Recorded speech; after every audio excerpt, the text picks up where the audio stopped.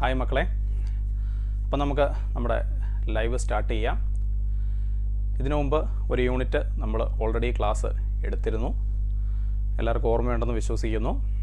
നമ്മുടെ unit 1 units and dimension, motion in a straight line, motion in a plane, പിന്നെ laws of motion, friction, ആ topics എല്ലാം കൂടെ ചേർത്ത് നമ്മുടെ സ്ക്രൂ ഗേജ്, വെർനിയർ, കാലിപ്പർ എല്ലാം കൂടെ ചേർത്ത് നമ്മളൊരു ലൈവ് എടുത്തിരുന്നു.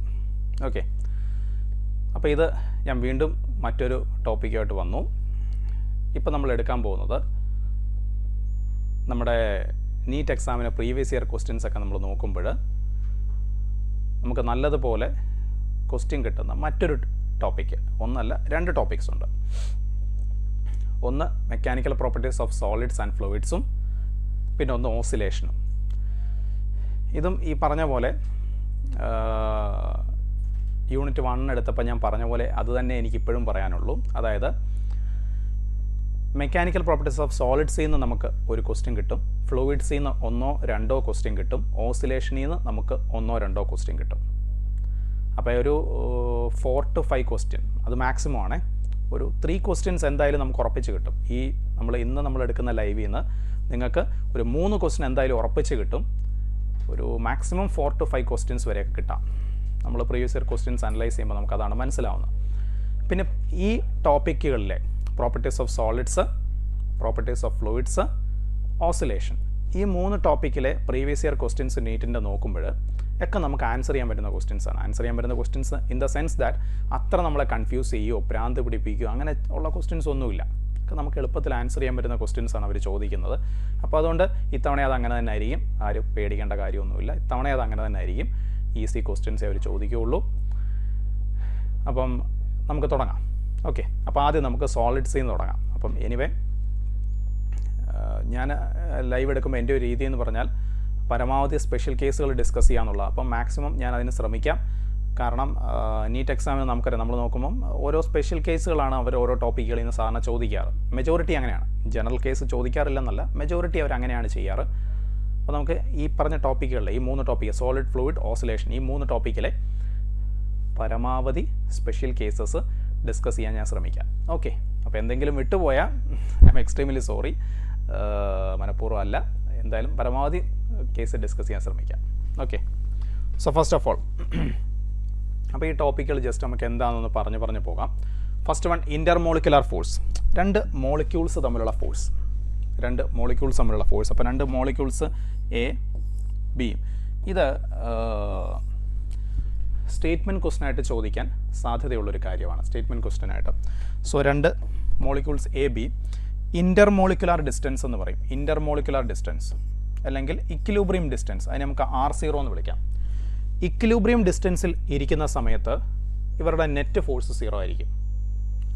ഇക്വിലിബ്രിയം ഡിസ്റ്റൻസിനേക്കാൾ കൂടുതലാണ് സെപ്പറേഷൻ എങ്കിൽ ഫോഴ്സ് അട്രാക്റ്റീവും, ഇക്വിലിബ്രിയം ഡിസ്റ്റൻസിനേക്കാൾ കുറവാണ്, ലെസറാണ് സെപ്പറേഷൻ എങ്കിൽ ഫോഴ്സ് റിപ്പൾസീവ് ആവും.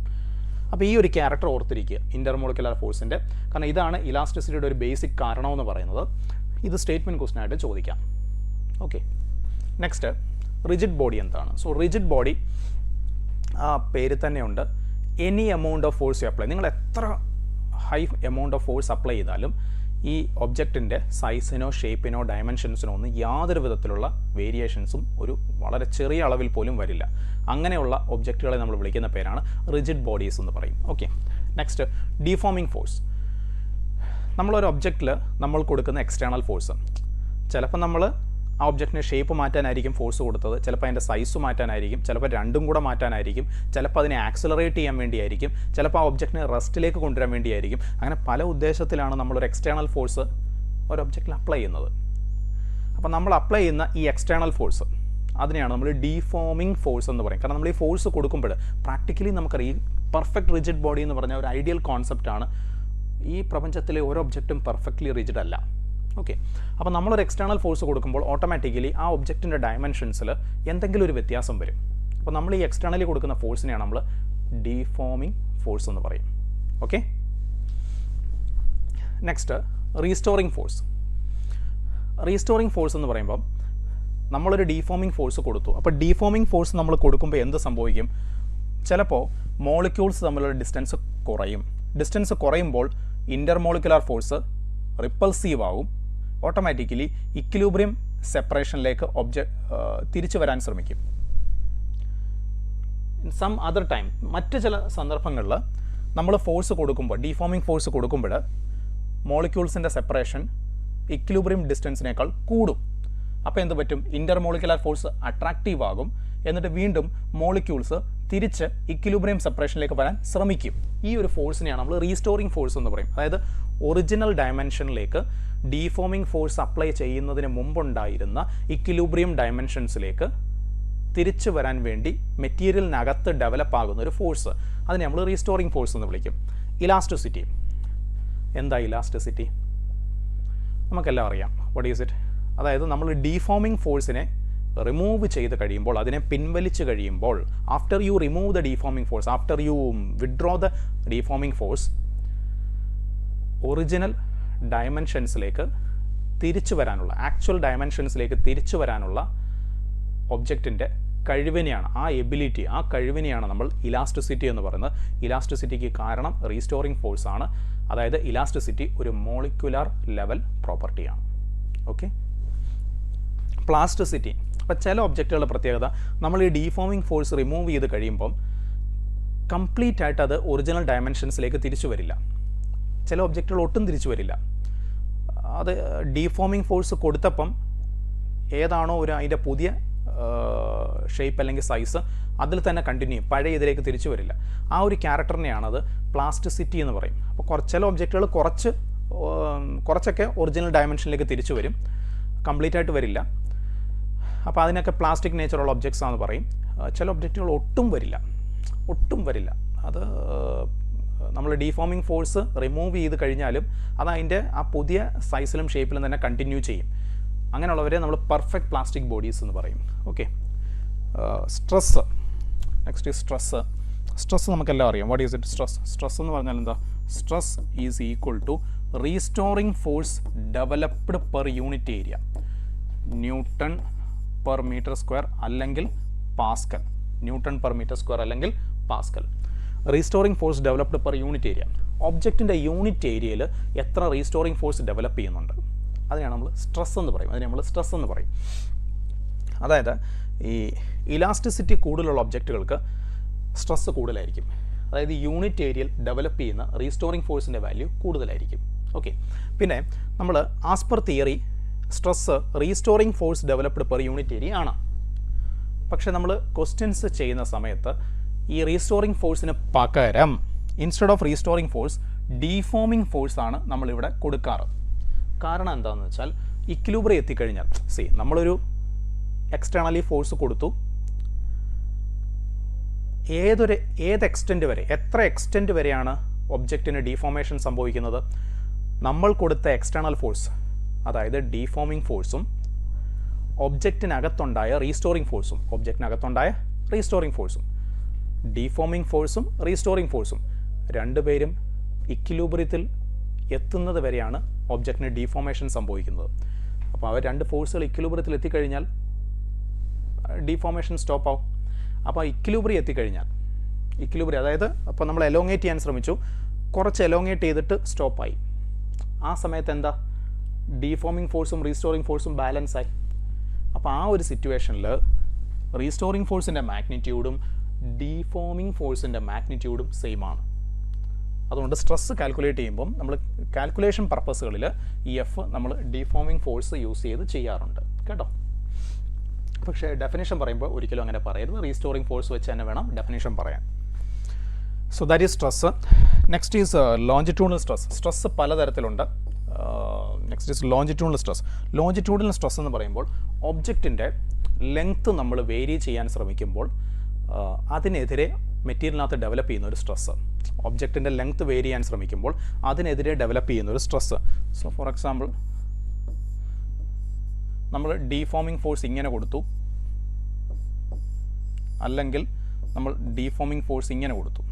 ഈ രണ്ട് സിറ്റുവേഷൻസിൽ ഏത് ഇങ്ങനെ കൊടുക്കുക അല്ലെങ്കിൽ ഇങ്ങനെ കൊടുക്കുക. അപ്പോൾ ഈ സിറ്റുവേഷനിൽ എന്താ സംഭവിക്കുന്നത്? ലെങ്ത് ഇൻക്രീസ് ചെയ്യും. ഈ സിറ്റുവേഷനിൽ ലെങ്ത് ഡിക്രീസ് ചെയ്യും. അപ്പോൾ ലെങ്ത് വേരി ചെയ്യുന്ന സമയത്ത് ഡെവലപ്പ് ചെയ്യുന്ന ഒരു സ്ട്രെസ്, അതിനെ നമ്മൾ ലോഞ്ചിറ്റ്യൂഡൽ സ്ട്രെസ് എന്ന് പറയും. ലോഞ്ചിറ്റ്യൂഡൽ സ്ട്രെസ് രണ്ട് തരത്തിലുണ്ട്. ഒന്ന് ടെൻസൈൽ സ്ട്രെസ്, എലോങ്ങേറ്റ് ചെയ്യുമ്പോൾ മെറ്റീരിയൽ ഡെവലപ്പ് ചെയ്യുന്ന stress tensile stress.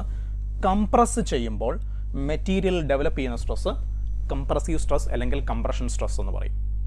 Okay, basic കാര്യങ്ങളാണ്. ഇതൊക്കെ സ്റ്റേറ്റ്മെൻറ്റ് ക്വസ്റ്റൻ ആയിട്ടൊക്കെ ചോദിക്കുകയുള്ളൂ. ഓക്കെ, സോ ഫസ്റ്റ് ഒരു കേസിലേക്ക് നമ്മൾ വരികയാണ്. അതായത് ഇതൊരു മാസമുള്ള മെറ്റീരിയലാണ്. റോഡാകാം, ഒരു യൂണിഫോം വയറാകാം. മാസമുള്ള മെറ്റീരിയലാണ്. നീളമുണ്ട്. ക്യാപിറ്റൽ എം മാസാണ്. നീളമുണ്ട്. അതിൻ്റെ അറ്റത്ത് ഇവിടെ വേറൊരു point object, small letter M, വേറൊരു പോയിൻ്റ് ഒബ്ജക്റ്റ് കൂടെ ഞാൻ അവിടെ ഹാങ് ചെയ്തിട്ടുണ്ട്. അപ്പോൾ എനിക്ക് ഇവിടെ എത്ര സ്ട്രെസ് ഉണ്ടെന്നറിയണം. അപ്പോൾ ആ റോഡിനകത്തൊരു പോയിൻ്റ്, താഴേന്ന് എക്സ് ഡിസ്റ്റൻസ് മാറി ഇവിടെ ഒരു പോയിൻ്റ്, അവിടെ എത്ര സ്ട്രെസ് ഉണ്ടെന്നറിയണം. അപ്പോൾ സ്ട്രെസ്സിന് ആദ്യം നമുക്ക് വേണ്ടത് എത്ര ഫോഴ്സ് അവിടെ ഉണ്ടെന്നറിയണം, എത്ര ഫോഴ്സ് അവിടെ ആക്ട് ചെയ്യുന്നുണ്ടെന്നറിയണം. സോ ഫോർ ദാറ്റ് ശ്രദ്ധിക്കേണ്ടത് ഇത്രയും വെയിറ്റ്, അത്രയും വെയിറ്റ് പ്ലസ് ഈ വെയിറ്റ്, അപ്പം ഈ ടോട്ടൽ ഇത്രയും വെയിറ്റാണ് ഈ പോയിന്റിൽ ആക്ട് ചെയ്യുന്നത്. ഇത്രയും വെയിറ്റാണ് ഈ പോയിന്റിൽ ആക്ട് ചെയ്യുന്നത്. മനസ്സിലാവുന്നുണ്ടല്ലോ അല്ലേ? എല്ലാവർക്കും ഫോളോ ചെയ്യാൻ പറ്റുന്നുണ്ടെന്ന് വിചാരിക്കുന്നു. അപ്പോൾ ഇത്രയും വെയിറ്റ് കണ്ടുപിടിക്കണം. അപ്പോൾ അതിന് മൊത്തം എം ജി ആണ്. അപ്പോൾ യൂണിറ്റ് നീളത്തിൽ എത്ര വെയിറ്റ് വരും? യൂണിറ്റ് നീളത്തിൽ ടോട്ടൽ എം ജി, യൂണിറ്റ് നീളത്തിൽ M G by L into, അപ്പോൾ എക്സ് നീളത്തിൽ ഇൻറ്റു എക്സ്. അപ്പോൾ ഇത്രയും വെയിറ്റായി. അപ്പോൾ അത്രയും ചെയ്യുമ്പം ഇത്രയും വെയിറ്റായി പ്ലസ് താഴെ കിടക്കുന്ന വെയിറ്റ് എം ജി. അപ്പോൾ ഇത്രയും ഫോഴ്സാണ് ഈ പോയിന്റിൽ ആക്ട് ചെയ്യുന്നത്. ചോദ്യം സ്ട്രെസ്സാണ്. So force by area, so M G by L into X plus M G by ആ വയർ അല്ലെങ്കിൽ റോഡിൻ്റെ cross sectional area, so that is stress. Okay, clear അല്ലേ? അപ്പോൾ ഇവിടെ ഇത് ഇങ്ങനത്തെ ക്വസ്റ്റ്യൻസ് ഒക്കെ നീറ്റ് ലെവലിൽ ചോദിക്കാൻ നല്ല സാധ്യതയുള്ളതാണ് കേട്ടോ. Okay, next is volume stress. Volume stress എന്ന് പറഞ്ഞാൽ ഒരു ഒബ്ജക്റ്റിനെ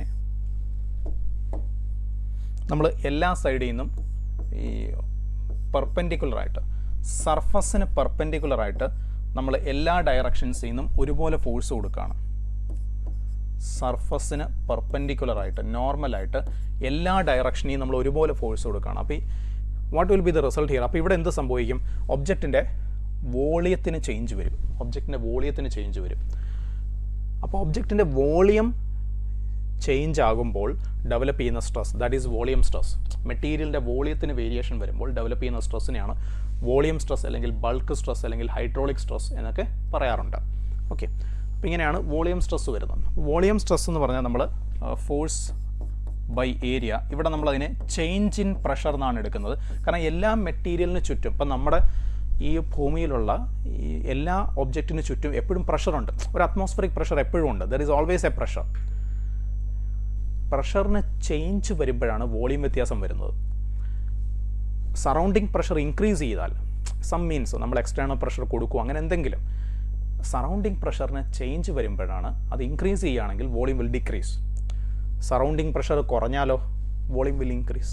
അപ്പോൾ ചേഞ്ച് ഇൻ പ്രഷർ. അപ്പോൾ വോളിയം സ്ട്രെസ് ഈ ചുറ്റിനുമുള്ള സറൗണ്ടിങ് പ്രഷറിൻ്റെ വ്യത്യാസമാണ്. അതാണ് വോളിയം സ്ട്രെസ്. അതാണ് വ്യത്യാസം. പ്രഷറല്ല, ചേഞ്ച് ഇൻ പ്രഷർ.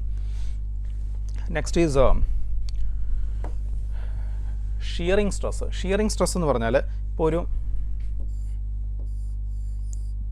ഒരു മെറ്റീരിയൽ, ഫോർ എക്സാമ്പിൾ ഒരു ക്യൂബ് എടുക്കുന്നു. Let's take a cube. Okay, ഒരു ക്യൂബ് എടുക്കുന്നു. അതിൻ്റെ താഴത്തെ സൈഡ് നമ്മൾ ഫിക്സ് ചെയ്ത് വെച്ചിരിക്കുകയാണ്. Bottom side we are fixing it. ഒരു ക്യൂബ് എടുത്തിട്ട് ബോട്ടം സൈഡ് റിജിഡ്ലി ഫിക്സ്ഡ് ആണ്. ടോപ്പ് സൈഡ് ഞാൻ ഇങ്ങനെ ടാൻജൻഷ്യലായിട്ടൊരു ഫോഴ്സ് കൊടുക്കുകയാണ്. ടോപ്പ് സൈഡിൽ ഇങ്ങനെ ടാൻജൻഷ്യലായിട്ട് ഞാനൊരു ഫോഴ്സ് കൊടുക്കുന്നു. അപ്പോൾ എന്താ സംഭവിക്കുകയെന്ന് വെച്ചാൽ, ഒരു ലെയറിന് മുകളിലുള്ള ലെയേഴ്സ്, സോ ബിറ്റ്വീൻ ലെയേഴ്സ് ഒരു റിലേറ്റീവ് മോഷൻ വരും. ബിറ്റ്വീൻ ലെയേഴ്സ് ഒരു റിലേറ്റീവ് മോഷൻ വരും, റിലേറ്റീവ് സ്ലൈഡിങ് വരും, ഷിയർ വരും. അതിനെയാണ് നമ്മൾ ആ സ്ലൈഡ് ഒരു ലെയർ അടുത്ത ലെയറിന് മുകളിൽ കൂടെ സ്ലൈഡ് ചെയ്യുന്നതിനെയാണ് ഷിയർ എന്ന് പറയും. ഓക്കെ, അതിനെയാണ് ഷിയർ സ്ട്രെസ്. അപ്പം ഒരു ലെയർ അടുത്ത ലെയറിന് മുകളിൽ കൂടി ഷിയർ ചെയ്യാൻ ശ്രമിക്കുമ്പോൾ അതിനെതിരെ വരുന്ന സ്ട്രെസ്സാണ് shear stress. That we call it as shear stress. Okay, അപ്പോൾ ഈ ഷിയർ സ്ട്രെസ് കാൽക്കുലേറ്റ് ചെയ്യുമ്പോൾ നമ്മൾ ഈ ഏരിയയാണ് നമ്മൾ എടുക്കുന്നത്. ഷിയർ സ്ട്രെസ് കാൽക്കുലേറ്റ് ചെയ്യുമ്പം നമ്മൾ ഏത് സർഫസിന് ടാൻജൻഷ്യലായിട്ടാണോ ഫോഴ്സ് കൊടുത്തത് ആ ഏരിയ വേണം എടുക്കാൻ. So that is shear stress force by ഞാനിപ്പോൾ ഈ ഡാർക്കൺ ചെയ്ത ഏരിയ. ഓക്കെ, പിന്നെ ഇതൊരു സ്പെഷ്യൽ കേസ് ആണ്,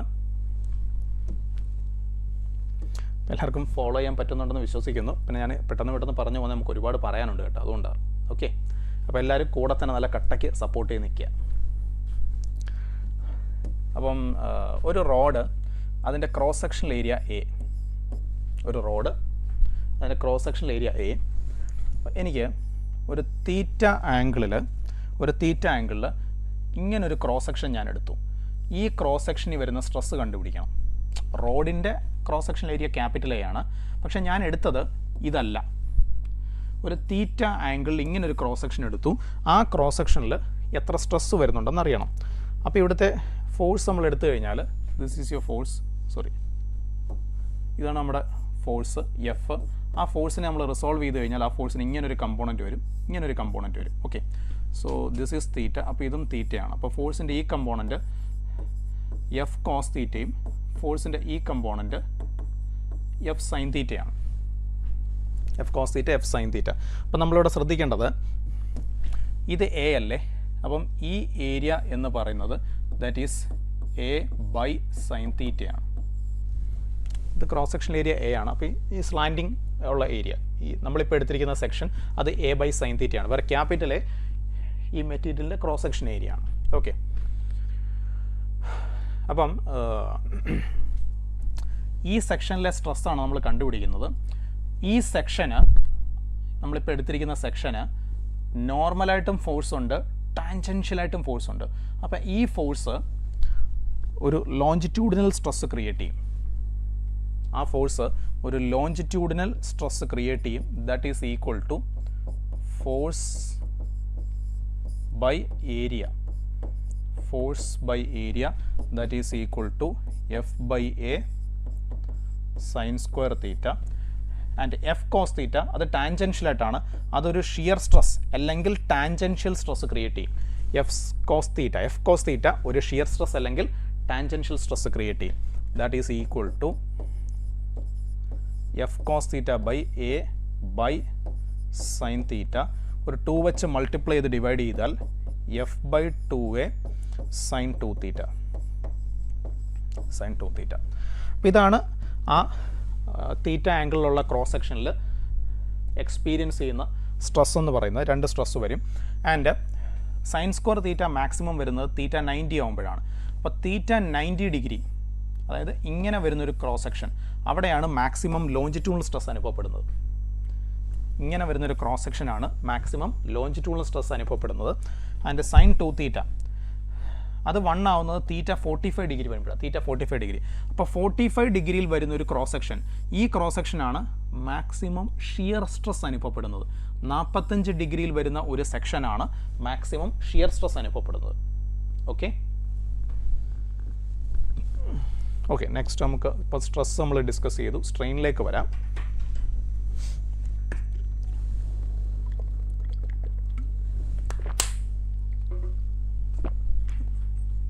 വെറുതെ കേട്ടിരിക്കാതെ നിങ്ങളും കൂടെ തന്നെ എന്തെങ്കിലുമൊക്കെ കാര്യങ്ങൾ പോയിന്റുകൾ മാർക്ക് ചെയ്ത് പോയാൽ നന്നായിരിക്കും. ഇല്ല ചുമ്മാ കേട്ടോണ്ടിരുന്നാൽ ബോറിംഗ് ആവും കേട്ടോ. Okay, next strain. അപ്പോൾ സ്ട്രെയിൻ എന്ന് പറയുമ്പോൾ change in dimension by original dimension. ആ ഡയമെൻഷൻ എന്ന് പറയുന്നത് ലെങ്ത് ആകാം, ഒബ്ജക്റ്റിൻ്റെ ഷേപ്പ് ആകാം, സൈസ് ആകാം, വോളിയം ആകാം, ഏത് വേണമെങ്കിലും ആകാം. ഒബ്ജക്റ്റിൻ്റെ ഡയമെൻഷനിൽ വന്ന വ്യത്യാസം ബൈ ഒറിജിനൽ ഡയമെൻഷൻ, അതാണ് സ്ട്രെയിൻ എന്ന് പറഞ്ഞ്. സ്ട്രെയിൻ ഒരു യൂണിറ്റ്ലെസ് ഡയമെൻഷൻലെസ് ക്വാണ്ടിറ്റിയാണ്. ലോഞ്ചിറ്റ്യൂഡിനൽ സ്ട്രെയിൻ എന്ന് പറഞ്ഞാൽ change in length by original length, അതാണ് ലോഞ്ചിറ്റ്യൂണൽ സ്ട്രെയിൻ. വോളിയം സ്ട്രെയിൻ എന്ന് പറഞ്ഞാൽ change in volume by original volume, അതാണ് വോളിയം സ്ട്രെയിൻ. ഷിയർ സ്ട്രെയിൻ അത് നമുക്ക് ഈ കൂടുതൽ ഒരു കുറച്ച് പ്രാധാന്യമുള്ള ഒരാളാണ്. അത് മറ്റൊന്നുമല്ല, അവൻ്റെ അനാലിസിസിൻ്റെ പ്രത്യേകതയാണ് അതിനൊരു ഇമ്പോർട്ടൻസ് കൊടുക്കുന്നത്. ഇപ്പോൾ ഒരു മെറ്റീരിയൽ എടുത്ത് നമ്മൾ താഴെ റിജിഡ്ലി ഫിക്സ്ഡ് ആണ്, അപ്പോൾ നമ്മളിങ്ങനൊരു ഷിയർ ഫോഴ്സ് കൊടുത്തു, ഒരു ടാൻജൻഷ്യൽ ഫോഴ്സ് കൊടുത്തു. സോ ഓട്ടോമാറ്റിക്കലി ടാൻജൻഷ്യൽ ഫോഴ്സ് കൊടുത്തത് കാരണം ഇങ്ങനൊരു സ്ലൈഡിങ് ആ മെറ്റീരിയലിനകത്ത് ഉണ്ടാവും. അതായത് നമ്മളിങ്ങനെ ഒരു ഫോഴ്സ് കൊടുത്തു, ഒരു ഫോഴ്സ് നമ്മൾ ടാൻജൻഷ്യലി ഫോഴ്സ് കൊടുത്തപ്പം ഒരു ലെയറിന് മുകളിൽ കൂടെ അടുത്ത ലെയർ ഇങ്ങനെ സ്ലൈഡ് ചെയ്തു പോകും. സോ പ്രാക്ടിക്കലി ഇത് നല്ലൊരു സോളിഡ് ഒബ്ജക്റ്റ് ആണെങ്കിൽ ഇത്രയൊന്നും ഡീഫോർമേഷൻ സംഭവിക്കത്തില്ല. അപ്പം ഞാൻ ഇച്ചിരി എന്താ പറയുക, ഇച്ചിരി എക്സാജറേറ്റ് ചെയ്ത് ഞാൻ പറഞ്ഞിരിക്കുകയാണ്. ഓക്കെ, അപ്പോൾ ഇത് എൽ ഡിസ്റ്റൻസ്. അപ്പോൾ ഇവിടെ സംഭവിച്ച റിലേറ്റീവ് ഡിസ്പ്ലേസ്മെൻറ്റ് എക്സ്, ഈ ആംഗിൾ ഞാനൊരു ഫൈ എന്ന് എടുക്കുന്നു. അപ്പം എക്സ് ബൈ എൽ അതാണ് നമ്മുടെ ഷിയർ സ്ട്രെയിൻ എന്ന് പറയുന്നത്. എക്സ് ബൈ എൽ അതിനെയാണ് നമ്മൾ ഷിയർ സ്ട്രെയിൻ എന്ന് പറയുന്നത്. അപ്പം ഏറ്റവും താഴത്തെ ലെയർ, മുകളിലത്തെ ലെയർ, അവരുടെ റിലേറ്റീവ് ഡിസ്പ്ലേസ്മെൻറ്റ്, പിന്നെ ലെയേഴ്സിനിടയ്ക്കുള്ള പെർപെൻഡിക്കുലർ ഡിസ്റ്റൻസ് എൽ, അതിൻ്റെ റേഷ്യോ ആണ് ഷിയർ സ്ട്രെയിൻ എന്ന് പറയുന്നത്. ആൻഡ് അപ്പോൾ എക്സ് ബൈ എൽ എന്ന് പറഞ്ഞാൽ നമുക്കറിയാം tan phi is equal to tan phi എന്നും എഴുതാം. Shear strain is equal to tan phi എന്ന് എഴുതാം. ഓക്കെ, ഫൈ ഷിയർ ആംഗിളാണ്. പിന്നെ ആംഗിൾ വളരെ ചെറുതാണെങ്കിൽ tan phi approximately equal to phi എന്ന് എഴുതാം. അപ്പോൾ നമ്മൾ tan phi equal to phi എന്ന് എഴുതുമ്പോൾ ശ്രദ്ധിക്കണം, phi must be in radians കേട്ടോ. അങ്ങനെ എഴുതുമ്പോൾ ആ ആംഗിൾ ഫൈ റേഡിയൻസിലായിരിക്കണം നിർബന്ധമായിട്ട്. ഓക്കെ, അപ്പോൾ ഇതാണ് ഷിയർ സ്ട്രെയിൻ. മനസ്സിലാകുന്നുണ്ടോ മക്കളെ? ഓക്കെ അല്ലേ?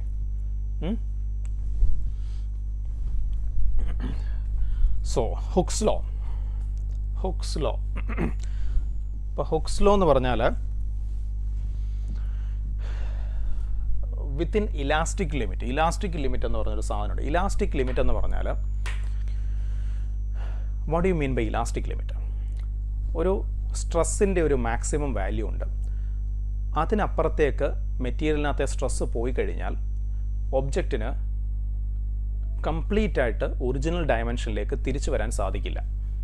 നമ്മൾ ഡീഫോമിംഗ് ഫോഴ്സ് റിമൂവ് ചെയ്ത് കഴിയുമ്പോൾ കംപ്ലീറ്റ് ആയിട്ട് ഒറിജിനൽ ഡയമെൻഷനിലേക്ക് ഒബ്ജക്റ്റിന് റിട്ടേൺ ചെയ്യാൻ പറ്റില്ല. If the stress developed in the material crosses A particular value, ആ ഒരു ലിമിറ്റിനെയാണ് നമ്മൾ ഇലാസ്റ്റിക് ലിമിറ്റ് എന്ന് പറയും. അതിൽ കൂടുതൽ സ്ട്രെസ് മെറ്റീരിയൽ ഡെവലപ്പായി കഴിഞ്ഞാൽ എന്താ പറയുക, ഒറിജിനൽ ഡയമെൻഷനിലേക്ക് കംപ്ലീറ്റ് ആയിട്ട് തിരിച്ചു വരാൻ പറ്റില്ല. തിരിച്ചു വരും, ബട്ട് കംപ്ലീറ്റ് ആയിട്ട് ഒറിജിനൽ ഡയമെൻഷൻ റീഗെയിൻ ചെയ്യാൻ പറ്റില്ല. അതിനെയാണ് നമ്മൾ ഇലാസ്റ്റിക് ലിമിറ്റ് എന്ന് പറയും. അപ്പോൾ വിത്തിൻ ഇലാസ്റ്റിക് ലിമിറ്റ് മെറ്റീരിയലിനകത്ത് ഡെവലപ്പ് ചെയ്ത സ്ട്രെസ്സ് ഇലാസ്റ്റിക് ലിമിറ്റിനേക്കാൾ കുറവാണെങ്കിൽ ആ സമയത്ത് നമുക്ക് പറയാൻ പറ്റും stress directly proportional to strain ആണ്. Stress directly proportional to strain ആണ്. Within elastic limit stress is directly proportional to strain. അതായത് സ്ട്രെയിൻ ചേഞ്ച് ഇൻ ഡയമെൻഷൻ കൂടുന്നതനുസരിച്ച് stress developed in the body കൂടിക്കൊണ്ടേയിരിക്കും. ചേഞ്ച് ഇൻ ഡയമെൻഷൻ കൂടുന്നതനുസരിച്ച് stress developed in the body കൂടിക്കൊണ്ടിരിക്കും. Okay, that is force by area proportional to, ഇപ്പോൾ longitudinal strain ആണെങ്കിൽ delta L by L, L ഒക്കെ constants ആണ്. അപ്പോൾ restoring force developed is directly proportional to change in dimension. ഇങ്ങനെയും പറയാം. Within elastic limit stress proportional to strain എന്നും പറയാം. ഒന്ന് റീഅറേഞ്ച് ചെയ്ത് ആലോചിച്ചാൽ within elastic limit restoring force developed is proportional to change in dimension എന്നും പറയാം. ഓക്കെ, അതാണ് hooks law. Stress strain graph, the very famous stress strain curve. Okay, അപ്പോൾ എല്ലാവർക്കും ക്ലിയറായിട്ട് ഗ്രാഫ് കാണാൻ പറ്റുന്നുണ്ട് എന്ന് വിശ്വസിക്കുന്നു കേട്ടോ. ഓക്കെ,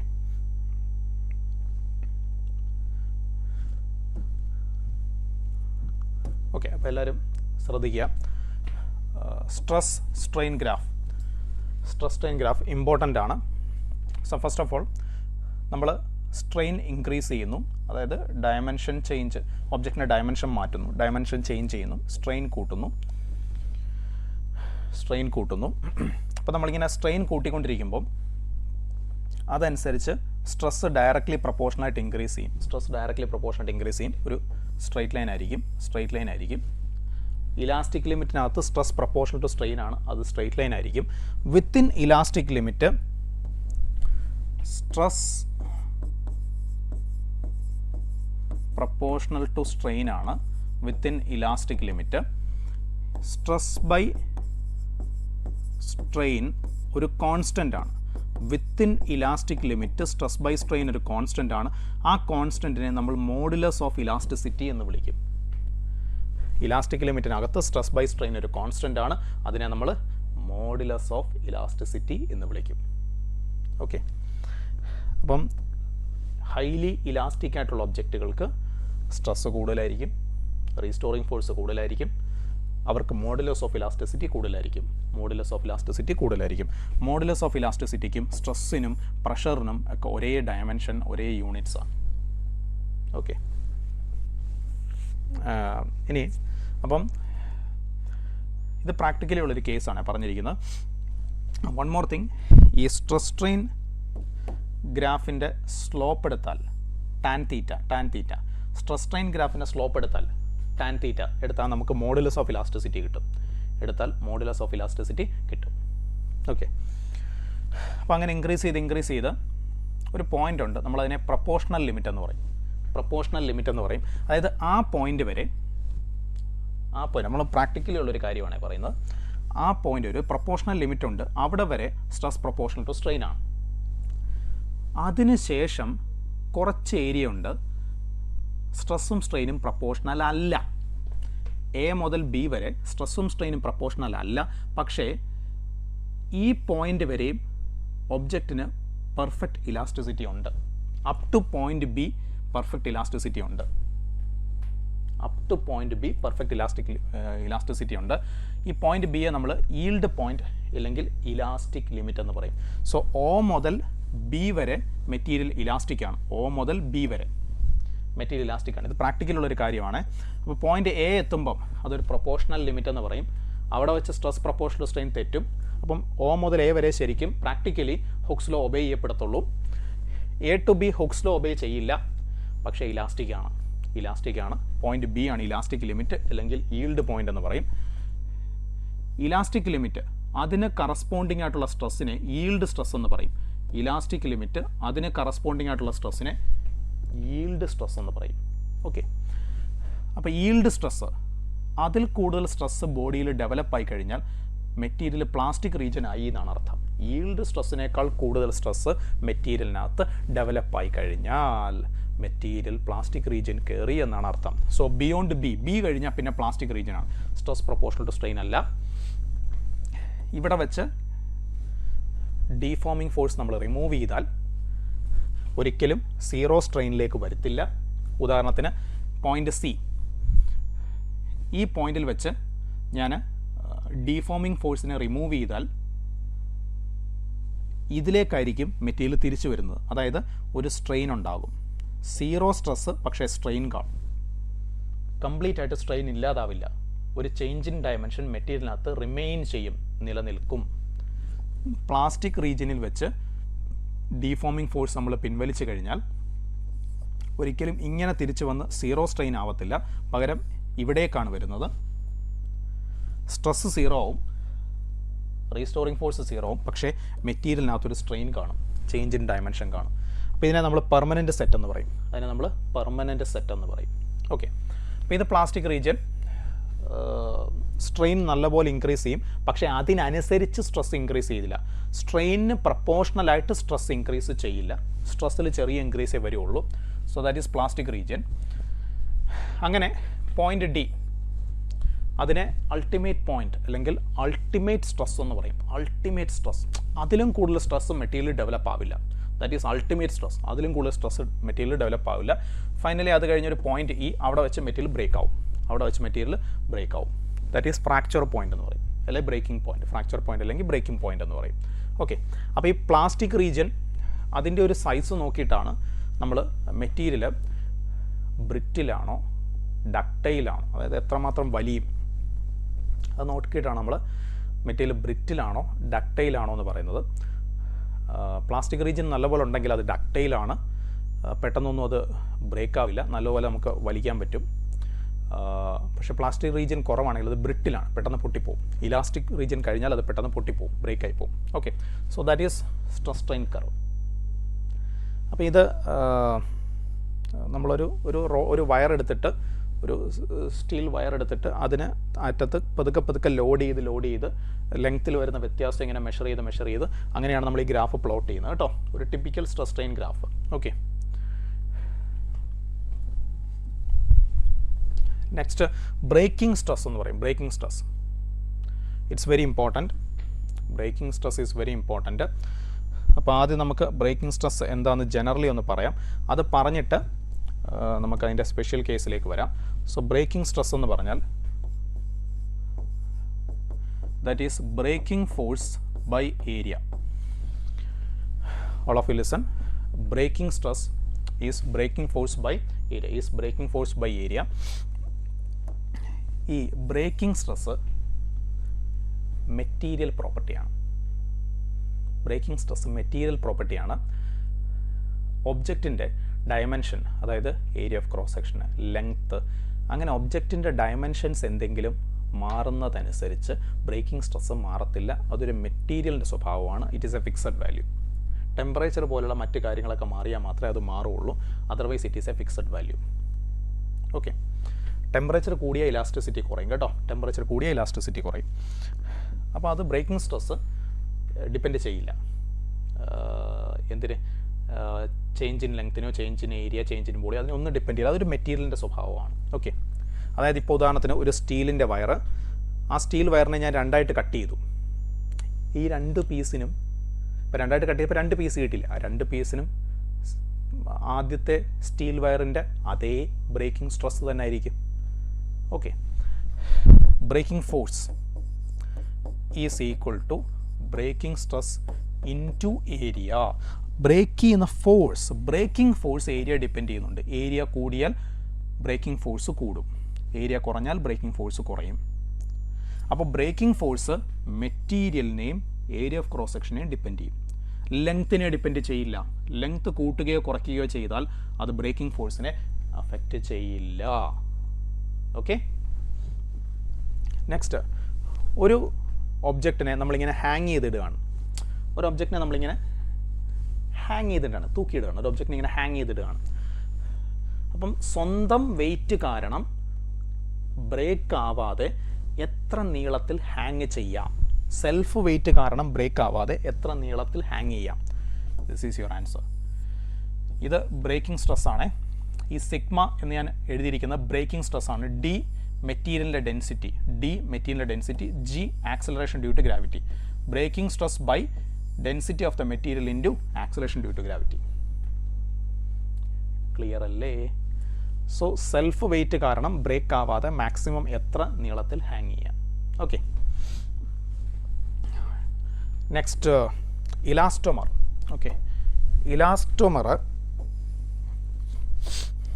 ലാർജ് സ്ട്രെയിൻ നമുക്ക് പ്രൊഡ്യൂസ് ചെയ്യാൻ പറ്റുന്ന മെറ്റീരിയൽസിനെയാണ്. അതായത് ചെറിയ സ്ട്രെസ്സേ കാണുള്ളൂ, പക്ഷേ ലാർജ് സ്ട്രെയിൻ പ്രൊഡ്യൂസ് ചെയ്യാൻ പറ്റും. അങ്ങനെയുള്ള മെറ്റീരിയൽസിനെയാണ് നമ്മൾ ഇലാസ്റ്റോമേഴ്സ് എന്ന് പറയും. ഇലാസ്റ്റോമേഴ്സ് എന്ന് പറയും. ലാർജ് സ്ട്രെയിൻ പ്രൊഡ്യൂസ് ചെയ്യാൻ കഴിയുന്ന മെറ്റീരിയൽസ് ആണ് ഇലാസ്റ്റോമേഴ്സ് എന്ന് പറഞ്ഞാൽ. ഇങ്ങനെയാണ് അവരുടെ സ്ട്രെസ് സ്ട്രെയിൻ ഗ്രാഫ് വരുന്നത്. അതായത് തുടക്കത്തിൽ ഇനീഷ്യലി നല്ല ഹൈ സ്ട്രെയിൻ കാണും, പക്ഷേ സ്ട്രെസ് ചെറുതായിട്ട് ഡെവലപ്പ് ചെയ്യുള്ളൂ. ഹൈ സ്ട്രെയിൻ കാണും, ഡെവലപ്മെൻറ്റ് ഓഫ് സ്ട്രെസ് കുറവായിരിക്കും. ഒരു പർട്ടിക്കുലർ പോയിൻ്റ് കഴിയുമ്പോഴാണ് സ്ട്രെസ്സിൻ്റെ ഡെവലപ്മെൻറ്റ് കൂടുന്നത്. ഇനീഷ്യലി സ്ട്രെസ് കുറവായിരിക്കും, സ്ട്രെയിൻ നല്ലപോലെ കാണും. അപ്പോൾ അങ്ങനെയുള്ള മെറ്റീരിയൽസാണ് ഇലാസ്റ്റോമേഴ്സ് എന്ന് പറയും. നമ്മുടെ ബോഡിയിലേക്ക് അയോർട്ട, റബ്ബർ ബാൻഡ്, അതൊക്കെ ഒരു ഇലാസ്റ്റോമറാണ്. Okay, next another important point. അതായത് ശ്രദ്ധിക്കണേ, ഒരു വയറ്, അതിൻ്റെ അറ്റത്ത് ഞാനൊരു W ലോഡ് കൊടുത്തു.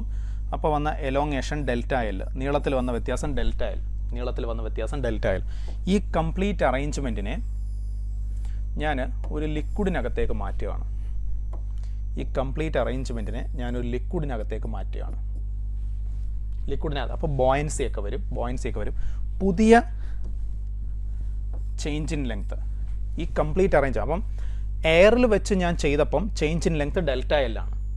ഇമ്പോർട്ടൻ്റ് ആണ്, നീറ്റ് ലെവലൊക്കെ ചോദിക്കാൻ പറ്റുന്ന നല്ലൊരു ക്വസ്റ്റൻ ആണ്, നല്ലൊരു കേസാണ്. ഓൾ ഓഫ് ഇല്ലേഴ്സൺ എല്ലാവരും ശ്രദ്ധിച്ചിരിക്കുക.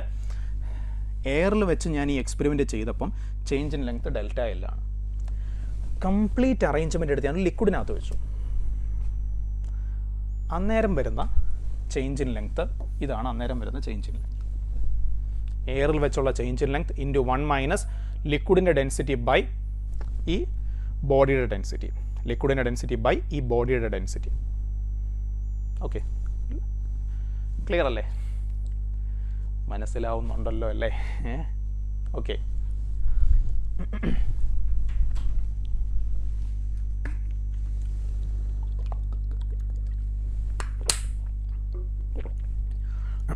സോ ഓൾമോസ്റ്റ് ഹാഫ് അവർ ആവുന്നു. നമുക്ക് സോളിഡ്സ് കുറച്ച് കേസുകളുണ്ട്, അതുകൂടെ പറഞ്ഞിട്ട് നമുക്ക് ഫ്ലൂയിഡ്സിലേക്ക് പോകാം കേട്ടോ.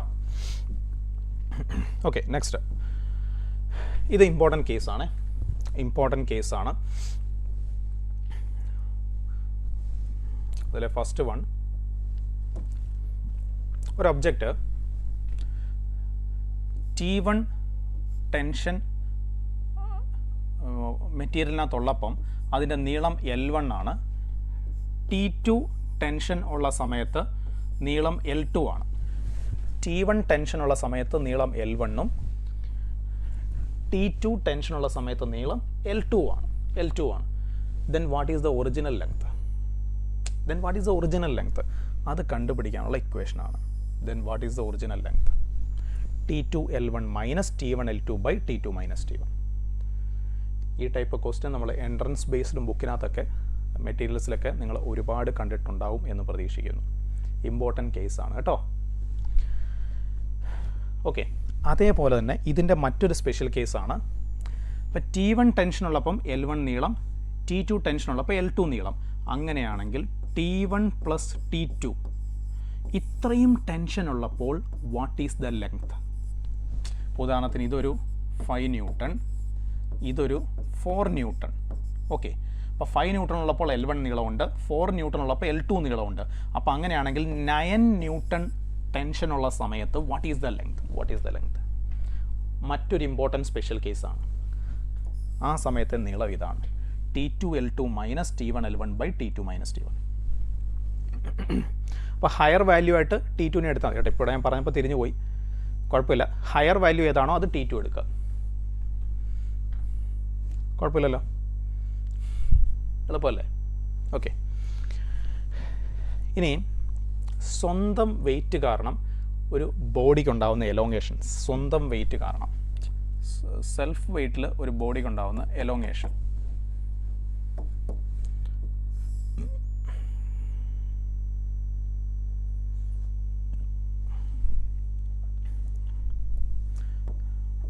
അപ്പോൾ നമ്മൾ ശ്രദ്ധിക്കേണ്ടത് സ്വന്തം വെയിറ്റ് കാരണം എത്ര ഒരു മെറ്റീരിയൽ എലോങ്ങേറ്റ് ചെയ്യുന്നുണ്ട്, സ്വന്തം വെയിറ്റ് കാരണം ഒരു മെറ്റീരിയൽ എത്ര എലോങ്ങേറ്റ് ചെയ്യും. ഓക്കെ, അത് പറയുന്നതിന് മുമ്പ് നമുക്ക് യങ്സ് മോഡുലസ് കൂടെ പറയാം. ഓക്കെ, അത് പറഞ്ഞിട്ട് നമുക്കത് പറയാം, അതിലൊന്നുകൂടെ നല്ലത്. യങ്സ് മോഡുലസ് ഇടയ്ക്ക് പറയാൻ വിട്ടുപോയി അല്ലേ? ഇനി ഒന്ന് എവിടെയോ നമ്മൾ വിട്ടുപോയി. ഓക്കെ ഓക്കെ അപ്പോൾ നമ്മൾ modulus of elasticity within elastic limit stress by strain ഒരു കോൺസ്റ്റൻ്റ് ആണ്. അതിന് നമ്മൾ മോഡുലസ് ഓഫ് ഇലാസ്റ്റിസിറ്റി എന്ന് പറയും. മോഡുലസ് ഓഫ് ഇലാസ്റ്റിസിറ്റി 3 തരത്തിലുണ്ട്. അതിൽ ഒന്നാമത്തേത് യങ്സ് മോഡുലസ് എന്ന് പറയും. യങ്സ് മോഡുലസ് എന്ന് പറഞ്ഞാൽ longitudinal stress by longitudinal strain. Longitudinal stress by longitudinal strain, അതാണ് Young's modulus. Longitudinal stress by longitudinal strain. അതാണ് യങ്സ് മോഡുലസ് എന്ന് പറയുന്നത്. That is delta L is equal to F L by A Y. Delta L is equal to F L by A Y. Change in length is equal to F into L by A Y. Y Young's modulus? Longitudinal stress by longitudinal strain. Okay, so that is Young's modulus of the material. Next, സ്വന്തം wait കാരണം ഒരു object എത്രമാത്രം elongate ചെയ്യും. അപ്പോൾ അത് ചെയ്യുമ്പോൾ ശ്രദ്ധിക്കേണ്ടത്, ഇത് എം മാസുള്ളൊരു ഒബ്ജക്റ്റാണ്. Delta L is equal to എഫിൻ്റെ സ്ഥാനത്ത് കംപ്ലീറ്റ് വെയിറ്റ് എടുക്കരുത്, അതിൻ്റെ പകുതി എടുക്കാവൂ. M G by 2 into L by A Y. സ്വന്തം വെയിറ്റ് കാരണമുള്ള എലോങ്ങേഷൻ ചെയ്യുമ്പോൾ. ഇനി അതുപോലെ തന്നെ ഇങ്ങനെയാണെന്ന് വിചാരിക്കാം. സ്വന്തം മാസ് എം, അതിൻ്റെ അറ്റത്ത് ഒരു അഡീഷണൽ മാസ് എം ഡാഷ് കൂടിയുണ്ട്. സ്വന്തമായിട്ട് ആ റോഡിനൊരു മാസ് ഉണ്ട്, അത് കൂടാതെ ഒരു എക്സ്ട്രാ മാസ് എം ഡാഷും കൂടെ നമ്മൾ അറ്റത്ത് അറ്റാച്ച് ചെയ്തിട്ടുണ്ട്. അപ്പോൾ ഈ കേസിലെ ചേഞ്ച് ഇൻ ലെങ്ത് എന്ന് പറഞ്ഞാൽ സ്വന്തം വെയിറ്റ്, സെൽഫ് വെയിറ്റ് കംപ്ലീറ്റ് എടുക്കരുത്, പകുതി എടുക്കാവൂ, എം ജി ബൈ 2 പ്ലസ്. പക്ഷേ ഈ നമ്മൾ അറ്റത്ത് വെച്ചിരിക്കുന്ന ഈ എൻഡിൽ വെച്ചിരിക്കുന്ന മാസ് ഉണ്ടല്ലോ, അത് കംപ്ലീറ്റ് എടുക്കണം. That is M dash G into L by A Y into L by A Y. ഇനി സപ്പോസ്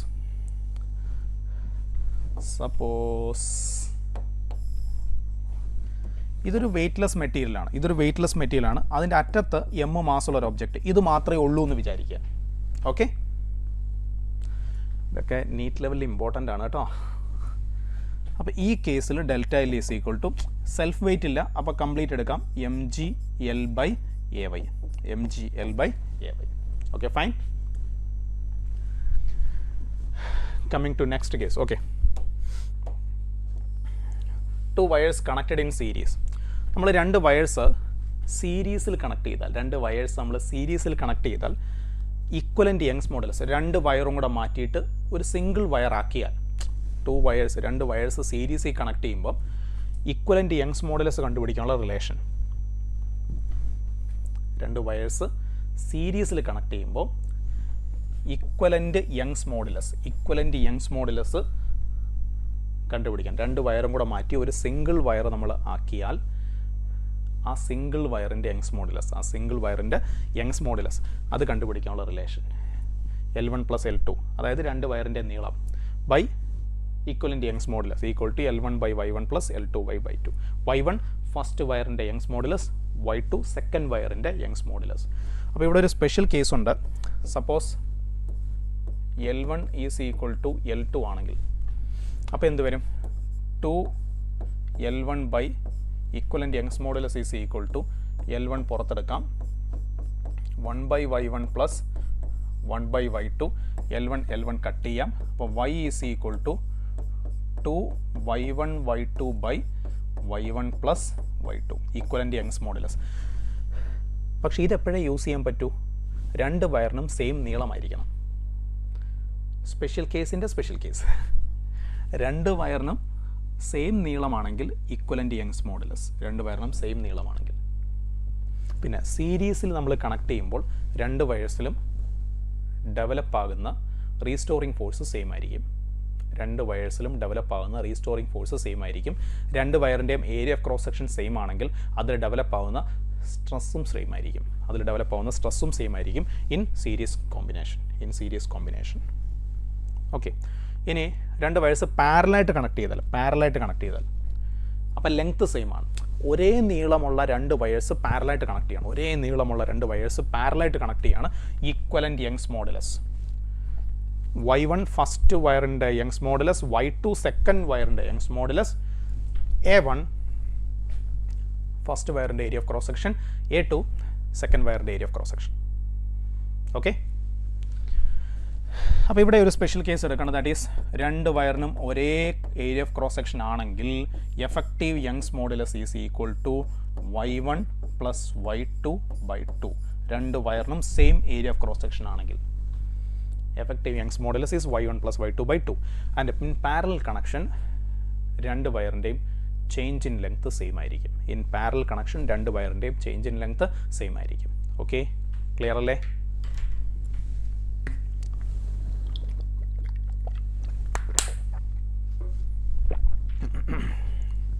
ഓക്കെ മക്കളെ, എല്ലാവരും ഫോളോ ചെയ്യുന്നുണ്ടല്ലോ? എല്ലാവരും നല്ല കട്ടയ്ക്ക് കൂടെ ഉണ്ടല്ലോ? അടുത്ത് നോക്കാം. വെരി ഇമ്പോർട്ടൻറ്റ് നമ്മുടെ സോളിഡ്സ് ചാപ്റ്ററും ഓസിലേഷനും കൂടെ കമ്പൈൻ ചെയ്ത്, സോളിഡ്സ് ചാപ്റ്ററും ഓസിലേഷനും കൂടെ കമ്പൈൻ ചെയ്തുള്ളൊരു കാര്യമാണ്. എൽ നീളം, area of cross section A, Young's modulus Y ഉള്ള ഒരു വയർ അതിനറ്റത്ത്, ഇത് ലൈറ്റാണ്, അതിന് മാസമൊന്നുമില്ല, ആ വയറിന് മാസമൊന്നുമില്ല, അതിനറ്റത്ത് ഒരു എം മാസ് അറ്റാച്ച് ചെയ്തു. അപ്പോൾ ഈ മാസിനെ നമ്മൾ ചെറുതായിട്ടൊന്ന് താഴേക്ക് വലിച്ചിട്ട് റിലീസ് ചെയ്താൽ അതിങ്ങനെ ഓസിലേറ്റ് ചെയ്യും. ചെറിയ ഡിസ്റ്റർബൻസ് ആണെന്നുണ്ടെങ്കിൽ അതൊരു എസ് എച്ച് എം ആയിരിക്കും. ആ എസ് എച്ച് എമ്മിൻ്റെ ടൈം പീരീഡ് ഒരു റബ്ബർ ബാൻഡോ ഇലാസ്റ്റിക് സ്ട്രിങ്ങോ അങ്ങനെയൊക്കെയുള്ളൊരു കേസ്, അതിങ്ങനെ ഓസിലേറ്റ് ചെയ്യുമ്പോൾ ഉള്ള ടൈം പീരീഡ് 2.√m. നമ്മൾ താഴെ അറ്റാച്ച് ചെയ്ത മാസ് എൽ, അതിൻ്റെ ഇക്വിലിബ്രിയം നീളം, ആ വയറിൻ്റെ A/Y ടൈം പീരീഡ്. എല്ലാവരും ഒന്നെങ്കിൽ എഴുതിയെടുക്കുന്നുണ്ടെന്ന് പ്രതീക്ഷിക്കുന്നു. അറ്റ്ലീസ്റ്റ് അല്ലേ സ്ക്രീൻഷോട്ട് എടുക്കാം. പിന്നെ അതിൻ്റെ ആവശ്യമില്ല, ഇത് റെക്കോർഡഡായിട്ട് എപ്പോഴും ഇവിടെ കാണുമല്ലോ. അപ്പോൾ സംശയം ഉണ്ടെങ്കിൽ വീണ്ടും നിങ്ങളെടുത്ത് നോക്കിയാലും മതി കേട്ടോ. Okay, next bulk modulus. അപ്പം നമ്മൾ എവിടം വരെയായിരുന്നു പറഞ്ഞത്? നമ്മൾ യങ്സ് മോഡുലസ് പറഞ്ഞായിരുന്നു, longitudinal stress by longitudinal strain. അതേപോലെ volume stress by volume strain, അതിനെയാണ് ബൾക്ക് മോഡുലസ് എന്ന് പറയും. Volume stress by volume strain, അതിനെ നമ്മൾ ബൾക്ക് മോഡുലസ് എന്ന് പറയും. വോളിയം സ്ട്രെസ് നമുക്കറിയാം, അത് ചേഞ്ച് ഇൻ പ്രഷറാണ്. By volume strain, change in volume by original volume strain. അപ്പോൾ നമ്മളൊരു മൈനസ് കൊടുക്കും. കാരണം എന്താ വെച്ചാൽ ചേഞ്ച് ഇൻ പ്രഷർ പോസിറ്റീവ്, അതായത് പ്രഷർ കൂടിയാൽ ചേഞ്ച് ഇൻ വോളിയം നെഗറ്റീവാണ്. അല്ലെങ്കിൽ ചേഞ്ച് ഇൻ പ്രഷർ നെഗറ്റീവ് ആണെങ്കിൽ ചേഞ്ച് ഇൻ വോളിയം പോസിറ്റീവ്. അപ്പോൾ ഒരു നെഗറ്റീവ്, അങ്ങോട്ടും ഇങ്ങോട്ടും ഒരു തലതിരിഞ്ഞ റിലേഷനുണ്ട്, ഒരു നെഗറ്റീവ് റിലേഷൻഷിപ്പ് ഉണ്ട്. അത് കൊണ്ടാണ് നമ്മൾ ആ മൈനസ് കൊടുത്തിരിക്കുന്നത്. Okay, bulk modulus B. ഇനി ഇതിൻ്റെ റെസിപ്രോക്കൽ, അതിനെ നമ്മൾ കംപ്രസിബിലിറ്റി എന്ന് പറയും. റെസിപ്രോക്കൽ ഓഫ് ബൾക്ക് മോഡുലസ്, അതിനെ കംപ്രസിബിലിറ്റി എന്ന് പറയും. പിന്നെ ശ്രദ്ധിക്കേണ്ടത്, ബൾക്ക് മോഡുലസ് ഹൈ ഉള്ളൊരു മെറ്റീരിയൽ റിജിഡ് ആണ് എന്ന് നമുക്ക് പറയാൻ പറ്റില്ല. കാരണം റിജിഡിറ്റി തീരുമാനിക്കുന്ന ഷിയർ മോഡുലസ് ആണ്. അത് നമ്മൾ ഇനി അടുത്ത പഠിക്കാൻ പോവാണ്. റിജിഡിറ്റി മോഡുലസ് അല്ലെങ്കിൽ ഷിയർ മോഡുലസ് എന്ന് പറയും. ഷിയറുമായി ബന്ധപ്പെട്ട് വരുന്ന മോഡുലസ് ഓഫ് ഇലാസ്റ്റിസിറ്റി, അതാണ് ഒരു ഒബ്ജക്റ്റിന് റിജിഡിറ്റി തീരുമാനിക്കുന്നത്. ഉദാഹരണത്തിന് വെള്ളത്തിന് ബൾക്ക് മോഡുലസ് ഹൈ ആണ്, കംപ്രസിബിലിറ്റി ലോ ആണ്. പക്ഷേ വാട്ടർ റിജിഡ് അല്ല. കാരണം അതിൻ്റെ ഷിയർ മോഡുലസ് ഭയങ്കര കുറവാണ്, അല്ലെങ്കിൽ ഇല്ലെന്ന് തന്നെ പറയാം, ഭയങ്കര വീക്കാണ്. Because it's a fluid, it's a liquid.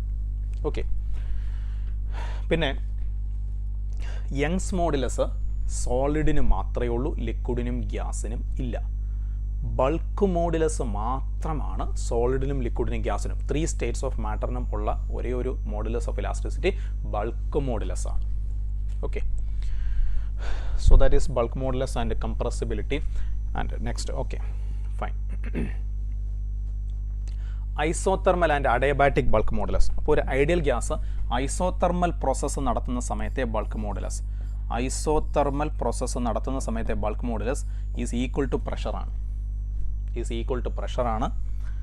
Adiabatic process നടത്തുന്ന സമയത്തെ bulk modulus is equal to gamma P ആണ്.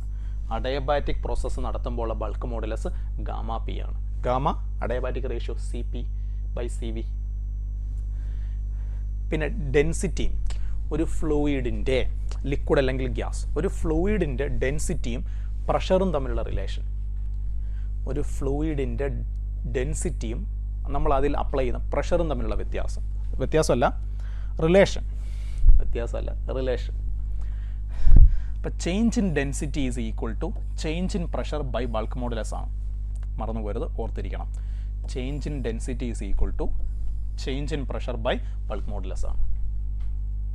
ഡെൻസിറ്റി വേരിയേഷനും പ്രഷർ വേരിയേഷനും തമ്മിലുള്ള കണക്ട് ചെയ്യുന്ന റിലേഷൻ. ഓക്കെ,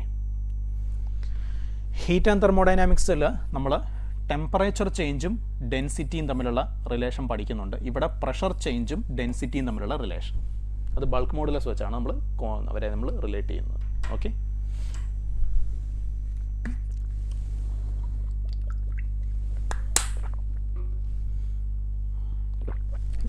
ഓക്കെ, ഓൾമോസ്റ്റ് ഒരു 45 മിനിറ്റ്സ് ആവുന്നുണ്ട്. നമുക്കൊരു 1 hour ടൈമിൽ സോളിഡ്സ് കംപ്ലീറ്റ് ചെയ്യാം കേട്ടോ. Okay, next modulus of rigidity. Modulus of rigidity അത് നമ്മൾ ഈറ്റ എന്നുള്ള സിമ്പിൾ വെച്ചിട്ടാണ് ഡിനോട്ട് ചെയ്യുന്നത്. മോഡുലസ് ഓഫ് റിജിഡിറ്റി അല്ലെങ്കിൽ ഷിയർ മോഡുലസ് എന്ന് പറയും. ഷിയർ മോഡുലസ് അതായത് മോഡുലസ് ഓഫ് റിജിഡിറ്റി അല്ലെങ്കിൽ ഷിയർ മോഡുലസ് എന്ന് പറയുമ്പം shear stress by shear strain. Shear stress by shear strain. അത് ഇങ്ങനെയും എഴുതാം, shear stress by shear strain. Phi shear angle നമ്മൾ നേരത്തെ പഠിച്ചതാണ്. ഇങ്ങനെയും എഴുതാം, if shear angle is very small അതിനെ ഇങ്ങനെയും എഴുതാം, shear stress by shear strain. That is shear modulus അല്ലെങ്കിൽ റിജിഡിറ്റി മോഡുലസ്. യങ്സ് മോഡുലസും ഷിയർ മോഡുലസും സോളിഡ്സിന് മാത്രമേ ഉള്ളൂ, ലിക്വിഡിനും ഗ്യാസിനും ഇല്ല. Okay. Torsion of a cylinder. ഒരു സിലിണ്ടറിനെ പിടിച്ച് നമ്മളിങ്ങനെ ട്വിസ്റ്റ് ചെയ്യുക, ഒരു സിലിണ്ടറിനെ ട്വിസ്റ്റ് ചെയ്യുക. Torsion of a cylinder. അപ്പോൾ ഇവിടെ നമ്മൾ ചെയ്യുന്നത് ശ്രദ്ധിക്കണം മക്കളെ. ഒരു സിലിണ്ടർ 6 റേഡിയസ് ഉണ്ട്, L നീളമുണ്ട്. 6 റേഡിയസ് ഉള്ള L നീളമുള്ള ഒരു സിലിണ്ടർ. ആ സിലിണ്ടർ ടോപ്പ് സൈഡ് നമ്മൾ ഫിക്സ് ചെയ്ത് വെച്ചിരിക്കുക. സിലിണ്ടർ ടോപ്പ് സൈഡ്, മുകളിലത്തെ സൈഡ്, ടോപ്പ് സൈഡ് നമ്മൾ ഫിക്സ് ചെയ്ത് വെച്ചിരിക്കുക. എന്നിട്ട് താഴത്തെ പോർഷനെ ഇങ്ങനെ പിടിച്ച് ട്വിസ്റ്റ് ചെയ്യാണ്. ഇങ്ങനെ പിടിച്ച് തിരിക്കുകയാണ്, ട്വിസ്റ്റ് ചെയ്യാണ്. ഓക്കെ. അപ്പോൾ ട്വിസ്റ്റ് ചെയ്യുമ്പോൾ നമ്മൾ ഈ ബോട്ടം പോർഷനെ പിടിച്ച് നമ്മൾ ട്വിസ്റ്റ് ചെയ്യുമ്പോൾ നമ്മൾ അതിനെതിരെ ഒരു റീസ്റ്റോറിങ് ടോർക്ക് ഡെവലപ്പ് ചെയ്യും. താഴത്തെ പോർഷനെ പിടിച്ച് നമ്മൾ ട്വിസ്റ്റ് ചെയ്യുമ്പം അതിനെതിരെ ഒരു റീസ്റ്റോറിങ് ടോർക്ക് ഡെവലപ്പ് ചെയ്യും. ആ restoring torque is equal to C theta. നമ്മൾ പിടിച്ച് ട്വിസ്റ്റ് ചെയ്യുമ്പോൾ അതിൻ്റെ ഒരു റീസ്റ്റോറിങ് ടോർക്ക് വരും. നമ്മൾ സി തീറ്റ, സി എന്ന് പറഞ്ഞാൽ ടോർഷൻ കോൺസ്റ്റൻറ്റ് അല്ലെങ്കിൽ കപ്പിൾ പെർ യൂണിറ്റ് ട്വിസ്റ്റ് എന്ന് പറയും. സി ഈസ് ടോർഷൻ കോൺസ്റ്റൻറ്റ് അല്ലെങ്കിൽ കപ്പിൾ പെർ യൂണിറ്റ് ട്വിസ്റ്റ് എന്ന് പറയും. തീറ്റ ആംഗിൾ ഓഫ് ട്വിസ്റ്റ്, എത്ര ആംഗിൾ ട്വിസ്റ്റ് ചെയ്തു. Theta must be in radians. C നിങ്ങൾ ക്വസ്റ്റ്യൻ വരുമ്പോൾ സിയുടെ യൂണിറ്റ് ചെക്ക് ചെയ്യണം. അത് ഡിഗ്രീസിലാണെങ്കിൽ തീറ്റ നിങ്ങൾ ഡിഗ്രീസിൽ നിങ്ങൾക്ക് സബ്സ്റ്റിറ്റ്യൂട്ട് ചെയ്യാം. അല്ല സി റേഡിയൻസിലാണെങ്കിൽ തീറ്റയും റേഡിയൻസിൽ തന്നെ സബ്സ്റ്റിറ്റ്യൂട്ട് ചെയ്യണം. Okay. So that is restoring torque. പിന്നെ ഒരു സിലിണ്ടറിൻ്റെ torsion constant value pi eta R raised 4/2L. Eta shear modulus. ഒരു സിലിണ്ടറിൻ്റെ ടോർഷൻ കോൺസ്റ്റൻ്റ് ഇക്വേഷൻ സിലിണ്ടറിൻ്റെ. പിന്നെ ഇവിടെ നമുക്കൊരു റിലേഷൻ കൂടിയുണ്ട്. ഈ ഫൈ ആണ് shear angle, theta angle of twist, phi shear angle, theta angle of twist. അവർ തമ്മിൽ റിലേഷനുണ്ട്. That is R theta is equal to L phi. Important ആണ് കേട്ടോ. Theta angle of twist, phi shear angle. അതായത് ഇവിടെ നമ്മൾ fix ചെയ്ത് വെച്ചിരിക്കുകയല്ലേ, ഇവിടെ ഫിക്സ് ചെയ്ത് വെച്ചിരിക്കുകയാണ്. അപ്പോൾ ഈ ലെയർ അനങ്ങത്തില്ല. ഇവിടെ നമ്മൾ ഫിക്സ് ചെയ്ത് വെച്ചിരിക്കുകയാണ്. മുകളിലത്തെ ലെയർ അനങ്ങില്ല, മൂവ് ചെയ്യില്ല. അപ്പോൾ ഈ പോയിൻ്റ്, ഇതിന് നേരെ താഴെയുള്ളൊരു പോയിൻ്റാണിത്. നമ്മൾ ടോർക്ക് കൊടുത്തപ്പം, ട്വിസ്റ്റ് ചെയ്തപ്പം ഈ പോയിൻ്റ് ഇവിടെ നിന്ന് ഇങ്ങോട്ട് മാറി, അപ്പോൾ ഇതാണ് ഷിയർ ആംഗിൾ ഫൈ. എത്ര ആംഗിൾ റൊട്ടേറ്റ് ചെയ്തു, that is angle of twist theta. Okay. പിന്നെ എത്ര വർക്കുണ്ട്, that is W is equal to half into tau into theta. നമ്മൾ സബ്സ്റ്റിറ്റ്യൂട്ട് ചെയ്ത് കഴിയുമ്പം ഹാഫ് സി തീറ്റ സ്ക്വയർ വരും. Half into tau into theta substitute ചെയ്ത് കഴിയുമ്പോൾ ഹാഫ് സി തീറ്റ സ്ക്വയർ വരും. എത്ര വർക്ക്, അതായത് ഈ വർക്കാണ് അതിനകത്ത് സ്ട്രെയിൻ എനർജി ആയിട്ട് മാറുന്നത്. അപ്പോൾ എത്ര സ്ട്രെയിൻ എനർജി ഉണ്ട്, അല്ലെങ്കിൽ എത്ര ഇലാസ്റ്റിക് പൊട്ടൻഷ്യൽ എനർജി ഡെവലപ്പ് ചെയ്തിട്ടുണ്ട്. നമ്മൾ ഇതിനിങ്ങനെ ട്വിസ്റ്റ് ചെയ്തപ്പം ആ സിലിണ്ടറിനകത്ത് എത്ര ഇലാസ്റ്റിക് സ്ട്രെയിൻ എനർജി അല്ലെങ്കിൽ ഇലാസ്റ്റിക് പൊട്ടൻഷ്യൽ എനർജി ഡെവലപ്പ് ചെയ്തിട്ടുണ്ട്. Half C theta square. മക്കളെ എല്ലാവർക്കും മനസ്സിലാവുന്നുണ്ടല്ലോ അല്ലേ? മനസ്സിലാവുന്നുണ്ടെന്നുള്ള വിശ്വാസത്തിൽ നമ്മൾ ഈ പഠിപ്പിച്ചു പോകുന്നത് കേട്ടോ. എല്ലാവരും ശ്രദ്ധിച്ചിരിക്കണം, ഇമ്പോർട്ടൻറ്റ് ചാപ്റ്ററാണ്. ഓക്കെ. നെക്സ്റ്റ് ഒരു വയറിനെ നമ്മൾ സ്ട്രെച്ച് ചെയ്യുമ്പം എത്ര വർക്ക് ചെയ്യുന്നുണ്ട്? ഒരു വയർ എൽ നീളമുള്ളൊരു വയർ നമ്മൾ അതിനെ സ്ട്രെച്ച് ചെയ്യുമ്പോൾ എത്ര വർക്ക് ചെയ്യും? W = ½ × F × Δl. ഇതാണ് നമ്മളവിടെ ചെയ്യുന്ന വർക്ക്. ½ × F × Δl എന്ന് പറയും.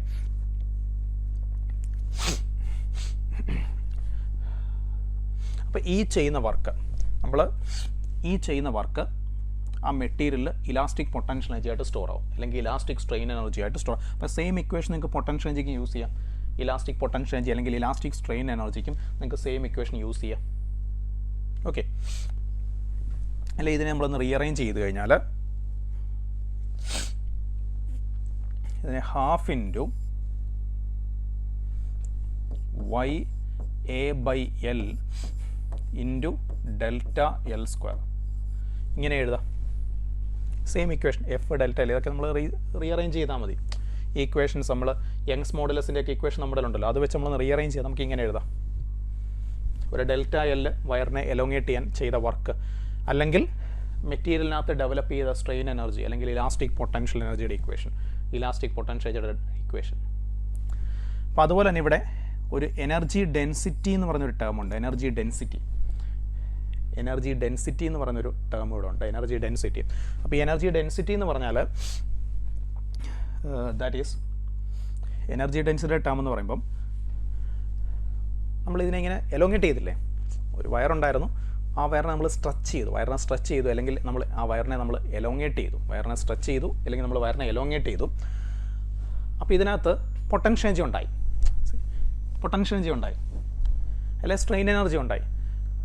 Strain energy per unit volume. ആ വയറിൻ്റെ യൂണിറ്റ് വോളിയത്തിൽ എത്ര സ്ട്രെയിൻ എനർജി ഉണ്ട്? That is ½ × stress × strain. ആ വയറിൻ്റെ യൂണിറ്റ് വോളിയത്തിൽ എത്ര സ്ട്രെയിൻ എനർജി ഉണ്ട്? ½ സ്ട്രെസ് × സ്ട്രെയിൻ. പിന്നെ നമുക്ക് stress by strain = Young's modulus, ആ റിലേഷൻ വെച്ച് നമുക്കിത് പല രീതിയിൽ റീഅറേഞ്ച് ചെയ്തൊക്കെ എഴുതാം കേട്ടോ. അത് നമുക്ക് ക്വസ്റ്റൻ അവർ ഡേറ്റ തരുന്ന അനുസരിച്ച് നിങ്ങൾ റീഅറേഞ്ച് ചെയ്താൽ മതി. അപ്പോൾ ഈ ഇക്വേഷനൊക്കെ ബേസിക്കായിട്ട് മിനിമം ഈ ഇക്വേഷനെങ്കിലും നമ്മൾ അറിഞ്ഞിരിക്കണം. ഓക്കെ, പിന്നെ ഇപ്പോൾ stress strain graph within elastic limit അതൊരു സ്ട്രെയിറ്റ് ലൈൻ ഗ്രാഫാണ്.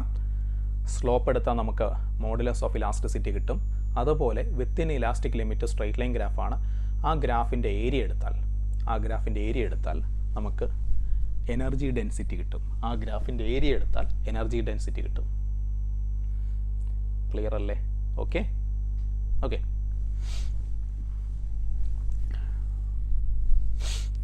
നെക്സ്റ്റ്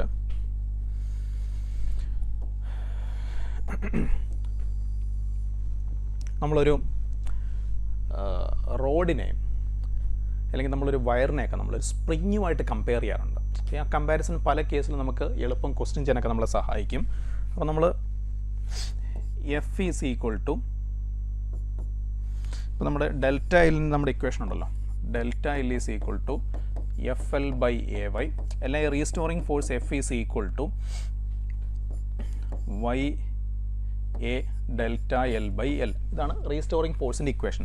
അപ്പോൾ നമ്മൾ റീഅറേഞ്ച് ചെയ്താൽ F = YA/L × Δl എന്ന് എഴുതാം. നമുക്ക് ഈ ഫോഴ്സിന് റീഅറേഞ്ച് ചെയ്താൽ restoring force developed in the road or A wire, ഇങ്ങനെ എഴുതാം. ഒരു സ്പ്രിങ്ങിൻ്റെ റീസ്റ്റോറിംഗ് ഫോഴ്സ് നമുക്കറിയാം F = KX ആണ്. ഡയറക്ഷൻ കൂടെ നോക്കിയാൽ മൈനസ് വരും. മാഗ്നിറ്റ്യൂഡ് വൈസ് ഒരു സ്പ്രിങ്ങിൻ്റെ റീസ്റ്റോറിംഗ് ഫോഴ്സ് F = KX ആണ്. K spring constant, X change in length. ഇവിടെ ചേഞ്ച് ഇൻ ലെങ്ത്തിൻ്റെ സ്ഥാനത്ത് Δl ആണ്. അപ്പോൾ നമ്മളിവിടെ കൺസിഡർ ചെയ്താൽ K = YA/L എന്ന് വരും.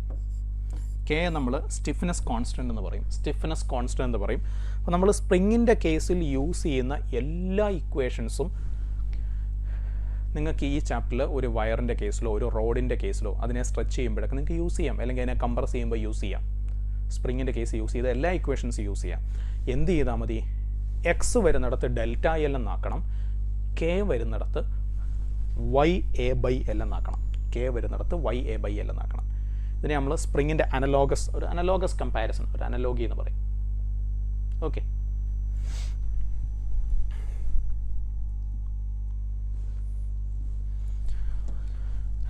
നെക്സ്റ്റ് ഒരു ബീം, ഇത് ഇമ്പോർട്ടൻ്റ് ആണ്. ഒരു ബീം നമ്മളിങ്ങനെ രണ്ട് സൈഡ് അതിനെ ഫിക്സ് ചെയ്ത് വെച്ചിരിക്കുകയാണ്. ശരിക്കും പറഞ്ഞാൽ ആ ബീമിൻ്റെ ക്രോസ് സെക്ഷൻ ഏരിയ എടുത്താൽ ബീമിൻ്റെ ഇതിപ്പോൾ ഒരു ട്രയാങ്കുലർ ക്രോസ് സെക്ഷനുള്ള ബീമാണ്. ട്രയാങ്കുലർ ക്രോസ് സെക്ഷനുള്ളൊരു ബീമാണ്. സൈഡിൽ നിന്ന് നോക്കുമ്പോൾ ഇങ്ങനെ കാണുള്ളൂ. നമ്മൾ സൈഡിൽ നിന്ന് നോക്കുമ്പോൾ ഇങ്ങനെ കാണുള്ളൂ. ട്രയാങ്കുലർ ക്രോസ് സെക്ഷനുള്ള, അപ്പം നീളത്തിയിരിക്കുകയാണ്. അതിൻ്റെ ക്രോസ് സെക്ഷൻ എടുത്തു കഴിഞ്ഞാൽ അതൊരു റെക്റ്റാങ്കിളാണ്. സോറി, ട്രയാങ്കിൾ അല്ല, ക്രോസ് സെക്ഷൻ എടുത്ത റെക്റ്റാങ്കിളാണ്. ഓക്കെ, അപ്പം ഇത് അതിൻ്റെ ഡെപ്ത്ത് D, ഇതതിൻ്റെ ബ്രെഡ്ത്ത് B.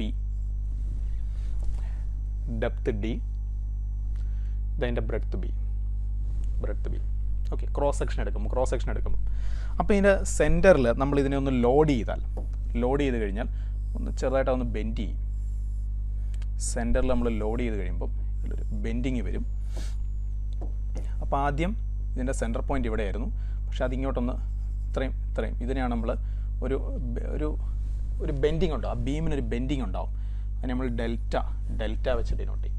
ഒരു ബെൻഡിങ് ഉണ്ടാവും, ഡെൽറ്റ. ഒരു W ലോഡ് നമ്മൾ ഹാങ് ചെയ്യുമ്പം അപ്പോൾ എത്രമാത്രം ഡിപ്രഷൻ അതിൻ്റെ സെൻറ്ററിൽ വരും, അല്ലെ എത്രമാത്രം ബീം ബെൻഡ് ചെയ്യും, സെൻറ്ററിൽ എത്ര ഡിപ്രഷൻ വരും, WL3/4BD3. അപ്പോൾ അത്രയും ഡിപ്രഷനാണ് അതിൻ്റെ സെൻറ്ററിൽ വരുന്നത്. അത്രയും ഡിപ്രഷനാണ്. അപ്പോൾ ഈ ഡിപ്രഷൻ കുറയ്ക്കണം എന്നുണ്ടെങ്കിൽ D കൂട്ടണം. അപ്പോൾ അതിനുവേണ്ടിയാണ് നമ്മൾ ഐ ഷേപ്ഡ് ഗ്രിഡേഴ്സ് എന്ന് പറയും. നമ്മളിങ്ങനെയുള്ള കേസിലൊക്കെ ബീംസ് ഒക്കെ യൂസ് ചെയ്യുമ്പോൾ, പാലത്തിൻ്റെ പണികൾക്കൊക്കെ ബീമൊക്കെ യൂസ് ചെയ്യുമ്പം, വലിയ ബിൽഡിങ്സ് ഒക്കെ പണിയുമ്പോൾ നമ്മൾ ഐ ഷേപ്പിലുള്ള ബീംസാണ് യൂസ് ചെയ്യുന്നത്. അപ്പം ഈ D കൂടുതലായിരിക്കും.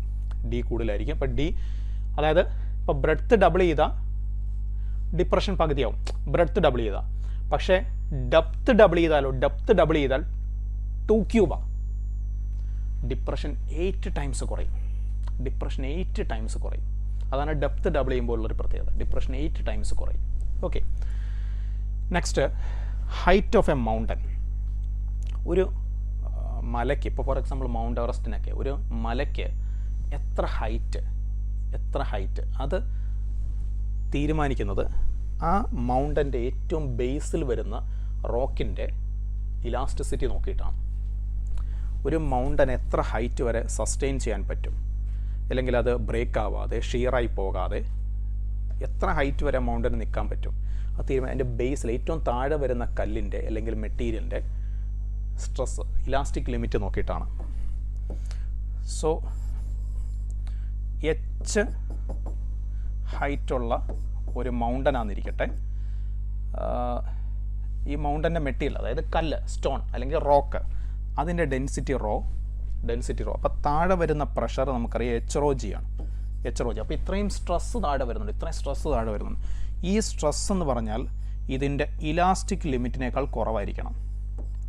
ഈ സ്ട്രെസ് എന്ന് പറഞ്ഞാൽ അതിൻ്റെ ഇലാസ്റ്റിക് ലിമിറ്റിനേക്കാൾ കുറവായിരിക്കണം. ഈ താഴെ വരുന്ന മെറ്റീരിയലിൻ്റെ ഇലാസ്റ്റിക് ലിമിറ്റിനേക്കാൾ കുറവായിരിക്കണം. അപ്പോഴാണ് ആ മൗണ്ടന് സ്റ്റേബിളായിട്ട് നിൽക്കാൻ പറ്റുന്നത്. ഓക്കെ, അതുപോലെ ഒരു ക്രെയിന് എലിവേറ്റർ, നമ്മുടെ ലിഫ്റ്റ്, നമ്മളൊക്കെ ബിൽഡിങ്സിൽ യൂസ് ചെയ്യുന്ന ലിഫ്റ്റ്, ക്രെയിൻ, അപ്പോൾ അതൊക്കെ സപ്പോർട്ട് ചെയ്ത് നിർത്തുന്നത് സ്റ്റീൽ കേബിൾസ് വെച്ചിട്ടാണ്. അപ്പോൾ ആ കേബിളിൻ്റെ ക്രോസ് സെക്ഷൻ ഏരിയ എങ്ങനെയാണ് തീരുമാനിക്കുന്നത്, അല്ലെങ്കിൽ ആ കേബിളിൻ്റെ റേഡിയസ് എങ്ങനെയാണ് തീരുമാനിക്കുന്നത്. ഓക്കെ, അപ്പോൾ അവിടെയും നമ്മൾ ആ കേബിളിൽ കൊടുക്കുന്ന load by cross sectional area അത് ഇലാസ്റ്റിക് ലിമിറ്റിനേക്കാൾ കുറവായിരിക്കണം. അതായത് ഇലാസ്റ്റിക് ലിമിറ്റ് എന്ന് പറഞ്ഞാൽ ഈൽഡ് സ്ട്രെസ്സിനേക്കാൾ കുറവായിരിക്കണം. ഇവിടെ അത് തന്നെയാണ് ഉദ്ദേശിക്കുന്നത്. ഇലാസ്റ്റിക് ലിമിറ്റിനേക്കാൾ കുറവെന്ന് പറഞ്ഞാൽ ഈൽഡ് സ്ട്രെസ്സിനേക്കാൾ കുറവായിരിക്കണം. ആ സ്റ്റീൽ കേബിളിനകത്ത് ഡെവലപ്പ് ചെയ്യുന്ന സ്ട്രെസ്സ് ഈൽഡ് സ്ട്രെസ്സിനേക്കാൾ കുറവായിരിക്കണം. സോ അത് വെച്ച് നമ്മൾ ആലോചിച്ച് കഴിഞ്ഞാൽ area of cross section should be greater than or equal to നമ്മൾ അതിൽ കൊടുക്കുന്ന ലോഡ് ബൈ yield സ്ട്രെസ്, അതായത് ഇലാസ്റ്റിക് ലിമിറ്റ്, ആ സമയത്തെ സ്ട്രെസ്സ്. അപ്പോൾ ഏരിയ വേണേൽ നമുക്ക് πr² എന്ന് സബ്സ്റ്റിറ്റ്യൂട്ട് ചെയ്ത് കഴിഞ്ഞാൽ ഏരിയ നമുക്ക് എന്ത് കണ്ടുപിടിക്കാം? റേഡിയസ്, എത്ര റേഡിയസ് ആ സ്റ്റീൽ കേബിളിന് വേണമെന്ന് നമുക്ക് കണ്ടുപിടിക്കാം.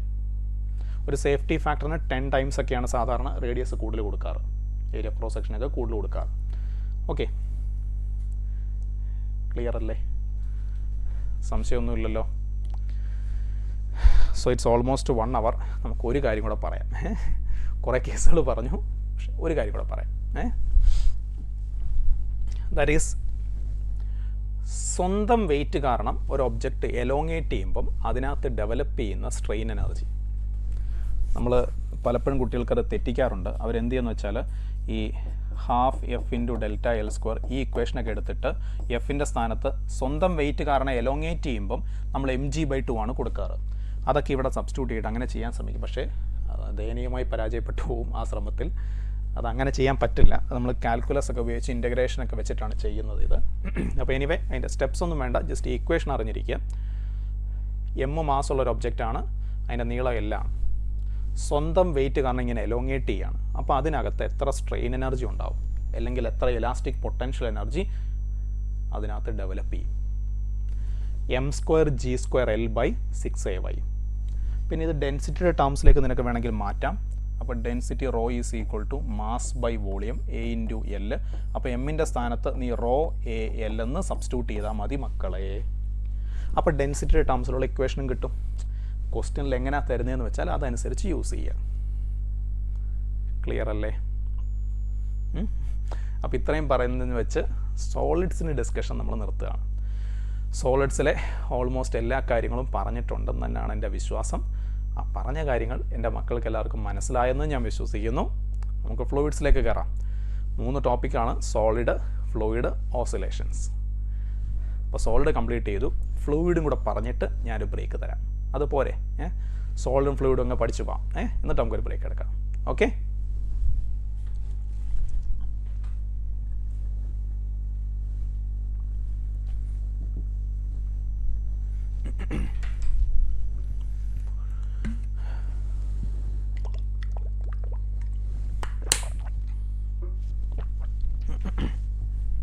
അപ്പോൾ എല്ലാവരുടെയും നീറ്റ് പ്രിപ്പറേഷനൊക്കെ നല്ലപോലെ നടക്കുന്നുണ്ടെന്ന് പ്രതീക്ഷിക്കുന്നു. നമ്മുടെ മോഡൽ എക്സാംസൊക്കെ എല്ലാവരും നല്ല കോൺഫിഡൻ്റ് ആയിട്ട് എഴുതി നല്ല മാർക്ക് കിട്ടി എല്ലാവരും നല്ലപോലെ ഇരിക്കാമെന്ന് പ്രതീക്ഷിക്കുന്നു. പിന്നെ ആർക്കെങ്കിലുമൊക്കെ മാർക്ക് കുറയുന്നുണ്ടെങ്കിൽ ടെൻഷനൊന്നും വേണ്ട. നമ്മളിങ്ങനെ റിവിഷൻ ക്ലാസ്സസ് റെഗുലറായിട്ട് അപ്ലോഡ് ചെയ്തുകൊണ്ടിരിക്കും. അതൊക്കെ കാണുക, കോൺഫിഡൻ്റ് ആയിട്ട് പഠിക്കുക. സിമ്പിൾ ക്വസ്റ്റ്യനെ എക്സാമിന് വരുള്ളൂ. ധൈര്യമായിട്ട് പഠിക്കുക. Okay? Properties of fluids. First of all, fluid എന്താ? ഇറ്റ് ക്യാൻ ഫ്ലോ ചെയ്യാൻ കഴിവുള്ളവരെ നമ്മൾ ഫ്ലൂയിഡ് എന്ന് പറയുന്നത്. ഇറ്റ് ക്യാൻ ഫ്ലോ, അതിനാണ് നമ്മൾ ഫ്ലൂയിഡ് എന്ന് പറയുന്നത്. സോ ഫസ്റ്റ് ഓഫ് ഓൾ,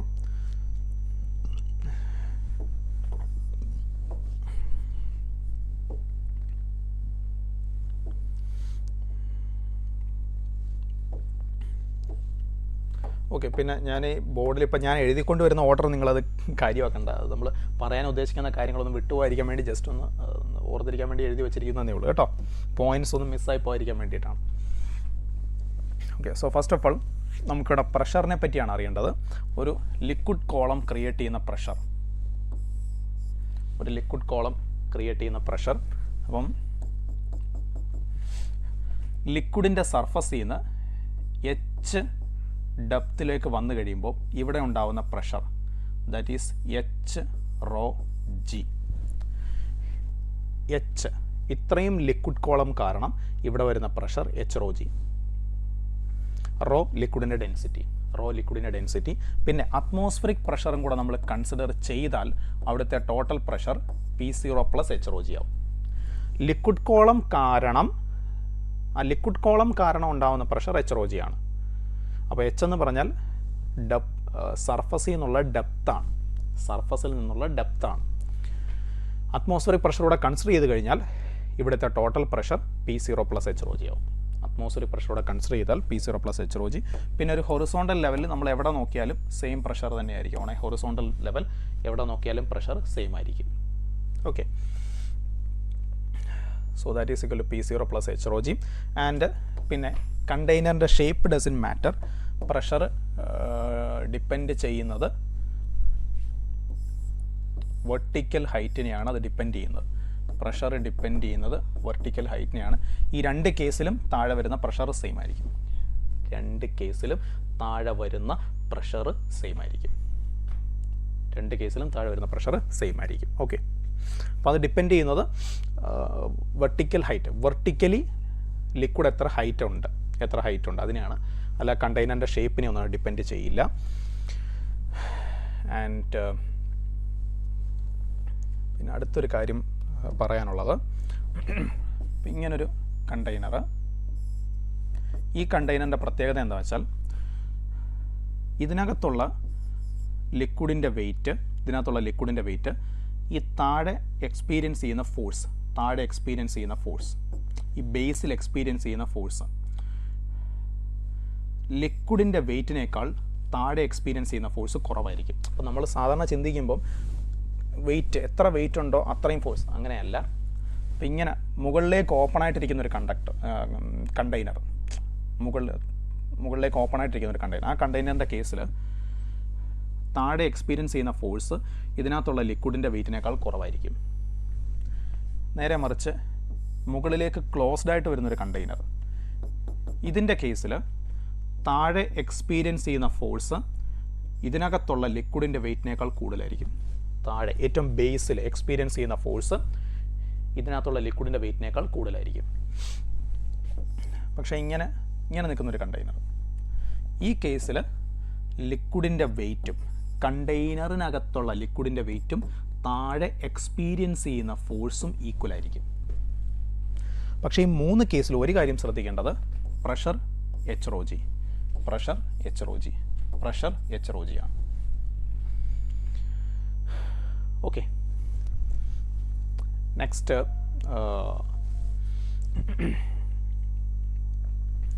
ഒരു അറ്റ്മോസ്ഫറിക് പ്രഷർ, അത് നമുക്കറിയാം 1.01 × 10⁵ പാസ്കലാണ് അറ്റ്മോസ്ഫറിക് പ്രഷർ എന്ന് പറയുന്നത്. അത് നമുക്ക് 1.01 ബാർ മറ്റൊരു യൂണിറ്റാണ്, 760 ടോറിസെല്ലി മറ്റൊരു യൂണിറ്റാണ്. പിന്നെ ഓൾമോസ്റ്റ് 1 അറ്റ്മോസ്ഫിയർ അപ്രോക്സിമേറ്റ്ലി ക്വസ്റ്റ്യൻ ചെയ്യുമ്പോൾ 10⁵ പാസ്കൽ എന്ന് എടുക്കാം, അപ്രോക്സിമേറ്റ്ലി 1 ബാർ എന്നും എടുക്കാം, അപ്രോക്സിമേറ്റ്ലി കേട്ടോ. ആൻഡ് പിന്നെ അല്ലെങ്കിൽ മറ്റൊരു യൂണിറ്റ് നമുക്ക് പറയാൻ പറ്റുന്നത് 760 മില്ലിമീറ്റർ ഓഫ് മെർക്കുറി, അല്ലെങ്കിൽ 76 സെൻറ്റിമീറ്റർ ഓഫ് മെർക്കുറി, അല്ലെങ്കിൽ 0.76 മീറ്റർ ഓഫ് മെർക്കുറി. അങ്ങനെയും നമുക്ക് അറ്റ്മോസ്ഫിയറിക് പ്രഷറിനെ പറയാം, അങ്ങനെയും പറയാം കേട്ടോ. പിന്നെ ഒരു വെർട്ടിക്കൽ സർഫസ് നമ്മൾ കൺസിഡർ ചെയ്യുമ്പോൾ,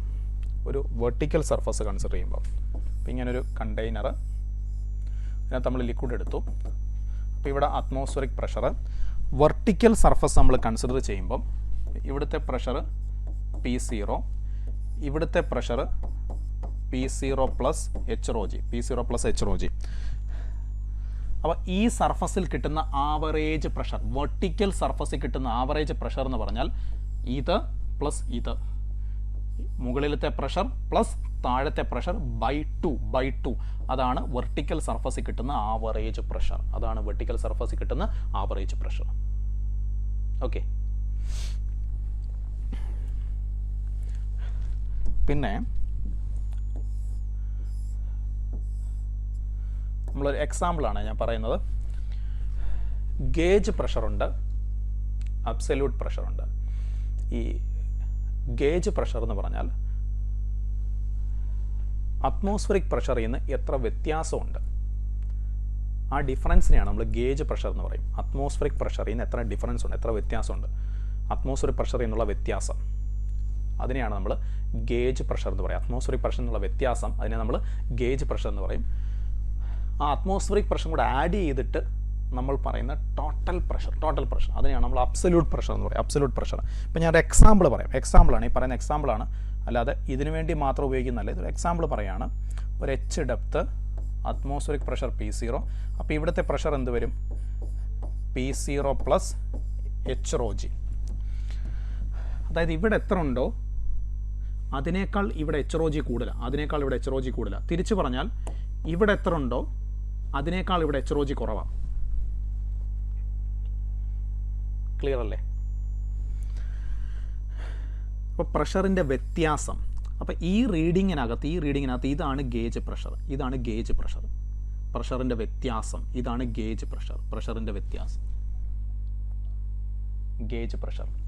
ആൻഡ് അതിൻ്റെ കൂടെ അറ്റ്മോസ്ഫിയറിക് പ്രഷർ കൂടെ ആഡ് ചെയ്യുമ്പം ഇതാണ് അബ്സല്യൂട്ട് പ്രഷർ. അറ്റ്മോസ്ഫിയർ പ്രഷർ കൂടെ ആഡ് ചെയ്യും, ഇതാണ് അബ്സല്യൂട്ട് പ്രഷർ.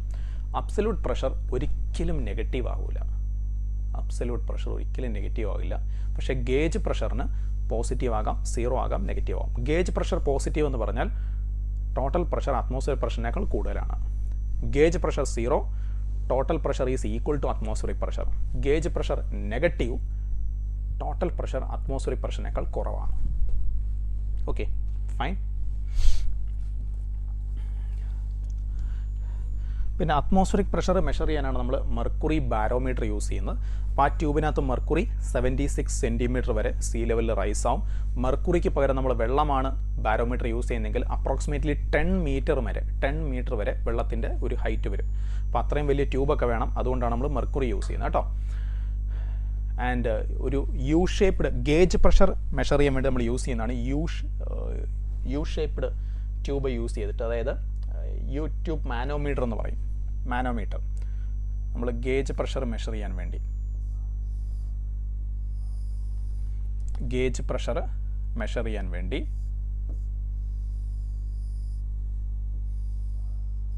ഓക്കെ. അപ്പോൾ ഇവിടെ നമുക്ക് ഒരു വെസലുണ്ട്, ഇവിടെ ഒരു വെസലുണ്ട്. ഇതിനകത്ത് എത്ര പ്രഷർ ഉണ്ടെന്ന് നമുക്കറിയാം. ഇവിടെ ഒരു ഗ്യാസ് ഉണ്ട്, എന്തോ ഒരു ഗ്യാസ് ഉണ്ട്. അപ്പോൾ അതിൻ്റെ പ്രഷർ എത്രയാണെന്ന് അറിയണം. അപ്പോൾ അതിന് വേണ്ടി അപ്പോൾ ഇവിടെ ഒരു ലിക്വിഡുണ്ട്, ഇവിടെ ഒരു ലിക്വിഡുണ്ട്. ഇവിടുത്തെ പ്രഷറും അറ്റ്മോസ്ഫിയറിക് പ്രഷറും സെയിം ആണെന്നുണ്ടെങ്കിൽ രണ്ട് സൈഡിലും ഒരേ ലെവലിൽ ലിക്വിഡ് കിടക്കും, രണ്ട് സൈഡിലും ഒരേ ലെവലിൽ ലിക്വിഡ് കിടക്കും. ഇവിടെ പ്രഷർ കൂടുതലാണെന്നുണ്ടെങ്കിൽ ഇതിങ്ങനെയാകും. ഇവിടെ ലെവൽ താഴും, ഇവിടെ ലെവൽ റൈസ് ചെയ്യും. ഇവിടെ പ്രഷർ കൂടുതലാണെങ്കിൽ ഇവിടെ പ്രഷർ, അപ്പം ഇതിനകത്തെ പ്രഷർ പി, നമ്മുടെ കണ്ടെയ്നറിനകത്ത്, നമ്മൾ ഈ കണ്ടെയ്നറിനകത്തെ പ്രഷർ മെഷർ ചെയ്യാനാണ് ശ്രമിക്കുന്നത്. അപ്പോൾ കണ്ടെയ്നറിനകത്തെ pressure P, atmospheric pressure P0. അപ്പോൾ ഈ ലെവൽ വ്യത്യാസം എച്ച്, അതാണ് മാനോമീറ്ററിൻ്റെ റീഡിങ്. ഈ ലെവൽ വ്യത്യാസം എച്ച് ആണ് മാനോമീറ്ററിൻ്റെ റീഡിങ്.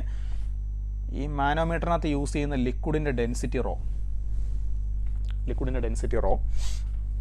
അപ്പോൾ ഈ കണ്ടെയ്നറിനകത്തെ പ്രഷർ പി എന്ന് പറഞ്ഞാൽ P0 പ്ലസ് HROG. കണ്ടെയ്നറിനകത്തെ പ്രഷർ പി എന്ന് പറഞ്ഞാൽ P0 പ്ലസ് HROG. ഓക്കെ, ഇനി കണ്ടെയ്നറിനകത്ത് പ്രഷർ കുറവാണെന്നിരിക്കട്ടെ, അപ്പോൾ അങ്ങനെ ഒരു സിറ്റുവേഷനിൽ കണ്ടെയ്നറിനകത്ത് പ്രഷർ കുറവാണെങ്കിൽ ഇവിടെ ലിക്വിഡിൻ്റെ ലെവൽ കൂടുതലും ഇവിടെ ലിക്വിഡിൻ്റെ ലെവൽ കുറവുമായിരിക്കും. കണ്ടെയ്നറിനകത്ത് പ്രഷർ അറ്റ്മോസ്ഫിയറിക് പ്രഷറിനേക്കാൾ കുറവാണെങ്കിൽ ഇവിടെ ലിക്വിഡിൻ്റെ ലെവൽ കൂടും, ഇവിടെ താഴും. അപ്പോൾ അവിടെ ആ കേസിൽ ഇതാണ് മാനോമീറ്ററിൻ്റെ റീഡിങ് അല്ലെങ്കിൽ മെഷർമെൻ്റ് എന്ന് പറയുന്നത്, എച്ച് ലെവൽ വ്യത്യാസം. അപ്പോൾ ഈ കേസിൽ ഈ കണ്ടെയ്നറിനകത്തെ pressure P equal to P0 minus HROG. അപ്പോൾ ഗേജ് പ്രഷർ നെഗറ്റീവും വരാം, പോസിറ്റീവും വരാം. അറ്റ്മോസ്ഫിയറിക് പ്രഷറിനേക്കാൾ കൂടുതൽ, അറ്റ്മോസ്ഫിയറിക് പ്രഷറിനേക്കാൾ കുറവ്. ഇങ്ങനെയാണ് റീഡിങ്സ് എടുക്കുന്നത്. ഓക്കെ, ഓ മൈ ഗോഡ്, ഇതെടുത്ത എന്തെങ്കിലും ക്ലിയർ ആയിട്ട് കാണാൻ പറ്റുന്നുണ്ട് എന്ന് വിശ്വസിക്കുന്നു. അല്ലെങ്കിൽ ഞാൻ വേറെ ഫിഗർ വരയ്ക്കാം, അതായിരിക്കും നല്ലത്. ഓക്കെ, ഇപ്പം നിങ്ങൾക്ക് ക്ലിയർ ആയിട്ട് കാണാൻ പറ്റുന്നുണ്ടെന്ന് വിശ്വസിക്കുന്നു. ഓക്കെ,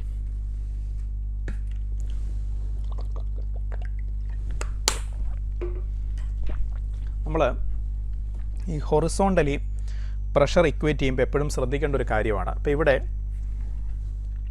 ഇത്രയും ഒരു ലിക്വിഡാണ് സ്പിരിറ്റ്, ഒരു യു ഷേപ്ഡ് ട്യൂബാണ്. ഇത്രയും വെള്ളമാണ്, ഇത്രയും വെള്ളമാണ്, ഇത് മെർക്കുറിയാണ്, ഇത് മെർക്കുറിയാണ്. ഓക്കെ, മെർക്കുറിയാണ്. അപ്പോൾ നമ്മൾ ശ്രദ്ധിക്കേണ്ടത് ഇങ്ങനെ പ്രഷർ ഇക്വേറ്റ് ചെയ്യരുത്. ഇവിടെയും സെയിം പ്രഷർ വരില്ല. നമ്മൾ പ്രഷർ ഇക്വേറ്റ് ചെയ്യുമ്പോൾ എപ്പോഴും ശ്രദ്ധിക്കേണ്ടത് നമ്മൾ എടുക്കുന്ന ലെവലുണ്ടല്ലോ, പ്രഷർ ഇക്വേറ്റ് ചെയ്യാൻ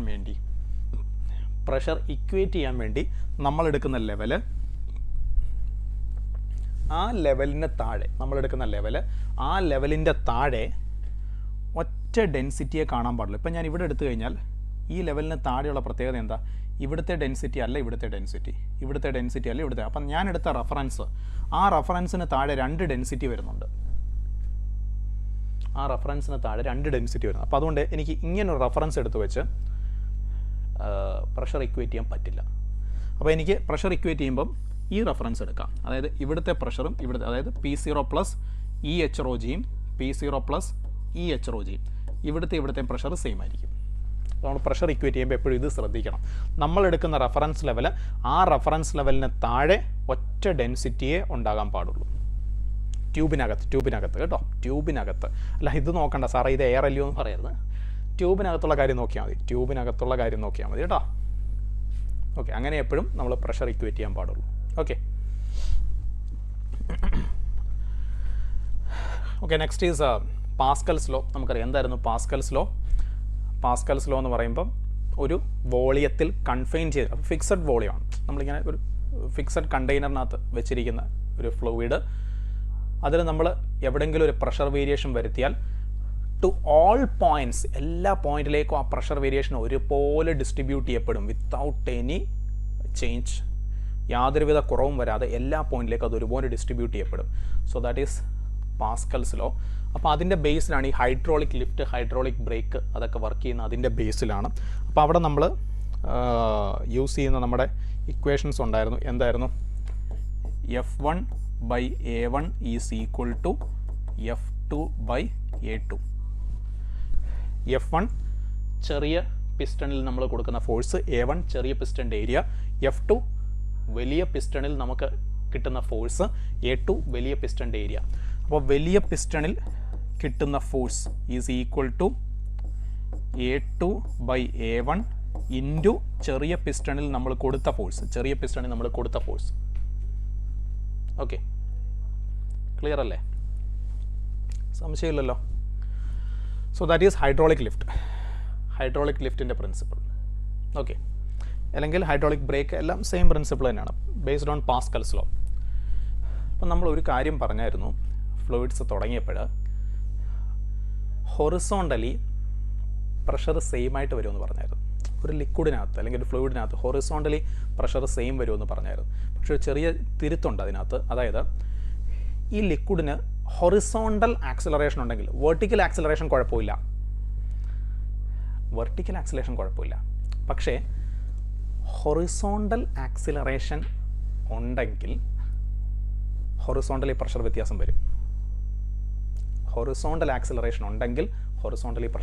വരും. ഓക്കെ, അതായത് ഇപ്പോൾ നമ്മളൊരു കണ്ടെയ്നർ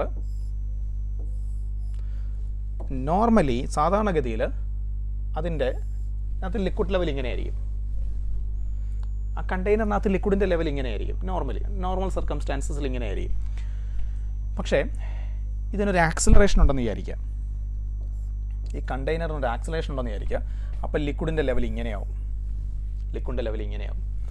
ഒരു തീറ്റ ആംഗിൾ ടിൽറ്റ് ചെയ്യും. അപ്പോൾ ഈ ടാൻ തീറ്റ നമ്മൾ വിളിക്കുന്ന പേരാണ് ദാറ്റ്, അല്ലെങ്കിൽ അത് മെഷർ ചെയ്യുന്നത് A/G ആണ്. എത്ര ആംഗിൾ ലിക്വിഡിൻ്റെ സർഫസ് ടിൽറ്റ് ആവും, that is tan theta is equal to A/G. എത്ര ആംഗിൾ ടിൽറ്റ് ആവും. പിന്നെ ഇവിടെ രണ്ട് പോയിൻറ്റ്സ് എയും ബിയും, ഈ 2 പോയിന്റുകൾക്കിടയിലുള്ള ദൂരം L. 2 പോയിൻറ്റ്സ് എയും ബിയും അവർക്കിടയിലുള്ള ഡിസ്റ്റൻസ് L. സോ ഇവിടെ ശ്രദ്ധിക്കേണ്ടത് ഇങ്ങനെയല്ലേ. അപ്പോൾ ഇവിടെ ഹൈറ്റ് കൂടുതലാണ്, ഇവിടെ ഹൈറ്റ് കുറവാണ്. സോ ഓട്ടോമാറ്റിക്കലി ഇവിടെ പ്രഷർ കൂടുതലായിരിക്കും. So that is pressure at A minus pressure at B is equal to rho LA. Very important. ലിക്വിഡിന് ഹൊറിസോണ്ടൽ ആക്സിലറേഷൻ ഉണ്ടെങ്കിൽ ഹൊറിസോണ്ടലി പ്രഷർ സെയിം ആവത്തില്ല, ഹൊറിസോണ്ടലി പ്രഷർ വ്യത്യാസം വരും. പിന്നെ ഇവിടുത്തെ പ്രഷറിനെ നമുക്ക് ഇങ്ങനെയും എഴുതാം, അറ്റ്മോസ്ഫിയറിക് പ്രഷർ പ്ലസ് ഈ height into rho G, H rho G. ഇതെങ്ങനെ എഴുതാം? Atmospheric pressure plus H rho G. അങ്ങനെ എഴുതാം കേട്ടോ, അങ്ങനെ എഴുതാം. പിന്നെ ഇതേ സെയിം ഇക്വേഷൻ നമുക്കൊരു ഉദാഹരണത്തിന് ഒരു യു ഷേപ്ഡ് ട്യൂബിൻ്റെ കേസിലും പറയാം. സെയിം ഇക്വേഷൻ ഒരു യു ഷേപ്ഡ് ട്യൂബിൻ്റെ കേസിലും പറയാം. സെയിം ഇക്വേഷൻ ഒരു യു ഷേപ്ഡ് ട്യൂബ്, ഇത് ആക്സിലറേറ്റ് ചെയ്താൽ ഈ ട്യൂബിനകത്ത് ലിക്വിഡിന് ലെവൽ വ്യത്യാസം വരും. തീറ്റ. ഇവിടെയും tan theta is equal to A by G. Okay, clear അല്ലേ? മനസ്സിലാവുന്നുണ്ടല്ലോ അല്ലേ? ഓക്കെ, അപ്പോൾ ലൈവിൽ എല്ലാവരും നല്ല ആക്റ്റീവായിട്ട്, പിന്നെ ആസ് യൂഷ്വൽ നിങ്ങൾ ചാറ്റ് ബോക്സിൽ എന്തെങ്കിലുമൊക്കെ കമൻറ്റ് ചെയ്യുകയാണെങ്കിൽ തന്നെ അത് നമ്മുടെ സ്റ്റഡീസുമായിട്ട് ബന്ധപ്പെട്ട കാര്യങ്ങൾ മാത്രം കമൻറ്റ് ചെയ്യുക. ഓക്കെ, നെക്സ്റ്റ് വെർട്ടിക്കൽ ആക്സലറേഷൻ്റെ സമയത്ത് കേട്ടോ, ഇത് തന്നെ അറ്റ്മോസ്ഫിയറിക് പ്രഷർ P0, ഒരു എച്ച് ഡെപ്ത്. അപ്പോൾ ഇവിടുത്തെ pressure P is equal to P0 plus H rho G plus or minus A. Vertically accelerate ചെയ്യുകയാണെങ്കിൽ accelerating upwards G plus A, decelerating ഡൗൺവേർഡ്സും G plus A. Accelerating downwards G minus A, decelerating upwards അതും G minus A. ഇനി free fall ചെയ്താലോ? അപ്പോൾ A equal to G അപ്പോൾ P equal to P0 ആവും. അതായത് free fall ആണെങ്കിൽ pressure വ്യത്യാസമില്ല, പ്രഷർ വ്യത്യാസമില്ല. അതായത് ഇവിടുത്തെ പ്രഷറും സെയിം ആയിരിക്കും, pressure difference H rho G ഇല്ല. ഇവിടുത്തെ പ്രഷർ സെയിം ആയിരിക്കും, ഈക്വൽ ടു അറ്റ്മോസ്ഫിയറിക് പ്രഷർ വ്യത്യാസമില്ല if it is freely falling. Okay, clear അല്ലേ? നെക്സ്റ്റ് ഫ്ലൂയിഡിൻ്റെ ഡെൻസിറ്റി നമുക്ക് ഓൾറെഡി അറിയാവുന്ന കാര്യമാണ്. That is mass by volume. Density is equal to mass by volume. Okay, density unit kilogram per metre cube. അത് C G എസിൽ പറഞ്ഞു കഴിഞ്ഞാൽ gram per centimetre cube. C G എസിലെ ഡെൻസിറ്റിയും റിലേറ്റീവ് ഡെൻസിറ്റിയുടെയും ന്യൂമറിക്കലി വാല്യൂ സെയിം ആണ്. ഇപ്പോൾ C G എസിൽ density 0.7 gram per centimetre cube ആണെങ്കിൽ റിലേറ്റീവ് ഡെൻസിറ്റി 0.7. അങ്ങനെ ഒരു റിലേഷൻ. പിന്നെ എസ് ഐയിലെ ഡെൻസിറ്റി കിട്ടണമെങ്കിൽ സി ജി എസിലെ ഡെൻസിറ്റി ഇൻറ്റു 1000 ചെയ്താൽ, അല്ലെങ്കിൽ റിലേറ്റീവ് ഡെൻസിറ്റിയുടെ ന്യൂമറിക്കൽ വാല്യൂ ഇൻറ്റു 1000 ചെയ്താൽ നമുക്ക് എസ് ഐയിലെ ഡെൻസിറ്റി കിട്ടും, എസ് ഐ യൂണിറ്റിലെ ഡെൻസിറ്റി കിട്ടും. റിലേറ്റീവ് ഡെൻസിറ്റി അല്ലെ സ്പെസിഫിക് ഗ്രാവിറ്റിയും സെയിം ഇതേ വാല്യൂ തന്നെ, അതായത് is equal to specific gravity. Numerically ഇവരൊക്കെ സെയിമാണ്. ഓക്കെ, ഡെഫിനേഷൻസ് ഡിഫറൻ്റ് ആണെങ്കിലും. ഓക്കെ, ഞാനിപ്പോൾ ഒരു ഡെൻസിറ്റി ഓഫ് എ ഒരു മിക്സ്ചറിൻ്റെ ഡെൻസിറ്റിയെ പറ്റിയാണ് പറയുന്നത്. മിക്സ്ചർ, ഇപ്പോൾ രണ്ട് ലിക്വിഡ്സ് മിക്സ് ചെയ്യാണ്. M1 mass, V1 volume, ρ1 density. ഈ ലിക്വിഡും M2 mass, V2 volume, ρ2 density. ഈ രണ്ട് ലിക്വിഡ്സ് ഞാൻ മിക്സ് ചെയ്യാം. അവർ പരസ്പരം റിയാക്ട് ചെയ്യാത്തവരായിരിക്കണം കേട്ടോ. മിക്സ് ആവുന്ന രണ്ടുപേരെ മിക്സ് ചെയ്യാണ്. അപ്പം മിക്സ്ചറിൻ്റെ density total mass by total volume. പിന്നെ സ്പെഷ്യൽ കേസാണ് രണ്ടും ഒരേ മാസ് ആണെങ്കിൽ ഇതാണ് മിക്സ്ചറിൻ്റെ density. Special case 2 ρ1 ρ2 by ρ1 plus ρ2. ഞാൻ മിക്സ് ചെയ്ത രണ്ടെണ്ണത്തിന് ഒരേ മാസ്സാന്നിരിക്കട്ടെ, ഡിഫറെൻറ്റ് വോളിയം ഡിഫറെൻറ്റ് ഡെൻസിറ്റി, പക്ഷെ ഒരേ മാസ്സാണ്. അപ്പോൾ മിക്സ്ചറിൻ്റെ ഡെൻസിറ്റി ഒരേ വോളിയം ആണെങ്കിലോ ഒരേ വോളിയം ആണെങ്കിലോ, ഒരേ വോളിയം ആണെങ്കിൽ മിക്സ് ചെയ്ത രണ്ടെണ്ണത്തിന് ഒരേ വോളിയമാണ്. Density of the mixture, density of the mixture rho equal to rho 1 plus rho 2/2. Density of the mixture, density of the mixture. Clear? സംശയമില്ലല്ലോ? Okay. Next is buoyancy. Buoyancy നമുക്കറിയാം എന്താണ് ബോയൻസി നമുക്കറിയാം. That is ഒരു ഫ്ലൂയിഡിൽ ഒരു object വന്നു കഴിഞ്ഞാൽ ആ fluid എന്ത് ചെയ്യും, ആ ഒബ്ജക്റ്റിനെ പുറത്തേക്ക് പുഷ് ചെയ്ത് കളയാൻ ശ്രമിക്കും വിത്ത് എ ഫോഴ്സ്. ആ ഫോഴ്സിനെയാണ് നമ്മൾ ബോയിൻ്റ് ഫോഴ്സ് അല്ലെങ്കിൽ അപ്ത്രസ്റ്റ് എന്നൊക്കെ നമ്മൾ പറയുന്നത്. ആ ഫോഴ്സിനെയാണ് നമ്മൾ ബോയിൻ്റ് ഫോഴ്സ് അല്ലെങ്കിൽ അപ്ത്രസ്റ്റ് എന്ന് നമ്മൾ പറയും ആ ഫോഴ്സിനെ. സോ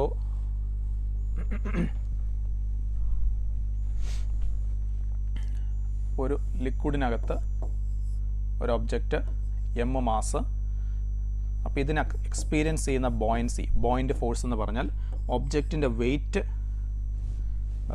ഓക്കെ, ആദ്യം നമുക്ക് ബോയിൻ്റ് ഫോഴ്സ് ഒന്ന് ഡിഫൈൻ ചെയ്യാം. ഒരു ഒബ്ജക്റ്റ് ഫ്ലൂയിഡിനകത്തേക്ക് വരുമ്പം, ഒരു ഒബ്ജക്റ്റ് ഫ്ലൂയിഡിനകത്തേക്ക് വരുമ്പം, ഇപ്പോൾ ഫോർ എക്സാമ്പിൾ ഇങ്ങനൊരു object,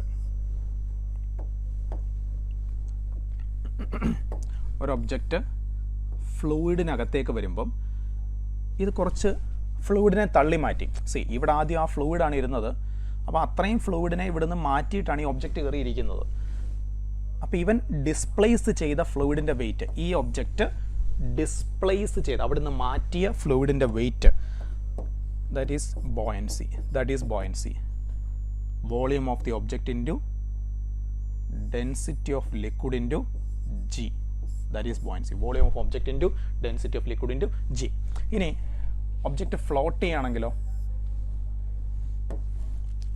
object float ചെയ്യുകയാണെങ്കിലോ,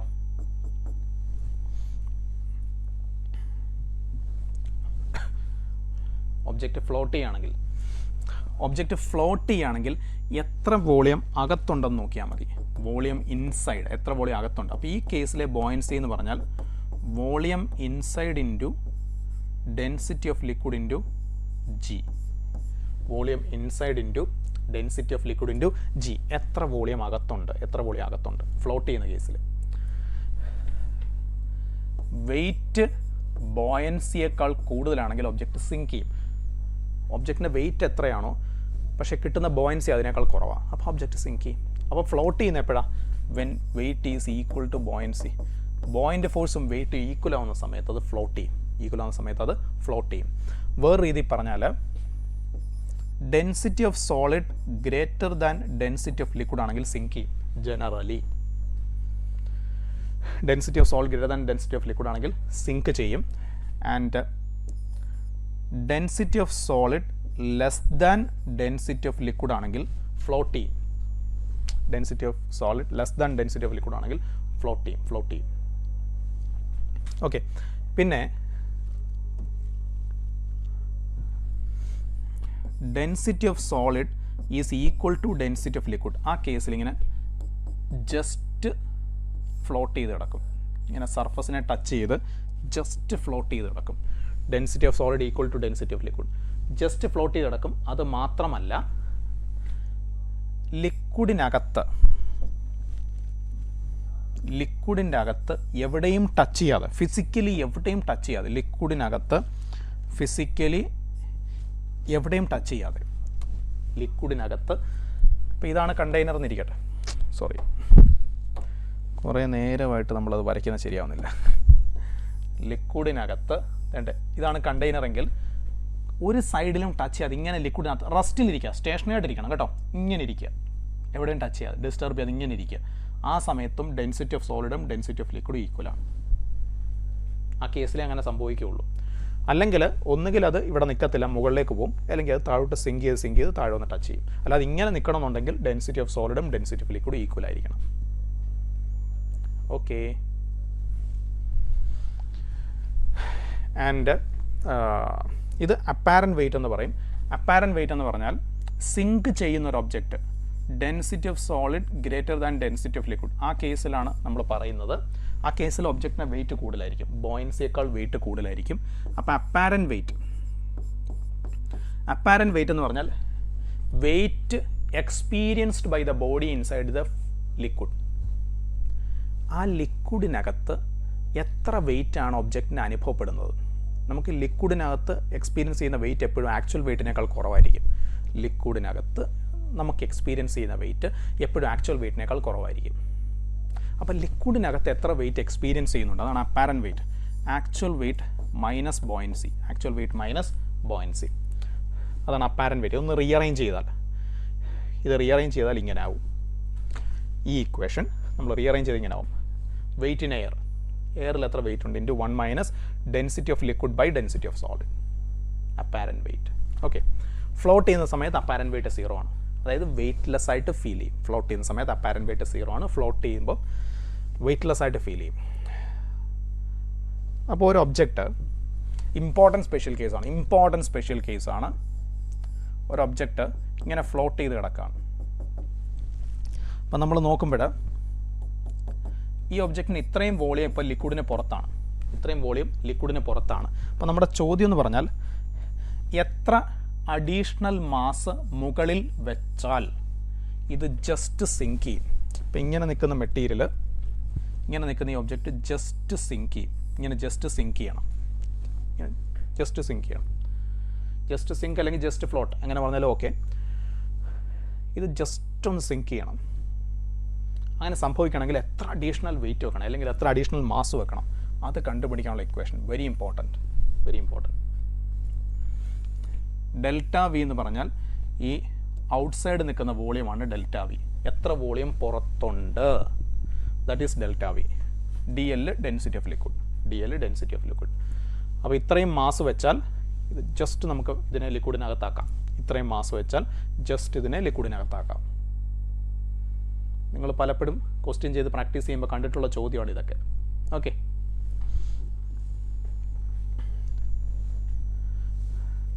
okay, next 2-3 കാര്യം പറഞ്ഞിട്ട് ഒരു സബ്മർജ്ഡ് ബോഡിക്ക് എക്സ്പീരിയൻസ് ചെയ്യുന്ന tension.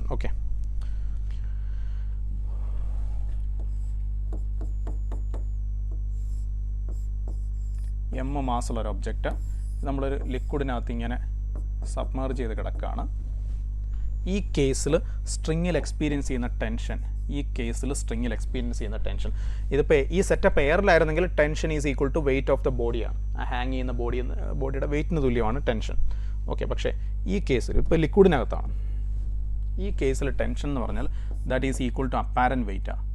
Actual weight of the body into 1 minus density of liquid by density of solid. ഈ കേസിൽ ഈ സ്ട്രിങ്ങിനകത്തെ ടെൻഷൻ ഈ കേസിൽ ഈസ് ഈക്വൽ ടു അപ്പാരൻറ്റ് വെയിറ്റാണ്. ഈ കേസിലെ ടെൻഷൻ. ക്ലിയർ അല്ലേ? പിന്നെ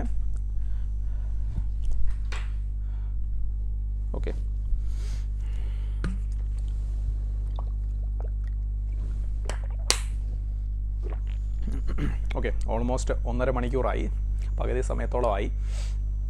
ഓസിലേഷൻ ചാപ്റ്റർ അത്ര വലിയൊരു ചാപ്റ്റർ അല്ലാത്തതുകൊണ്ട് നമുക്കത് ഒരുപാട് സമയം വേണ്ട അതിന്. അപ്പോൾ അതുകൊണ്ട് അത് പേടിക്കേണ്ട, അത് ഡിസ്കസ് ചെയ്യുന്ന കുറഞ്ഞു പോകത്തൊന്നുമില്ല.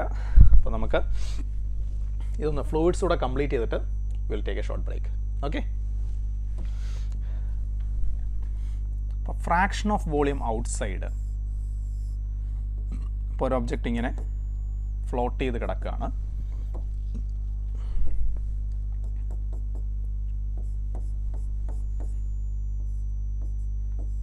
വോളിയം ഔട്ട്സൈഡ് വോളിയം ഒബ്ജക്റ്റിൻ്റെ ടോട്ടൽ വോളിയം ബി.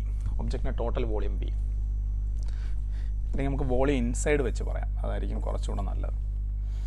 ഇത്രയും വോളിയം അകത്തുണ്ട്, ലിക്വിഡിനകത്തുണ്ട്, വോളിയം ഇൻസൈഡ്. അപ്പോൾ വോളിയം ഇമ്മേഴ്സ്ഡ് അല്ലെങ്കിൽ വോളിയം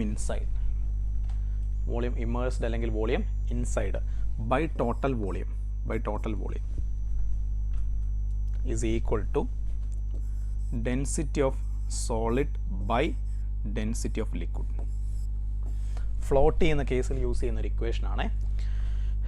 ടോട്ടൽ വോളിയത്തിൻ്റെ എത്ര ഫ്രാക്ഷൻ ഇമേഴ്സ് ചെയ്ത് കിടക്കുകയാണ് ലിക്വിഡിനകത്താണ്. Density of solid by density of liquid, അത്രയും ചെയ്താൽ മതി. ഓക്കെ, പിന്നെ നമ്മൾ റിലേറ്റീവ് ഡെൻസിറ്റി എന്ന് പറഞ്ഞാൽ എന്തായിരുന്നു മക്കളെ? Density of solid by density of water. ഞാൻ നേരത്തെ പറയാൻ വിട്ടുപോയി, മറന്നുപോയില്ല കേട്ടോ. Density of solid by density of water at 4 degree Celsius. കുറച്ചുകൂടെ സ്പെസിഫിക് ആയിട്ട് പറഞ്ഞാൽ, so that is relative density. Okay,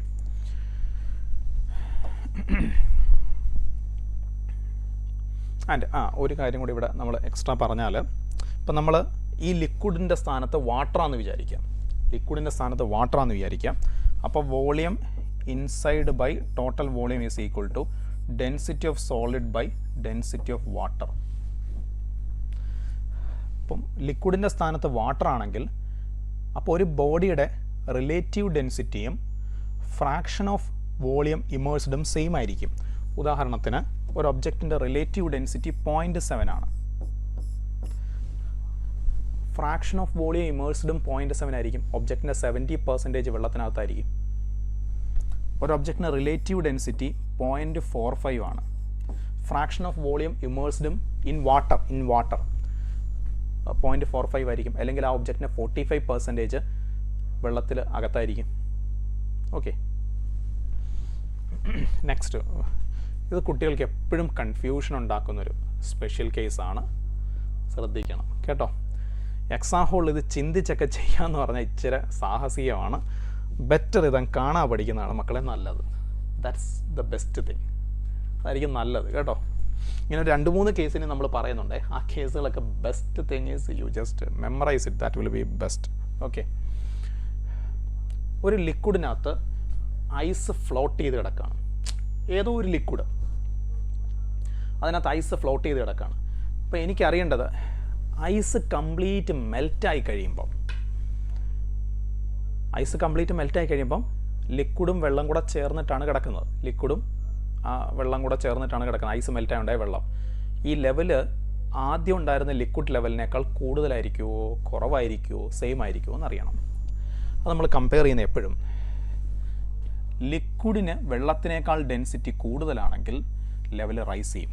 ice complete മെൽറ്റായി കഴിയുമ്പോൾ ലെവൽ റൈസ് ചെയ്യും. ലിക്വിഡിന് ഡെൻസിറ്റി കൂടുതലാണെങ്കിൽ. ലിക്വിഡിന് ഡെൻസിറ്റി കുറവാണെങ്കിൽ ലെവൽ കുറയും.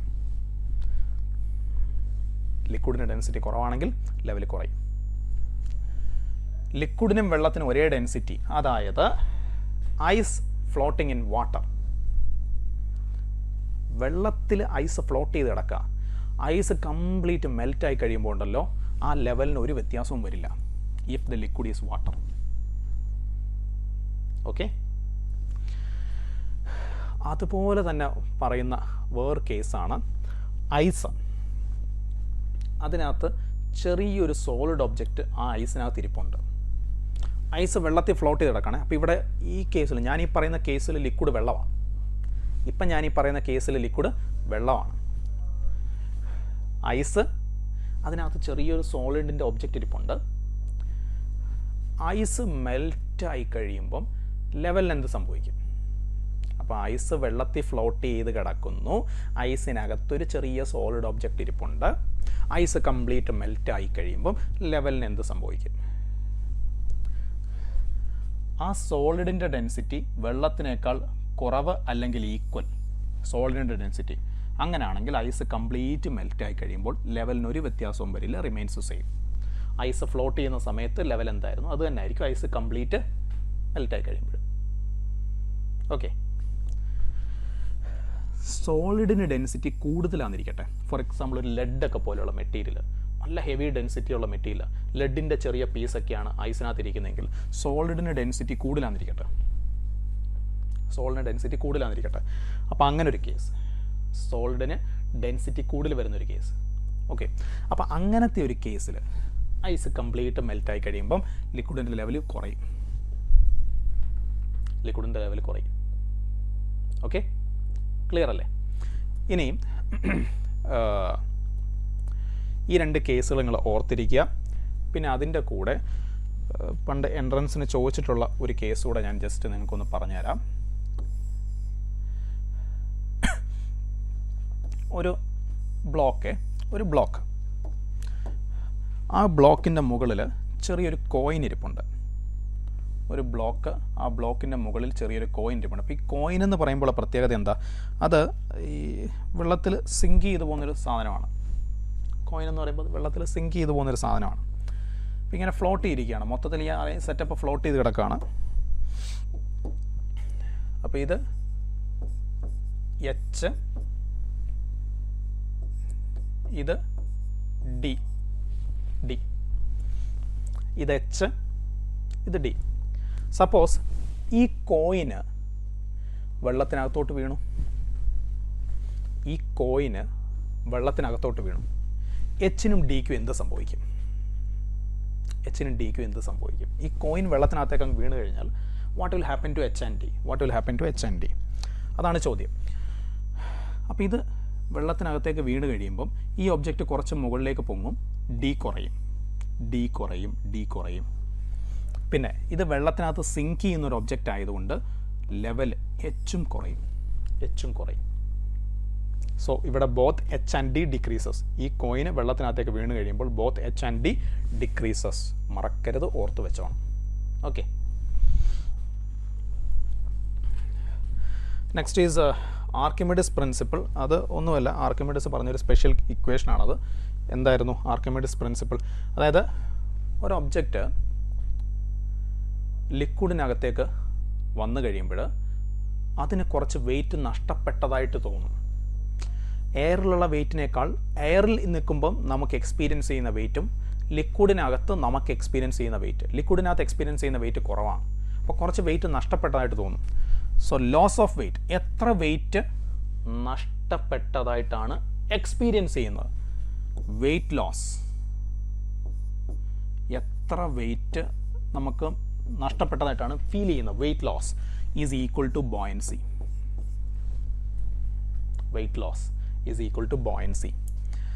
അപ്പോൾ buoyant force is equal to weight of the object in air minus weight of object in water അല്ലെങ്കിൽ ലിക്വിഡ്.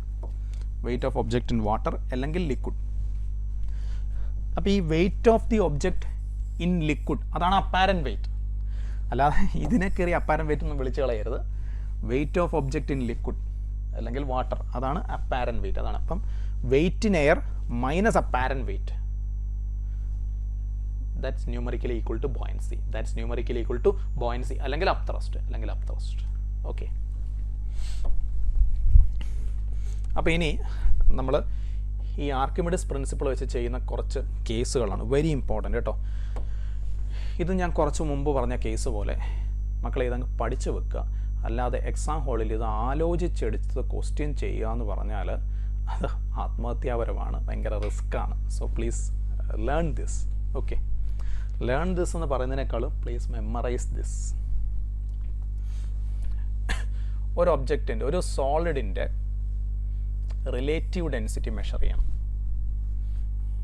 ഒരു സോളിഡിൻ്റെ, സമാധാനമായിട്ട് കേൾക്കണം എല്ലാവരും, ഒരു സോളിഡിൻ്റെ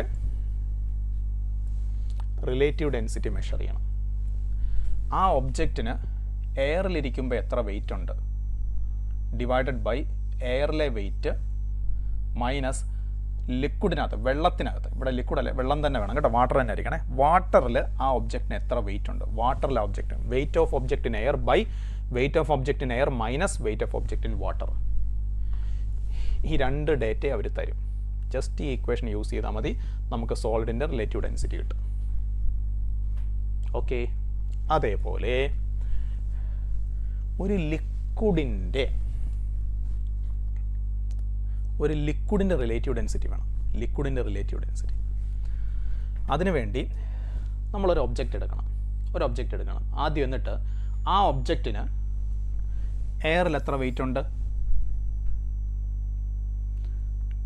ആ ഒബ്ജക്റ്റിന് ലിക്വിഡിനകത്ത് എത്ര വെയിറ്റ് ഉണ്ട്. നമ്മളൊരു ലിക്വിഡിൻ്റെ റിലേറ്റീവ് ഡെൻസിറ്റി കണ്ടുപിടിക്കാനല്ലേ നോക്കുന്നത്. അപ്പോൾ നമ്മൾ ആ ഒബ്ജക്റ്റിനെ കണ്ടുപിടിക്കാൻ വേണ്ടി, ലിക്വിഡിൻ്റെ റിലേറ്റീവ് ഡെൻസിറ്റി കണ്ടുപിടിക്കാൻ വേണ്ടി നമ്മളൊരു ഒബ്ജക്റ്റിനെ എടുക്കും. ലിക്വിഡിൻ്റെ റിലേറ്റീവ് ഡെൻസിറ്റി കണ്ടുപിടിക്കാൻ വേണ്ടി നമ്മളൊരു ഒബ്ജക്റ്റിനെ എടുക്കുന്നു. ആ ഒബ്ജക്റ്റിനെ ആദ്യം എയർ വെച്ച് വെയിറ്റ് നോക്കി, എന്നിട്ട് ആ ഒബ്ജക്റ്റിനെ നമ്മൾ ലിക്വിഡിനകത്തിട്ടു. ലിക്വിഡിനകത്ത് ഒബ്ജക്റ്റിന് എത്ര വെയിറ്റ് ഉണ്ട്, ലിക്വിഡിനകത്ത് ഒബ്ജക്റ്റിന് എത്ര വെയിറ്റ് ഉണ്ട്. വെള്ളത്തിനകത്ത് ഒബ്ജക്റ്റിന് എത്ര വെയിറ്റ് ഉണ്ട്, weight of object in water. Weight in air minus weight in liquid by weight in air minus weight in water. ഇത്രയും ചെയ്താൽ മതി, നമുക്ക് ലിക്വിഡിൻ്റെ റിലേറ്റീവ് ഡെൻസിറ്റി കിട്ടും. ലിക്വിഡിൻ്റെ റിലേറ്റീവ് ഡെൻസിറ്റി കിട്ടും അത്രയും ചെയ്താൽ. Okay, next volume of cavity. ഒരു മെറ്റൽ ഉണ്ട്, അതിനകത്ത് എത്ര ക്യാവിറ്റി ഉണ്ടോ എന്നറിയണം. ഒരു മെറ്റൽ ബോഡി, അതിനകത്ത് ക്യാവിറ്റി, പൊള്ളയായിട്ടുള്ള, അതിനകത്ത് എന്തെങ്കിലും വാക്വമായിട്ടുള്ള സ്ഥലമുണ്ടോ, ക്യാവിറ്റി ഉണ്ടോ എന്നറിയണം. അപ്പോൾ ആ ക്യാവിറ്റിയുടെ വോളിയം, ക്യാവിറ്റിക്ക് എത്ര വോളിയം ഉണ്ട്. അപ്പോൾ എന്താ ചെയ്യേണ്ടതെന്ന് വെച്ചാൽ, ആ ഒബ്ജക്റ്റിന് എയറിൽ എത്ര വെയിറ്റ് ഉണ്ട്, ഒബ്ജക്റ്റിന് എയറിൽ എത്ര വെയിറ്റ് ഉണ്ട്, ഒബ്ജക്റ്റിന് വെള്ളത്തിനകത്ത് എത്ര വെയിറ്റ് ഉണ്ട്, വെയിറ്റ് ഇൻ വാട്ടർ, ഒബ്ജക്റ്റിന് വെള്ളത്തിനകത്ത് എത്ര വെയിറ്റ് ഉണ്ട്, വെള്ളത്തിൻ്റെ density, acceleration due to gravity, ഒബ്ജക്റ്റിൻ്റെ mass by density of material എന്ന് പറഞ്ഞാൽ ആ ഒബ്ജക്റ്റിൻ്റെ ഡെൻസിറ്റി ഓഫ് മെറ്റീരിയൽ, അതാണ് റോ എം. അതായത് ആ ഒബ്ജക്റ്റിൻ്റെ ഡെൻസിറ്റി. അപ്പോൾ ഇതിൽ സബ്സ്റ്റിറ്റ്യൂട്ട് ചെയ്താൽ നമുക്ക് ക്യാവിറ്റിയുടെ വോളിയം കിട്ടും. ഈ ഇക്വേഷനിൽ സബ്സ്റ്റിറ്റ്യൂട്ട് ചെയ്താൽ ക്യാവിറ്റിയുടെ വോളിയം കിട്ടും. ഓക്കെ, അതേപോലെ അപ്പോൾ നമുക്ക് ഒരു സാധനം നമ്മൾ ഉണ്ടാക്കി, അതിനകത്ത് ഇമ്പ്യൂരിറ്റി എന്തെങ്കിലും മിക്സ് ചെയ്തിട്ടുണ്ടോ എന്ന് അറിയണം. ഉദാഹരണത്തിന് ഇപ്പോൾ സ്വർണ്ണമാണെങ്കിൽ അതിനകത്ത് കോപ്പർ, ചെമ്പ് മിക്സ് ചെയ്യാം. അപ്പോൾ അങ്ങനെ ഇമ്പ്യൂരിറ്റി എന്തെങ്കിലും മിക്സ് ആയിട്ടുണ്ടോ എന്ന് അറിയണം. അപ്പോൾ അതിനുള്ള മാർഗ്ഗമാണ് ഇമ്പ്യൂരിറ്റി എത്ര ഉണ്ടെന്ന് അറിയാൻ. Mass of impurity, MI, impurity ഉണ്ടോ എന്നറിയണം, അതിൻ്റെ മാസ് അറിയണം. നമ്മുടെ ഒബ്ജക്റ്റ് എയറിൽ അതിന് എത്ര വെയിറ്റ് ഉണ്ട്, നമ്മുടെ ഒബ്ജക്റ്റ് അതിന് വെള്ളത്തിൽ എത്ര വെയിറ്റ് ഉണ്ട് ബൈ ഡെൻസിറ്റി ഓഫ് വാട്ടർ, വെള്ളത്തിൻ്റെ density, acceleration due to gravity, ഇമ്പ്യൂരിറ്റിയുടെ മാസ്. ഇപ്പോൾ ഉദാഹരണത്തിന് ഗോൾഡും കോപ്പറും ആണെങ്കിൽ കോപ്പറിൻ്റെ മാസ്, കോപ്പറാണ് അവിടെ ഇമ്പ്യൂരിറ്റിയുടെ ഡെൻസിറ്റി, ടോട്ടൽ മാസ്, ആ ഒബ്ജക്റ്റിൻ്റെ ടോട്ടൽ മാസ് മൈനസ് ഇമ്പ്യൂരിറ്റിയുടെ മാസ് ബൈ മെറ്റീരിയൽ. അപ്പം ഇവിടെ മെറ്റീരിയൽ ആരാ, ഗോൾഡും കോപ്പറും ആണെങ്കിൽ കോപ്പറാണ് ഇമ്പ്യൂരിറ്റി, ഗോൾഡാണ് മെറ്റീരിയലിൻ്റെ ഡെൻസിറ്റി. അപ്പോൾ ഇത് സബ്സ്റ്റിറ്റ്യൂട്ട് ചെയ്താൽ ബാക്കി ഡേറ്റാസ് എല്ലാം അവർ തരും. മാസ് ഓഫ് ഇമ്പ്യൂരിറ്റി മാത്രം അവർ തരില്ല. അപ്പോൾ ഇതിനകത്ത് സബ്സ്റ്റിറ്റ്യൂട്ട് ചെയ്താൽ മാസ് ഓഫ് ഇമ്പ്യൂരിറ്റി കിട്ടും. ക്ലിയർ അല്ലേ? എല്ലാവരും തളർന്നോ? ഞാൻ തളർന്നു, പക്ഷേ എന്നാലും നമുക്ക് ഫ്ലൂയിഡ്സ് കംപ്ലീറ്റ് ചെയ്യാം. ഓക്കെ, എന്നിട്ട് നമുക്ക് ബ്രേക്ക് എടുക്കാം. Okay, now we are coming to types of fluid flow, types of liquid flow. Almost നമ്മളിപ്പം 1.25 മണിക്കൂറായി. വിൽ ഡു വൺ തിങ്, നമുക്കൊരു കാര്യം ചെയ്യാം, നമുക്കൊരു ബ്രേക്ക് എടുക്കാം. അല്ലെ പിന്നെ നമ്മൾ ഇനിയും പറയുന്ന കാര്യങ്ങളൊന്നും നിങ്ങൾക്കും മനസ്സിലാവില്ല, ഞാൻ ഇനിയും പറയുന്ന ചിലപ്പോൾ എന്തെങ്കിലുമൊക്കെ തെറ്റിയും പോകും. ഓക്കെ, അപ്പോൾ നമുക്കൊരു ബ്രേക്ക് എടുത്ത് നമുക്ക് അതിനുശേഷം നമുക്ക് കണ്ടിന്യൂ ചെയ്യാം. ഓക്കെ.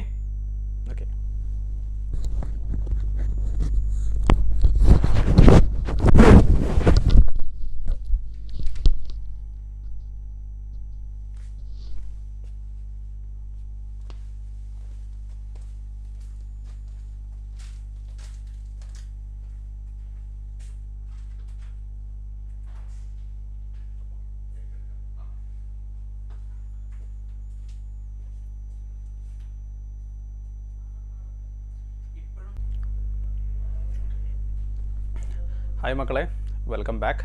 അപ്പോൾ നമുക്ക് ബാക്കിയുള്ള ടോപ്പിക്സൂടെ അടുത്തൊരു മാക്സിമം ഒരു 1.5 മണിക്കൂർ മാക്സിമം, അത്ര നമുക്ക് വേണ്ടി വരില്ല, അതിനുള്ളിൽ നമുക്ക് തീർക്കാം. Okay, so types of liquid flow. അപ്പോൾ നമ്മളിനി ഹൈഡ്രോ ഡൈനാമിക്സിലേക്ക് പോവാണ്.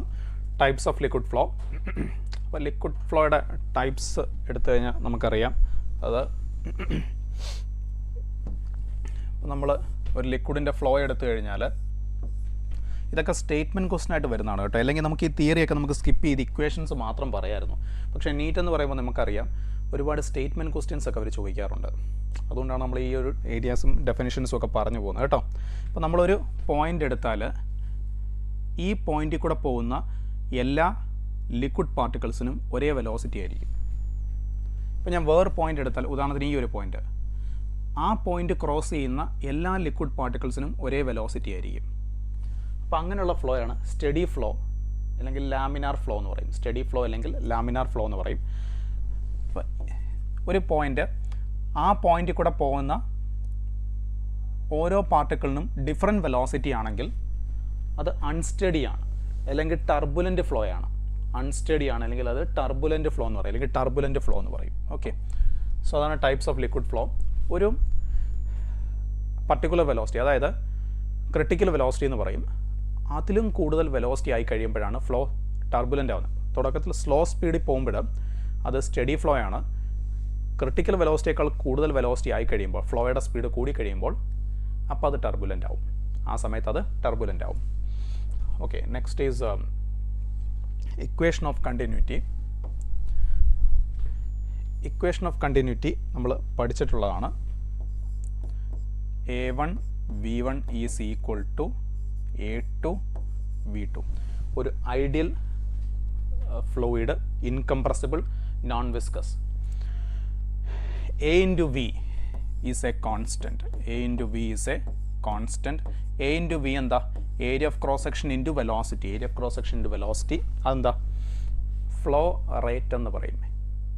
A into V നമ്മൾ ഫ്ലോ റേറ്റ് എന്ന് പറയും. ഫ്ലോ റേറ്റ് എന്ന് പറഞ്ഞാൽ വോളിയം പെർ സെക്കൻഡ്. ഒരു സെക്കൻഡിൽ എത്ര വോളിയം, വോളിയം പെർ സെക്കൻഡ്. ഒരു സെക്കൻഡിൽ എത്ര വോളിയം, ഒരു സെക്കൻഡിൽ എത്ര വോളിയം, അതിനെയാണ് നമ്മൾ A into V flow rate എന്ന് പറയും. ഫ്ലോ റേറ്റ്, ഒരു സെക്കൻഡിൽ എത്ര volume.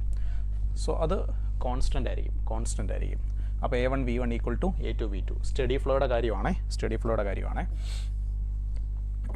And mass per unit time, mass flux എന്ന് പറയും. Mass flux, mass per unit time, അത് റോ എ വി ആണ്. Rho A V, mass per unit time. ഒരു സെക്കൻഡിൽ ലിക്വിഡിൻ്റെ എത്ര മാസ് ഫ്ലോ ചെയ്യുന്നുണ്ട്, ഒരു സെക്കൻഡിൽ ലിക്വിഡിൻ്റെ എത്ര മാസ് ഫ്ലോ ചെയ്യുന്നുണ്ട്, അതിന് mass per unit time rho A V എന്ന് പറയും. Okay, and next is Bernoulli's theorem. Bernoulli's theorem, Bernoulli's theorem നമുക്കറിയാം. P plus H rho G plus half rho V square is equal to constant. P plus H rho G plus half rho V square is equal to constant. Equation of നമ്മുടെ എന്താ പറയുക, conservation of energy വെച്ചിട്ടാണ് നമ്മളത് പറയുന്നത്. Pressure energy per unit volume, gravitational potential energy per unit volume, kinetic energy per unit volume, അതിൻ്റെ sum constant ആയിരിക്കും.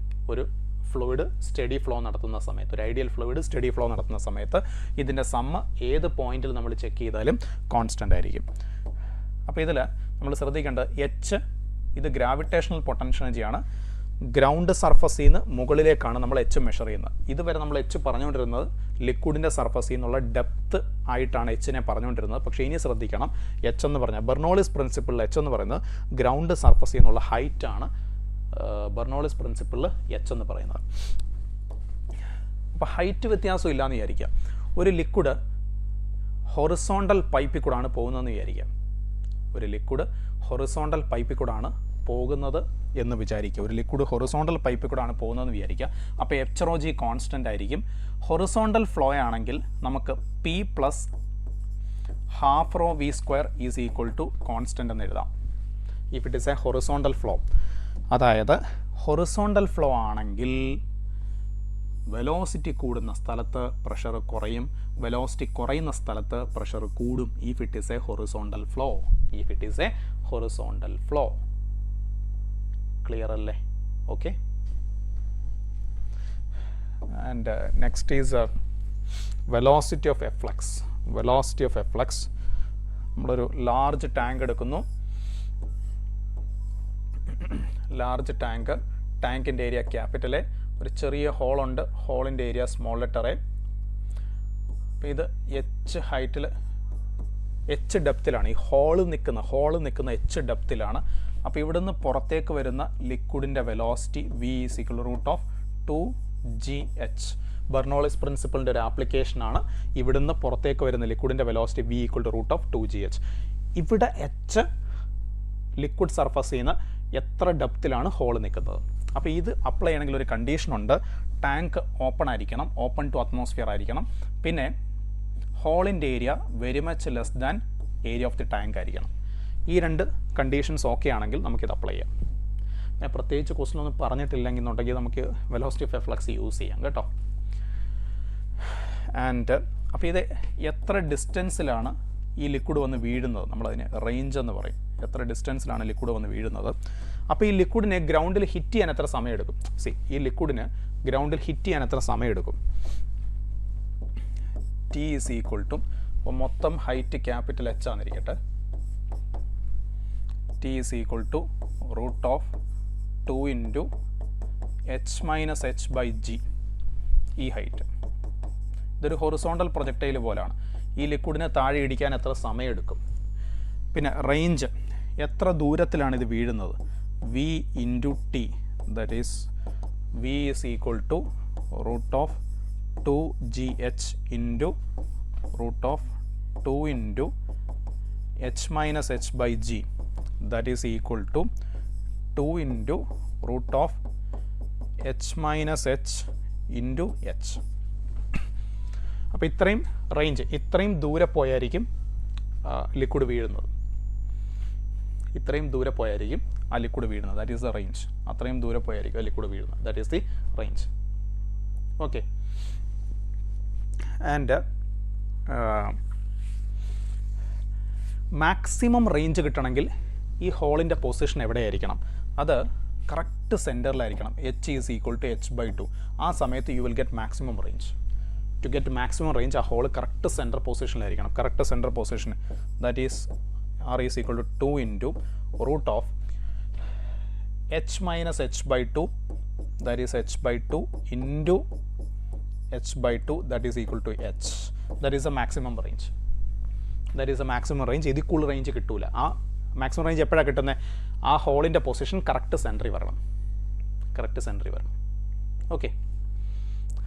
നമ്മുടെ NEET ലെവലിലുള്ള ഇമ്പോർട്ടൻറ്റ് ടോപ്പിക്സുകളാണ്, ഇമ്പോർട്ടൻറ്റ് പോയിൻറ്റ്സ് ആണ് കേട്ടോ.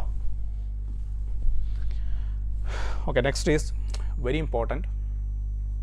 ഒരു ടാങ്കിൻ്റെ ഏരിയ ക്യാപിറ്റൽ എ, ടാങ്കിൻ്റെ ഏരിയ ക്യാപിറ്റൽ എ. ടാങ്കിൻ്റെ ഏറ്റവും താഴെ ബേസിൽ നമ്മൾ ഇത്രയും ഏരിയ ഉള്ളൊരു ചെറിയ ഹോൾ ഇട്ടു. ടാങ്ക് ഓപ്പൺ ആണ്, ഓപ്പൺ ടു അറ്റ്മോസ്ഫിയർ ആണ്. ഇത്രയും ഹൈറ്റിൽ ലിക്വിഡുണ്ട്, ഇത്രയും ഹൈറ്റിൽ ലിക്വിഡുണ്ട് ടാങ്കിനകത്ത്. ആ ടാങ്ക് എം ടി ആവാൻ എത്ര സമയം എടുക്കും? ഇത്രയും ഹൈറ്റിൽ ടാങ്കിനകത്ത് ലിക്വിഡുണ്ട്. ആ ടാങ്ക് എം ടി ആവാൻ എത്ര സമയം എടുക്കും? ടാങ്ക് കാലിയാവാൻ എത്ര സമയം എടുക്കും? A by A 0 into root of 2h by G. Okay. പിന്നെ അതുപോലെ തന്നെ ബെർണോൾസ് പ്രിൻസിപ്പിളിൻ്റെ ഒരു ഇമ്പോർട്ടൻറ്റ് ആപ്ലിക്കേഷനാണ് നമ്മൾ ഫ്ലോയുടെ റേറ്റ് മെഷർ ചെയ്യാൻ യൂസ് ചെയ്യുന്ന വെഞ്ചുറി മീറ്റർ എന്ന് പറഞ്ഞ ഡിവൈസ്. ഈ വെഞ്ചുറി മീറ്റർ എന്ന് പറഞ്ഞ ഡിവൈസ് എപ്പോഴും ശ്രദ്ധിച്ചോണം, അത് നമ്മളെപ്പോഴും ഹൊറിസോണ്ടലിയെ കണക്ട് ചെയ്യുള്ളൂ.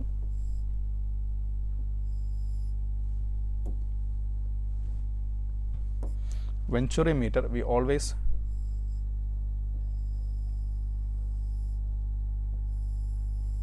നമ്മളെപ്പോഴും അത് ഹൊറിസോണ്ടലിയെ കണക്ട് ചെയ്യുള്ളൂ.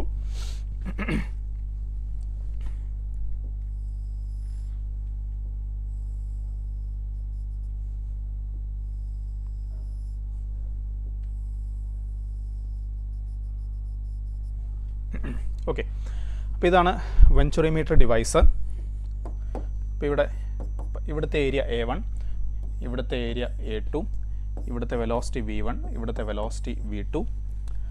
സോ ഇതിനകത്തുകൂടി ഫ്ലോ ചെയ്ത, ഈ പൈപ്പിനകത്തുകൂടി ഫ്ലോ ചെയ്യുന്ന ലിക്വിഡിൻ്റെ ഡെൻസിറ്റി റോ. ആ വെഞ്ചുറി മീറ്ററിൻ്റെ ഡിവൈസ്, ആ ഡിവൈസ് അല്ലെങ്കിൽ ആ പൈപ്പിനകത്തൂടെ ഫ്ലോ ചെയ്യുന്ന ലിക്വിഡിൻ്റെ ഡെൻസിറ്റി റോ. ഈ വെഞ്ചുറി മീറ്ററിനകത്ത് നമ്മൾ വേറെ ലിക്വിഡ് എടുത്തിട്ടുണ്ട്, പ്രഷർ മെഷർ ചെയ്യാൻ വേണ്ടി, പ്രഷർ ഡിഫറൻസ് മെഷർ ചെയ്യാൻ വേണ്ടി വേറെ ലിക്വിഡ് എടുത്തിട്ടുണ്ട്. ആ ലിക്വിഡിൻ്റെ ഡെൻസിറ്റി റോ എം, ആ ലിക്വിഡിൻ്റെ ഡെൻസിറ്റി റോ എം. ഇവിടെ കിട്ടുന്ന ഹൈറ്റ് വ്യത്യാസം ദാറ്റ് ഈസ് എച്ച്, ഇവിടെ കിട്ടുന്ന ഹൈറ്റ് വ്യത്യാസം ദാറ്റ് ഈസ് എച്ച്. അപ്പോൾ അങ്ങനെയാണെങ്കിൽ V1 കണ്ടുപിടിക്കാനുള്ള ഇക്വേഷൻ, ഒരു വെഞ്ചുറി മീറ്റർ. അപ്പോൾ അതിനകത്ത് ഫ്ലോ ചെയ്യുന്ന ലിക്വിഡിൻ്റെ വെലോസിറ്റി, എത്ര വെലോസിറ്റിയിലാണ് ലിക്വിഡ് പോകുന്നത് എന്ന് മെഷർ ചെയ്യാൻ വെഞ്ചറിമീറ്ററിൽ നമ്മൾ യൂസ് ചെയ്യുന്ന ഇക്വേഷൻ. അപ്പോൾ ഇത് ക്ലോസ്ഡ് ടൈപ്പാണ്. ഈ വെഞ്ചറിമീറ്റർ ക്ലോസ്ഡ് ടൈപ്പാണ്. ഓപ്പൺ ടൈപ്പ് ഉണ്ട്, വെഞ്ചറിമീറ്റർ ഓപ്പൺ ടൈപ്പും ഉണ്ട്.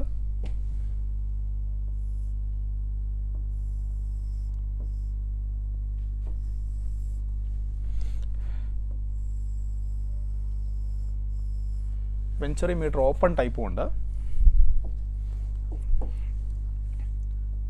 ഇങ്ങനെ വരും. ഇങ്ങനെ രണ്ട് ഓപ്പൺ ട്യൂബ്സ് വെക്കും. അപ്പോൾ ഇവിടുത്തെ കേസ് സ്പെഷ്യാലിറ്റി എന്ന് വെച്ചാൽ നമുക്ക് രണ്ട് ലിക്വിഡ് ആവശ്യമില്ല. ഇവിടെ ഇതിൽ കൂടെ ഫ്ലോ ചെയ്യുന്ന ഒരു ലിക്വിഡ് അതുമായിട്ട് മിക്സ് ആവാത്ത മറ്റൊരു ലിക്വിഡ് ഈ ട്യൂബിനകത്ത് എടുത്തിട്ടാണ് നമ്മൾ പ്രഷർ ഡിഫറൻസ് മെഷർ ചെയ്യുന്നത്. പക്ഷേ ഇവിടെ ഈ പൈപ്പിൽ കൂടെ ഫ്ലോ ചെയ്യുന്ന സെയിം ലിക്വിഡ് തന്നെ ഇവിടെ ഇങ്ങനെ റൈസ് ആയിക്കോളും. നമുക്കൊരു വേറെ ഡിഫറെൻറ്റ് ലിക്വിഡ്, ഒരു മിക്സ് ആവാത്ത ഡിഫറെൻറ്റ് ലിക്വിഡിൻ്റെ ആവശ്യം ഈ കേസിലില്ല. അപ്പോൾ ഈ കേസിൽ ഇപ്പോൾ ഇവിടെ ഹൈറ്റ് വ്യത്യാസം h,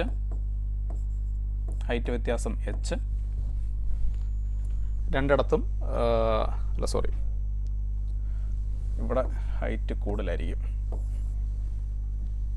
ഇവിടെ ഹൈറ്റ് കൂടുതലും ഇവിടെ ഹൈറ്റ് കുറവുമായിരിക്കും. കാരണം ഇവിടെ ഇത് ഹൊറിസോണ്ടൽ ഫ്ലോ അല്ലേ, ഇവിടെ ഏരിയ കൂടുതലായതുകൊണ്ട് വെലോസിറ്റി കുറവായിരിക്കും. വെലോസിറ്റി കുറവായതുകൊണ്ട് ഇവിടെ പ്രഷർ കൂടുതലായിരിക്കും. പ്രഷർ എ വി കോൺസ്റ്റൻ്റ് അല്ലേ, അപ്പോൾ ഇവിടെ വരുമ്പോൾ ഏരിയ കുറഞ്ഞു, അപ്പോൾ ഇവിടെ വെലോസിറ്റി കൂടും. ഹൊറിസോണ്ടൽ ഫ്ലോ ആയതുകൊണ്ട് വെലോസിറ്റി കൂടുന്നിടത്ത് പ്രഷർ കുറവായിരിക്കും. അപ്പോൾ ഇവിടെ പ്രഷർ കൂടുതലും ഇവിടെ പ്രഷർ കുറവുമായിരിക്കും. ഓക്കെ, അപ്പോൾ ഇങ്ങനെ ആയിരിക്കും ലെവൽ വ്യത്യാസം h.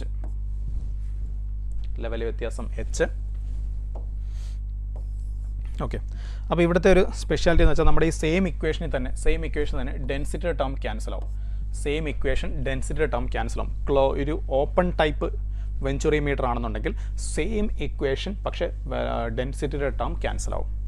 അതേ ഉള്ളൂ വ്യത്യാസം, വേറെ വ്യത്യാസമൊന്നുമില്ല. ഓക്കെ, വിസ്കോസിറ്റിയിലേക്ക് പോകുന്നതിന് മുമ്പായിട്ട് വേറെ ഒരു കാര്യം കൂടി. ദാറ്റ് ഈസ് നമ്മൾ ഈ എയർക്രാഫ്റ്റിൻ്റെ കേസിൽ നമുക്ക് എയർക്രാഫ്റ്റിൻ്റെ വിങ്സ് നമുക്കറിയാം. ഇങ്ങനെ എയർക്രാഫ്റ്റിൻ്റെ വിങ്സ് വരുന്നു. അപ്പോൾ ഇത് പോകുന്ന സമയത്ത്, എയർക്രാഫ്റ്റ് മൂവ് ചെയ്യുന്ന സമയത്ത് ഇവിടെ പ്രഷർ P1, ഇവിടെ പ്രഷർ P2. നമുക്കറിയാം എയർക്രാഫ്റ്റിൻ്റെ പ്രിൻസിപ്പിളൊക്കെ നമ്മൾ ബെർണോളിസ് പ്രിൻസിപ്പിളിൻ്റെ ആപ്ലിക്കേഷൻ നമ്മൾ പഠിച്ചിട്ടുള്ളതാണ്. ഇവിടെ വെലോസിറ്റി കൂടുതലും ഇവിടെ വെലോസിറ്റി കുറവുമായിരിക്കും. ഇവിടെ this is V1, this is V2. അപ്പോൾ ഇവിടെ വെലോസിറ്റി കൂടുതലാണ്ട് ഇവിടെ പ്രഷർ കുറവായിരിക്കും, താഴെ പ്രഷർ കൂടുതലായിരിക്കും. സോ ഗ്രൗണ്ടിൽ നിന്നാണ് നമ്മൾ ബെർണോളിസ് പ്രിൻസിപ്പിളിന് ഹൈറ്റ് എടുക്കുന്നത്. സോ ഈ പോയിൻ്റ് ഒക്കെ ഓൾമോസ്റ്റ് സെയിം ഹൈറ്റ് തന്നെയാണ്. അപ്പോൾ P1 പ്ലസ് ഹാഫ് റോ എയറിൻ്റെ ഡെൻസിറ്റിയാണ്. V1² is equal to P2 plus half rho V2². അപ്പോൾ വിങ്സിൻ്റെ താഴെ, എയറോപ്ലെയിൻ്റെ ചിറകിന് താഴെ പ്രഷർ കൂടുതലാണ്. സോ P2 മൈനസ്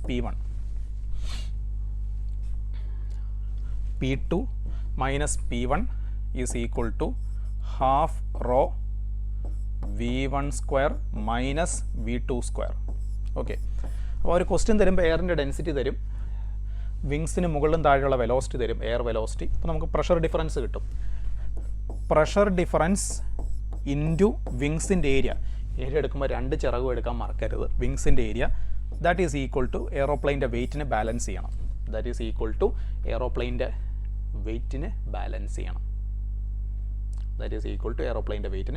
ചെയ്യണം. ഓക്കെ, ക്ലിയർ അല്ലേ? സംശയമില്ലല്ലോ. അതേപോലെ തന്നെ നമ്മൾ പഠിക്കുന്ന വേറെ കേസാണ് പ്രാക്ടിക്കലൊരു സൈക്ലോണൊക്കെ അടിക്കുന്ന സമയത്ത്. ഡ്യൂറിങ് എ സൈക്ലോൺ എപ്പോഴും ശ്രദ്ധിക്കേണ്ടത്, പുറത്ത് എയർ വെലോസിറ്റി കൂടുതലാണ്, അതുകൊണ്ട് പ്രഷർ കുറവാണ്. നമ്മുടെ വീടിനകത്ത് എയർ വെലോസിറ്റി കുറവാണ്, പ്രഷർ കൂടുതലാണ്. അപ്പോൾ സൈക്ലോണൊക്കെ അടിക്കുമ്പോൾ, കൊടുങ്കാറ്റൊക്കെ അടിക്കുമ്പോൾ നമ്മുടെ വീടിനകത്താണ് പ്രഷർ കൂടുതൽ, കാരണം എയർ വെലോസിറ്റി കുറവാണ്. അപ്പോൾ വീടിനകത്തുള്ള ഹൈ പ്രഷർ ആണ് ഈ നമ്മുടെ വീടിൻ്റെ റൂഫിനെ പുറത്തേക്ക് തള്ളും. Because there is high pressure inside our house during a cyclone. Bernoulli's പ്രിൻസിപ്പിളിൻ്റെ മറ്റൊരു ആപ്ലിക്കേഷൻ. അതുപോലെ തന്നെ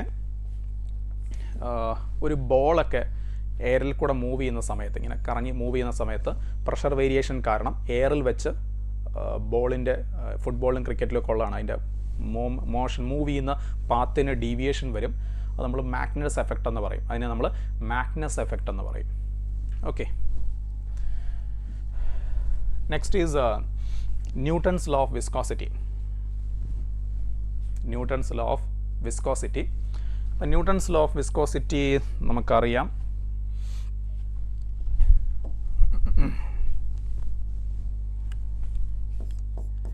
F is equal to, അപ്പോൾ നമ്മൾ ലിക്വിഡിൻ്റെ 2 ലെയേഴ്സ് എടുക്കുന്നു. ലിക്വിഡിൻ്റെ 2 ലെയേഴ്സ് എടുക്കുന്നു. ഓക്കെ, അപ്പം താഴേന്ന് നമ്മൾ നോക്കിക്കഴിഞ്ഞാൽ ഈ 2 ലെയറുകളുടെ ഹൈറ്റ് വ്യത്യാസം dy, ഇതിൻ്റെ വെലോസിറ്റി v പ്ലസ് ഡി വിയും ഇതിൻ്റെ വെലോസിറ്റി വിയും. അപ്പോൾ ഈ 2 ലെയേഴ്സിൻ്റെ റിലേറ്റീവ് വെലോസിറ്റി ഡി വി, ഈ 2 ലെയേഴ്സിൻ്റെ റിലേറ്റീവ് വെലോസിറ്റി ഡി വി, അവർക്കിടയിലുള്ള ഹൈറ്റ് വ്യത്യാസം dy, ഹൈറ്റ് വ്യത്യാസം dy. ഓക്കെ, അപ്പോൾ ഈ 2 ലെയേഴ്സിനിടയ്ക്കുള്ള വിസ്കസ് ഫോഴ്സ്, ആ 2 ലെയേഴ്സിനുള്ള ലിക്വിഡിൻ്റെ friction viscous force is equal to eta coefficient of viscosity A dv by dy. Viscous force, ആ 2 ലെയേഴ്സിനിടയ്ക്കുള്ള viscous force, that is F is equal to eta A dv by dy. dv by dy നമ്മൾ velocity gradient എന്നും പറയും. dv by dy velocity gradient എന്നും പറയും. അതായത് സോളിഡിൻ്റെ ഫ്രിക്ഷനും ഫ്ലൂയിഡിൻ്റെ ഫ്രിക്ഷനും തമ്മിലുള്ള വ്യത്യാസമാണ്. ഫ്ലൂയിഡ് ഫ്രിക്ഷൻ റിലേറ്റീവ് വെലോസിറ്റിയും ഏരിയ ഓഫ് കോണ്ടാക്റ്റിനെ ഡിപ്പെൻഡ് ചെയ്യും. പക്ഷേ സോളിഡ് ഫ്രിക്ഷൻ ഈ പറഞ്ഞ രണ്ടിനെയും ഡിപ്പെൻഡ് ചെയ്യില്ല. പിന്നെ നമ്മളിത് വെക്ടറായിട്ടാണ് ചെയ്യുന്നതെങ്കിൽ ഒരു മൈനസ് സൈൻ ഇടും. കാരണം ഈ റിലേറ്റീവ് വെലോസിറ്റിയുടെ ഡയറക്ഷൻ ഓപ്പോസിറ്റ് ആയിരിക്കും viscous force. Okay, coefficient of viscosity ശ്രദ്ധിച്ചോണം. ഇതിന് പോയ്സ് എന്നൊരു യൂണിറ്റ് ഉണ്ട്, അത് CGS യൂണിറ്റ് ആണ്, ശ്രദ്ധിക്കണം. SI യൂണിറ്റ് ഡെക്കാ പോയ്സ് ആണ്. SI യൂണിറ്റ് ഡെക്കാ പോയ്സ് ആണ്. പിന്നെ പോയ്സ്റ്റുലി എന്ന് പറയുന്ന ഒരു യൂണിറ്റ് കൂടിയുണ്ട്. പാസ്കൽ സെക്കൻഡ്, അതും SI യൂണിറ്റ് ആണ്, അതും SI യൂണിറ്റ് ആണ് കേട്ടോ. ഓക്കെ, പോയ്സിൽ തന്നാൽ 10 വെച്ച് ഡിവൈഡ് ചെയ്തിട്ട് SIയിലേക്ക് എടുക്കാവൂ. പോയ്സിൽ തന്നാൽ. ഓക്കെ, ക്ലിയർ അല്ലേ? Next is Poiseuille's formula. Poiseuille's formula, ഒരു വിസ്കസ് ആയിട്ടുള്ളൊരു ഫ്ലൂയിഡ് ചെറിയ ട്യൂബിൽ കൂടെ ഫ്ലോ ചെയ്യുന്ന സമയത്ത്, ഒരു വിസ്കസ് ഫ്ലൂയിഡ് ചെറിയൊരു ട്യൂബിൽ കൂടെ ഫ്ലോ ചെയ്യുന്ന സമയത്ത് ട്യൂബിൻ്റെ നീളം L, ട്യൂബിൻ്റെ റേഡിയസ് R, ലിക്വിഡിൻ്റെ density ρ, coefficient of viscosity eta. അങ്ങനെയാണെങ്കിൽ flow rate Q is equal to, flow rate Q is equal to 2 സൈഡിലെയും പ്രഷർ വ്യത്യാസം P, പ്രഷർ അല്ല, പ്രഷർ വ്യത്യാസം P. അപ്പോൾ പൈ P R⁴ by 8 ഈറ്റ L നമ്മൾ പോയ്സ്റ്റുലിയസ് ഫോർമുല എന്ന് പറയും. ഒരു വിസ്കോസിറ്റിയൊക്കെ ഉള്ളൊരു റിയൽ ഫ്ലൂയിഡ്, ഒരു വിസ്കസ് ഫ്ലൂയിഡ് ചെറിയൊരു ട്യൂബിനകത്തൂടെ ഫ്ലോ ചെയ്യുമ്പോഴുള്ള flow rate, volume per unit time, അത് കണ്ടുപിടിക്കാനുള്ള ഇക്വേഷൻ. P പ്രഷർ ഡിഫറൻസ് ആണെന്നുള്ള കാര്യം മറന്നു പോകരുത്. P is the pressure difference, eta coefficient of viscosity, eta coefficient of viscosity. Okay, follow ചെയ്യുന്നുണ്ടല്ലോ അല്ലേ? Next, Stokes formula and terminal velocity. Okay, terminal velocity. ഒരു 6 radius ഉള്ള ഒരു സോളിഡ് ബോൾ ഒരു ലിക്വിഡിനകത്തൂടെ V വെലോസിറ്റിയിൽ പൊയ്ക്കൊണ്ടിരിക്കുക. 6 റേഡിയസ് ഉള്ള ഒരു സോളിഡ് ബോൾ ഒരു ലിക്വിഡിനകത്തൂടെ V വെലോസിറ്റിയിൽ പൊയ്ക്കൊണ്ടിരിക്കുകയാണ്. ആ സമയത്തെ അതിൻ്റെ വിസ്കസ് ഫോഴ്സ് എന്ന് പറഞ്ഞാൽ 6 പൈ R ഈറ്റ V. അപ്പോൾ ഇതൊരു ബോളിന് മാത്രം, ഒരു സ്പിയർ അല്ലെങ്കിൽ ബോളിന് മാത്രമേ ഇത് അപ്ലൈ ചെയ്യാൻ പറ്റുള്ളൂ. ഒരു സ്പിയർ അല്ലെങ്കിൽ ഒരു ബോളിനെ എക്സ്പീരിയൻസ് ചെയ്യുന്ന വിസ്കസ് ഫോഴ്സ്, ഒരു ബോളിനെ എക്സ്പീരിയൻസ് ചെയ്യുന്ന, ഇപ്പോൾ ബോൾ താഴേക്കാണെങ്കിൽ വിസ്കസ് ഫോഴ്സ് മുകളിലേക്കും, ബോൾ മുകളിലേക്കാണെങ്കിൽ വിസ്കസ് ഫോഴ്സ് താഴേക്കുമായിരിക്കും. ഡയറക്ഷൻ നോക്കിയിട്ടേ ചെയ്യാവൂ, ഡയറക്ഷൻ നോക്കിയിട്ടേ ചെയ്യാവൂ. ഓക്കെ ഓക്കെ, ആൻഡ്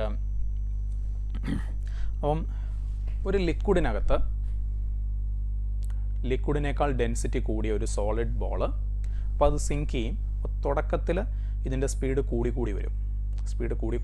അപ്പോൾ സ്പീഡ് കൂടി ഫൈനലി ഒരു കോൺസ്റ്റൻറ്റ് വെലോസിറ്റി വരും. ആ കോൺസ്റ്റൻറ്റ് വെലോസിറ്റി നമ്മൾ ടെർമിനൽ വെലോസിറ്റി എന്ന് വിളിക്കും.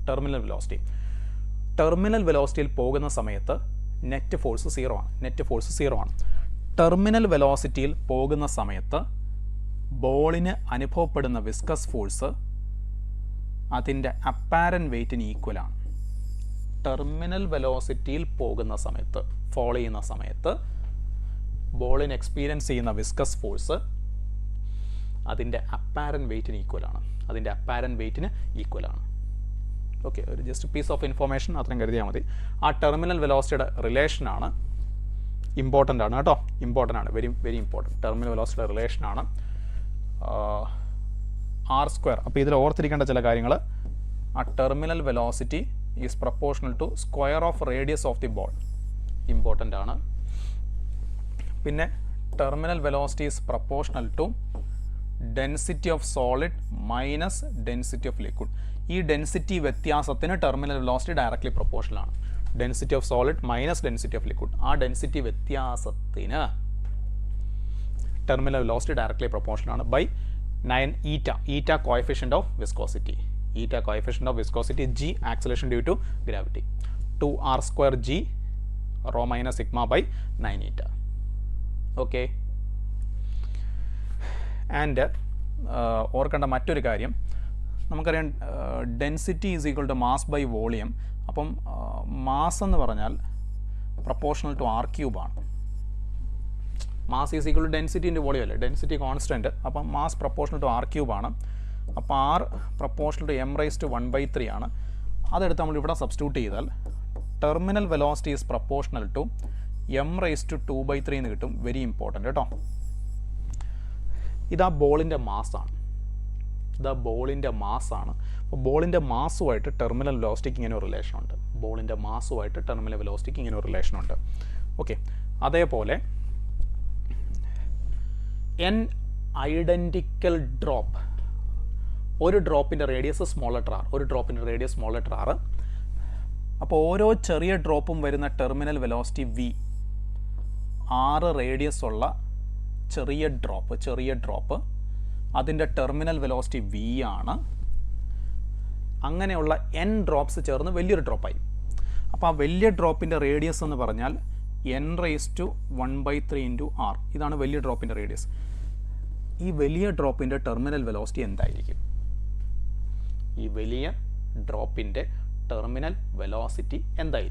ഓക്കെ, അപ്പോൾ വലിയ ഡ്രോപ്പിൻ്റെ ടെർമിനൽ വെലോസിറ്റി നമുക്കറിയാം. Terminal velocity is proportional to r² ആണ്. അപ്പോൾ v ബൈ വലിയ ഡ്രോപ്പിൻ്റെ terminal velocity v dash is equal to r by r the whole square ആണ്. So that is equal to r by n⁻⁴ into r the whole square. അപ്പോൾ വലിയ ഡ്രോപ്പിൻ്റെ terminal velocity is equal to ചെറുതിൻ്റെ terminal velocity into n⁻²/3. അപ്പം ചെറിയ drop അതിൻ്റെ terminal velocity v ആണ്. അങ്ങനെയുള്ള n ഡ്രോപ്സ് ചേർന്ന് വലിയൊരു ഡ്രോപ്പായി. ആ വലിയ ഡ്രോപ്പിൻ്റെ terminal velocity v dash. Okay, clear അല്ലേ? ഡൗട്ടില്ലല്ലോ? Okay, now we are coming to surface tension.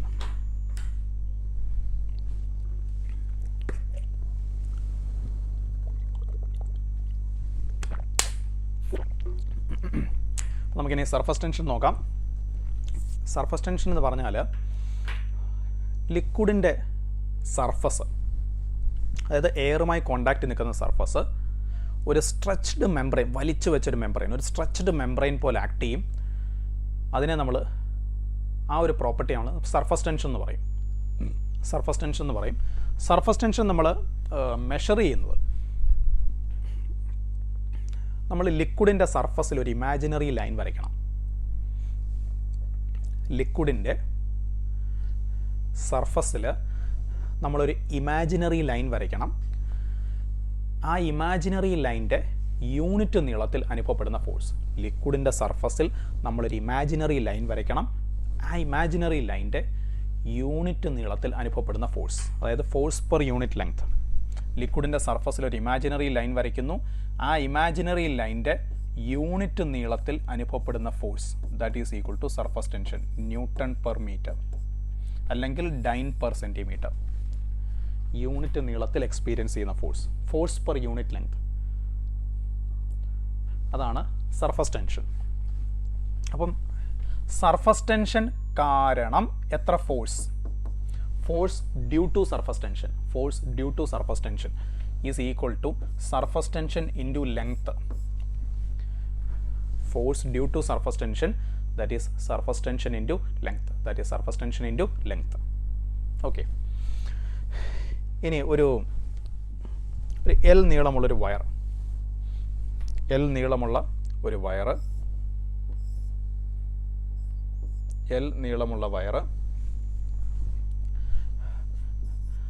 ഈ വയർ ലിക്വിഡിൻ്റെ സർഫസിലാണ്. ലിക്വിഡിൻ്റെ സർഫസിൽ ഇങ്ങനെ കിടക്കുകയാണ്, ലിക്വിഡിൻ്റെ സർഫസിൽ കിടക്കുകയാണ്. സർഫസ് ടെൻഷൻ കാരണം ഈ വയറിന് എത്ര ഫോഴ്സ് എക്സ്പീരിയൻസ് ചെയ്യും? എൽ നീളമുള്ളൊരു വയർ ലിക്വിഡിൻ്റെ സർഫസിൽ കിടക്കുന്നു. സർഫസ് ടെൻഷൻ കാരണം അതിന് എത്ര ഫോഴ്സ് എക്സ്പീരിയൻസ് ചെയ്യും? That is F is equal to surface tension into, ഓർക്കണം 2L എന്നെടുക്കണം. 2L കാരണം ഒരു വയർ എന്ന് പറയുമ്പം ഇങ്ങനെ ലിക്വിഡിൻ്റെ സർഫസിൽ കിടക്കുകയല്ലേ, ലിക്വിഡിൻ്റെ സർഫസിൽ കിടക്കുകയാണ്. അപ്പം ഈ സൈഡിലും ലിക്വിഡ് ടച്ച് ചെയ്യും, ഈ സൈഡിലും ലിക്വിഡ് ടച്ച് ചെയ്യും. അപ്പോൾ രണ്ട് സൈഡിലും ലിക്വിഡ് ടച്ച് ചെയ്യും. അപ്പോൾ രണ്ട് സൈഡിലെ ലെങ്ത് എടുക്കണം. അപ്പം ലിക്വിഡിൻ്റെ സർഫസിൽ നിന്ന് ഇതിനെ നമ്മൾ പുള്ള് ചെയ്യണമെങ്കിൽ, പുറത്തേക്ക് എടുക്കണമെങ്കിൽ വെയിറ്റ് മാത്രം ബാലൻസ് ചെയ്താൽ പോരാ, ഈ ഫോഴ്സും കൂടെ ബാലൻസ് ചെയ്താലേ നമുക്കതിനെ പുള്ള് ചെയ്തെടുക്കാൻ പറ്റുള്ളൂ. Okay, next surface energy. അതും നമുക്ക് സർഫസ് എനർജി വെച്ചും, ഒരു ലിക്വിഡിൻ്റെ സർഫസ് എനർജി വെച്ചും നമുക്ക് സർഫസ് ടെൻഷനെ ഡിഫൈൻ ചെയ്യാം. Surface energy per unit area. ലിക്വിഡിൻ്റെ സർഫസിൽ, അതായത് എയറുമായി കോണ്ടാക്ട് ചെയ്തിരിക്കുന്ന സർഫസ്, യൂണിറ്റ് ഏരിയയിലെ സർഫസ് എനർജി, അങ്ങനെയും നമുക്ക് സർഫസ് ടെൻഷനെ കാൽക്കുലേറ്റ് ചെയ്യാം. അതായത് surface tension is equal to energy per unit area. അങ്ങനെയും സർഫസ് ടെൻഷനെ കാൽക്കുലേറ്റ് ചെയ്യാം. അപ്പോൾ എനർജി എന്ന് പറഞ്ഞാൽ surface tension into area, force surface tension into length, energy surface tension into area. അപ്പോൾ ഒരു ഡ്രോപ്പ് അതിൻ്റെ റേഡിയസ് R1 നിന്ന് R2 ആയിട്ട് ഇൻക്രീസ് ചെയ്യണം. ഒരു ഡ്രോപ്പ് അതിൻ്റെ റേഡിയസ് R1 നിന്ന് R2 ആയിട്ട് ഇൻക്രീസ് ചെയ്യണം. എത്ര work? Final surface energy, surface area 4πr² into surface tension, area into surface tension, surface energy. Final surface energy minus initial surface energy. Work done to increase the radius of a drop from R1 to R2. ഇനി ഡ്രോപ്പിന് പകരം ഒരു ബബിളായിരുന്നെങ്കിലോ? ബബിളായിരുന്നെങ്കിൽ ഓർക്കണം, bubble എന്ന് പറയുമ്പം പുറത്തും എയറാണ്, ബബിളിനകത്തും എയറാണ്. അപ്പോൾ രണ്ട് surface ഉണ്ട്, എയറുമായിട്ട് കോണ്ടാക്ട് വരുന്ന രണ്ട് സർഫസ് ഉണ്ട്, രണ്ടിടത്തും സർഫസ് ടെൻഷൻ വരും. അപ്പോൾ രണ്ട് ഏരിയ എടുക്കണം. 8πr² into surface tension minus 8πr1² into surface tension. Okay, clear അല്ലേ? നെക്സ്റ്റ്, ഒരു ഡ്രോപ്പിനെ സ്പ്ലിറ്റ് ചെയ്യാൻ, സ്പ്ലിറ്റിംഗ് ഓഫ് എ ഡ്രോപ്പ്. അപ്പോൾ ഒരു വലിയ ഡ്രോപ്പ്, ക്യാപിറ്റൽ ആർ റേഡിയസ്, അതിനെ സ്പ്ലിറ്റ് ചെയ്ത് n ഡ്രോപ്സ് ആക്കി മാറ്റുകയാണ്. ഓരോ ഡ്രോപ്പിൻ്റെയും റേഡിയസ് സ്മോൾ ലെറ്റർ r. അപ്പോൾ ആദ്യം ഇവർ തമ്മിൽ റിലേഷൻ ഉണ്ട്. Capital R is equal to n⁻³ into small letter r. Surface tension ശ്രമിക്കുന്നത് സർഫസ് ഏരിയ കുറയ്ക്കാനാണ്. അപ്പോൾ ഈ സർഫസ് ടെൻഷൻ പ്രോപ്പർട്ടി കാരണമാണ് ഈ ലിക്വിഡിൻ്റെ ഡ്രോപ്പുകളൊക്കെ സ്പെറിക്കൽ ഷേപ്പ് വരുന്നത്. പിന്നെ ശരിക്കും മഴത്തുള്ളികൾക്ക് സ്പെറിക്കൽ ഷേപ്പ് വരാത്തത് ഗ്രാവിറ്റി കാരണമാണ്. അത് ഇങ്ങനൊരു ഷേപ്പിലേക്ക് ആയിപ്പോകുന്നത്. കുറച്ച് എലോങ്ങേറ്റ് ചെയ്യുന്ന ഗ്രാവിറ്റി കാരണമാണ് കേട്ടോ. ഗ്രാവിറ്റി ഇല്ലാത്ത സ്ഥലമാണെങ്കിൽ കറക്റ്റ് സ്പിയറായിട്ടിരിക്കും അത്. Because sphere has minimum surface area. ഒരു മിനിമം സർഫസ് ഏരിയ ഉള്ളൊരു ഷേപ്പാണ് സ്പിയർ എന്ന് പറയുന്നത്. ഓക്കെ, അപ്പോൾ ഇപ്പോൾ നമ്മൾ ശ്രദ്ധിക്കേണ്ടത് ചെറിയ ഡ്രോപ്സ് ആയിട്ട് മാറ്റുമ്പം ഈ സ്മോൾ ഡ്രോപ്സിൻ്റെ എല്ലാം കൂടെ സർഫസ് ഏരിയ കൂട്ടിയാൽ വലിയ ഡ്രോപ്പിൻ്റെ സർഫസ് ഏരിയേക്കാൾ കൂടുതലാണ്.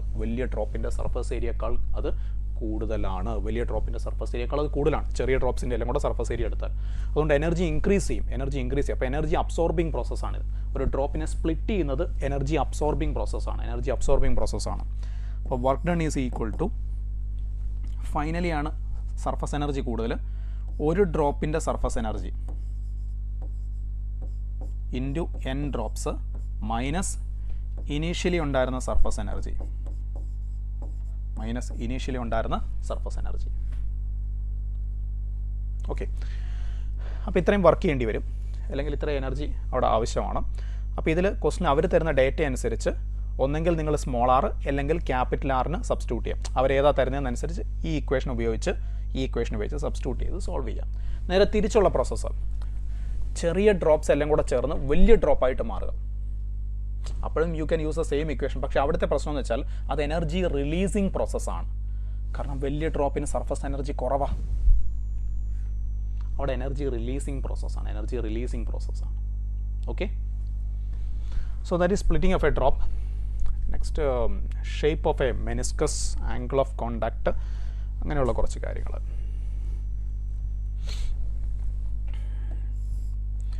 നമ്മൾ ഒരു ഗ്ലാസ് ട്യൂബിൽ വെള്ളമെടുത്താൽ വാട്ടർ മോളിക്യൂൾസിൻ്റെ കൊഹസീവ് ഫോഴ്സിനേക്കാൾ വാട്ടർ മോളിക്യൂൾസും ഗ്ലാസും തമ്മിലുള്ള അധസീവ് ഫോഴ്സ് കൂടുതലായതുകൊണ്ട് അതൊരു കോൺകേവ് മെനിസ്കസ് ആയിട്ട് മാറും.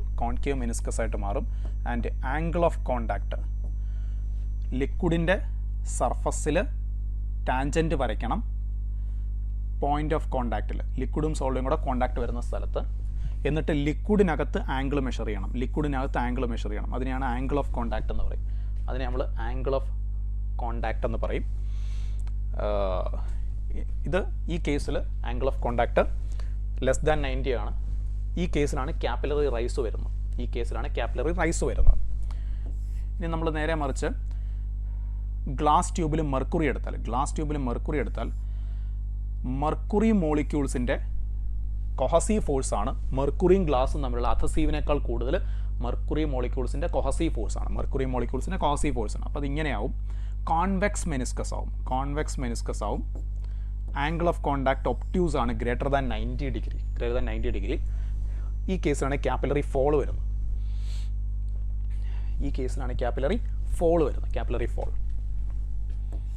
സിൽവർ ട്യൂബിൽ വെള്ളമെടുത്താൽ ഫ്ലാറ്റ് മെനിസ്കസ് ആയിരിക്കും. ഫോഴ്സ് അധസീവ് കോസീവ് ഫോഴ്സുകൾ ബാലൻസ്ഡ് ആവും.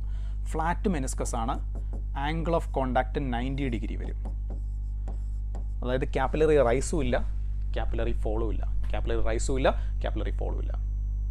ഓക്കെ, പിന്നെ ഒരു കാര്യം കൂടെ ഓർക്കേണ്ടത്, with increase in temperature surface tension കുറയും. ആൻഡ് ഓക്കെ, ബാക്കി നമുക്ക് നോക്കാം. So this is angle of കോണ്ടാക്റ്റും ഷേപ്പ് ഓഫ് മെനിസ്കസും തമ്മിലുള്ള relation. Next is capillary rice.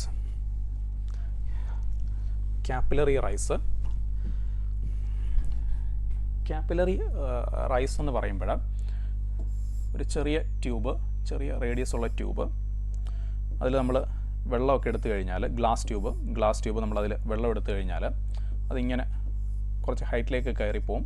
H അപ്പോൾ ഈ capillary rise H is equal to 2T by R rho G.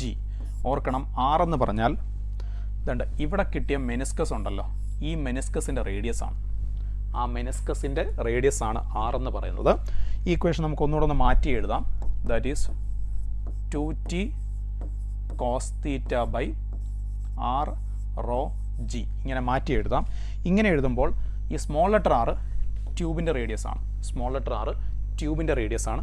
Theta angle of contact വെള്ളവും ഗ്ലാസും ആണെങ്കിൽ നിങ്ങൾക്ക് ഓൾമോസ്റ്റ് എല്ലാ കേസിലും ആംഗിൾ ഓഫ് കോണ്ടാക്ട് 0 എന്ന് എടുക്കാം. So that is capillary rise. Capillary fall വരാം. സെയിം ക്യാപ്പിലറി ഫോൾ വരാം. മെർക്കുറി ആണെന്നുണ്ടെങ്കിൽ ഗ്ലാസ് ട്യൂബ് മെർക്കുറി ആണെങ്കിൽ ക്യാപ്പിലറി ഫോൾ വരും. സെയിം ഇക്വേഷൻ തന്നെ യൂസ് ചെയ്യാം. ആ കേസിൽ തീറ്റ ഒപ്റ്റ്യൂസാണ്, ഗ്രേറ്റർ ദാൻ 90 ആണ്. അപ്പം നെഗറ്റീവ് വരും. നെഗറ്റീവ് കാണിക്കുന്നത് ക്യാപ്പിലറി ഫോളിനെയാണ്.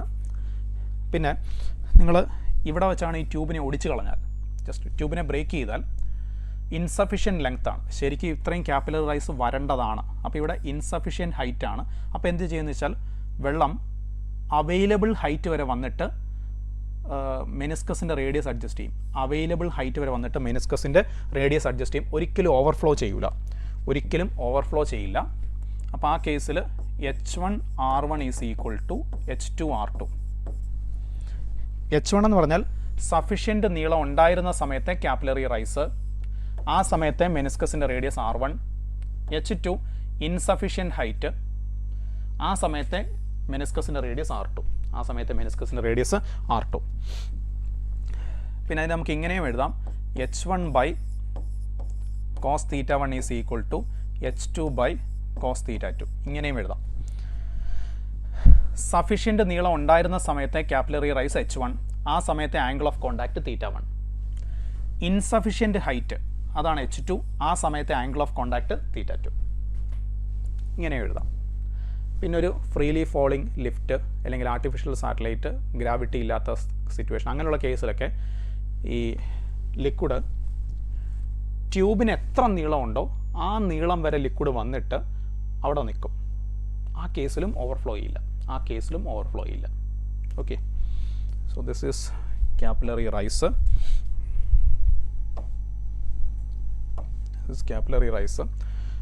പിന്നെ നമ്മൾ ശ്രദ്ധിക്കേണ്ട ഒരു കാര്യം, വീക്ക്ലി സോല്യൂബിൾ ഇംപ്യൂരിറ്റീസ്, ഇത് ഇമ്പോർട്ടൻ്റ് ആണ് കേട്ടോ. Weakly soluble impurities surface tension കുറയ്ക്കും. ഫോർ എക്സാമ്പിൾ ഡിറ്റർജൻറ്റ്, സോപ്പും ഒക്കെ അത് വെള്ളത്തിൽ വീക്ക്ലി സോല്യൂബിൾ ആണ്, അവർ സർഫസ് ടെൻഷൻ കുറയ്ക്കും.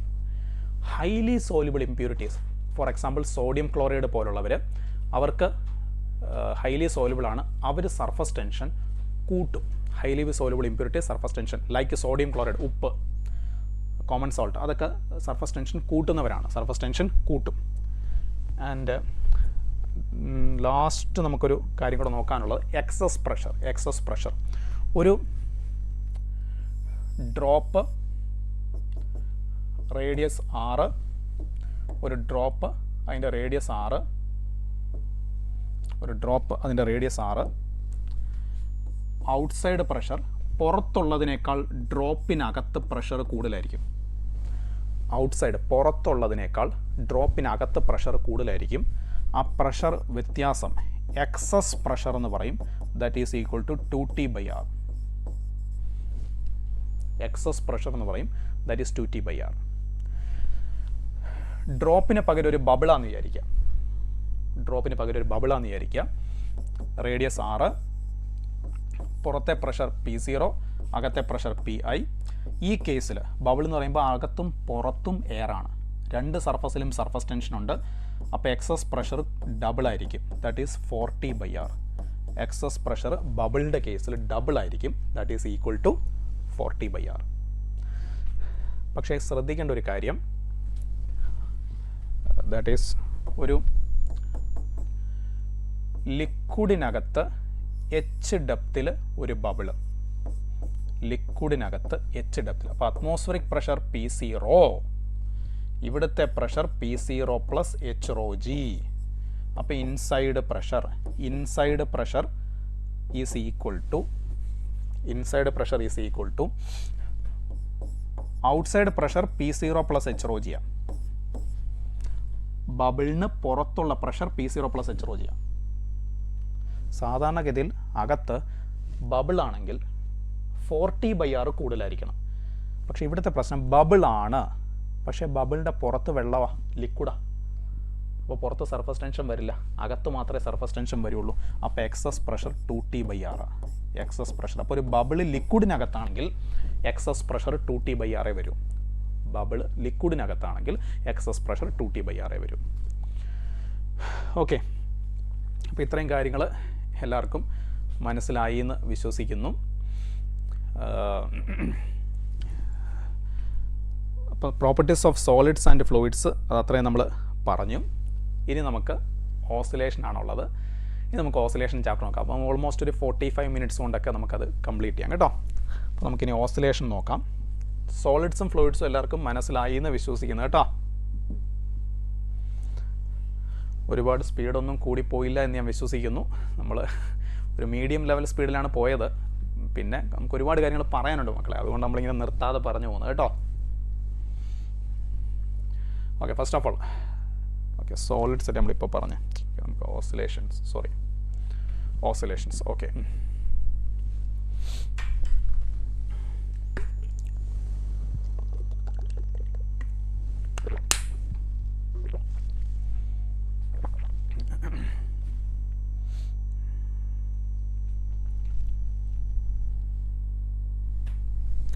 ഓക്കെ, ഓസിലേഷൻസ്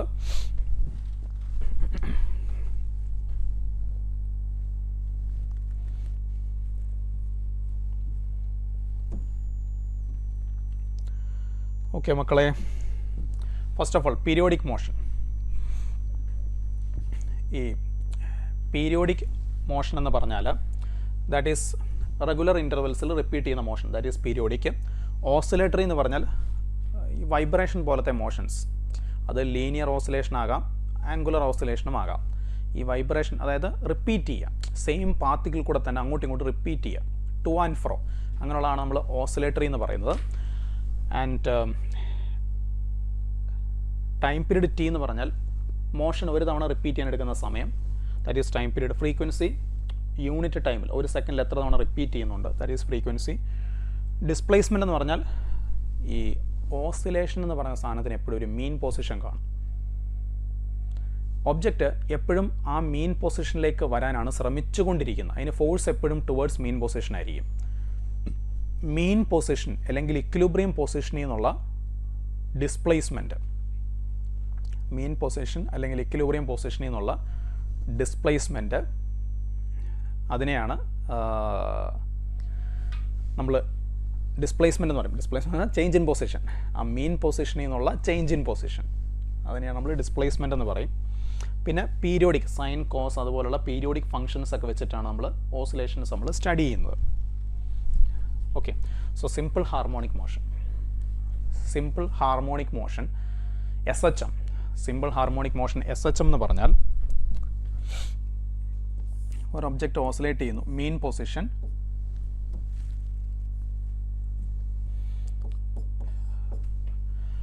പോസിറ്റീവ് സൈഡിലേക്ക് ഡിസ്പ്ലേസ്മെൻറ്റിൻ്റെ മാക്സിമം പോസിറ്റീവ് ആംപ്ലിറ്റ്യൂഡ്, നെഗറ്റീവ് സൈഡിലേക്ക് ഡിസ്പ്ലേസ്മെൻറ്റിൻ്റെ maximum that is negative amplitude.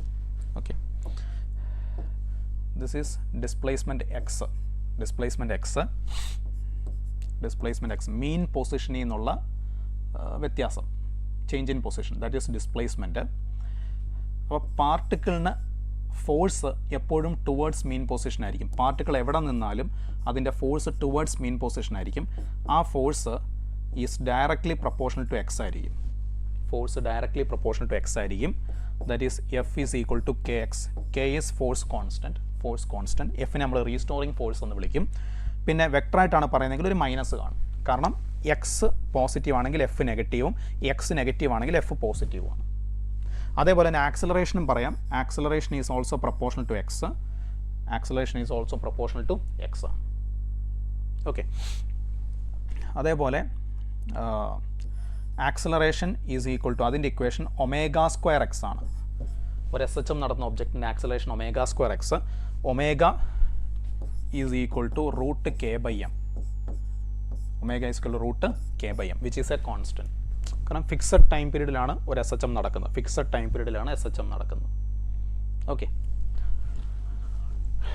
Next face എന്ന് പറയും. ഫേസ് എന്ന് പറഞ്ഞാൽ ഓസിലേറ്റിൻ്റെ സ്റ്റേറ്റ് ഓഫ് ഓസിലേഷൻ അല്ലെങ്കിൽ സ്റ്റേറ്റ് ഓഫ് വൈബ്രേഷൻ എന്ന് പറയും. വൈബ്രേഷൻ്റെ അവസ്ഥ അല്ലെങ്കിൽ ഓസിലേഷൻ്റെ അവസ്ഥ, അതിനെയാണ് നമ്മൾ ഫേസ് എന്ന് പറയും. ഫേസ് എന്ന് പറയും. ഉദാഹരണത്തിന് രണ്ട് പേര് ഒരേ ഫേസ് ആകണമെങ്കിൽ ഇത് മീൻ position plus A minus A, ഇത് മറ്റൊരു oscillation plus A minus A.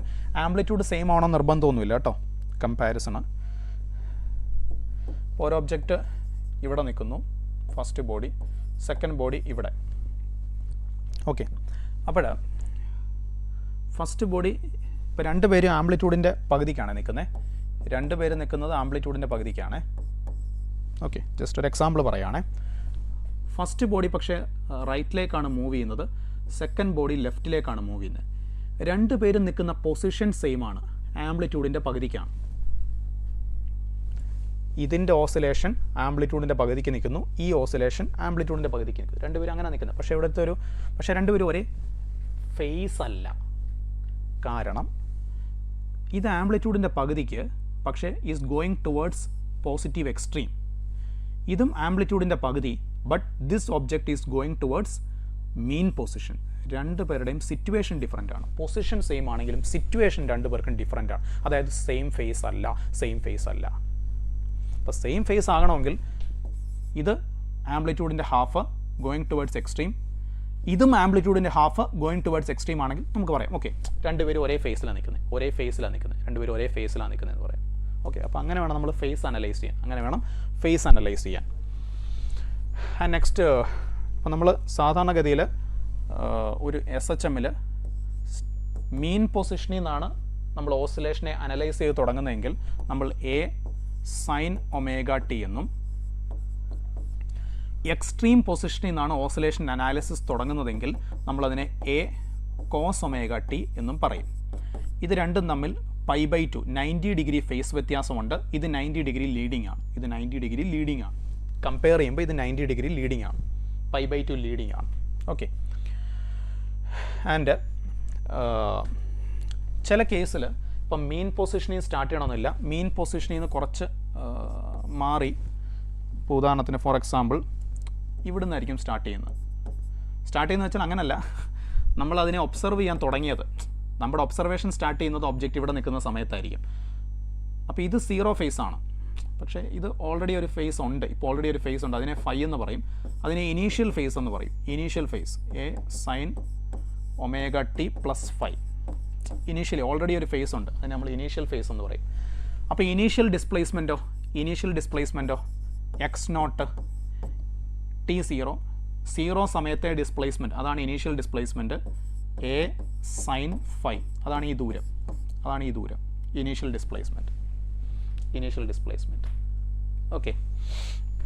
Okay, displacement time graph നമ്മളിപ്പം x = a sin ഒമേഗ ടിക്ക് വരച്ചാൽ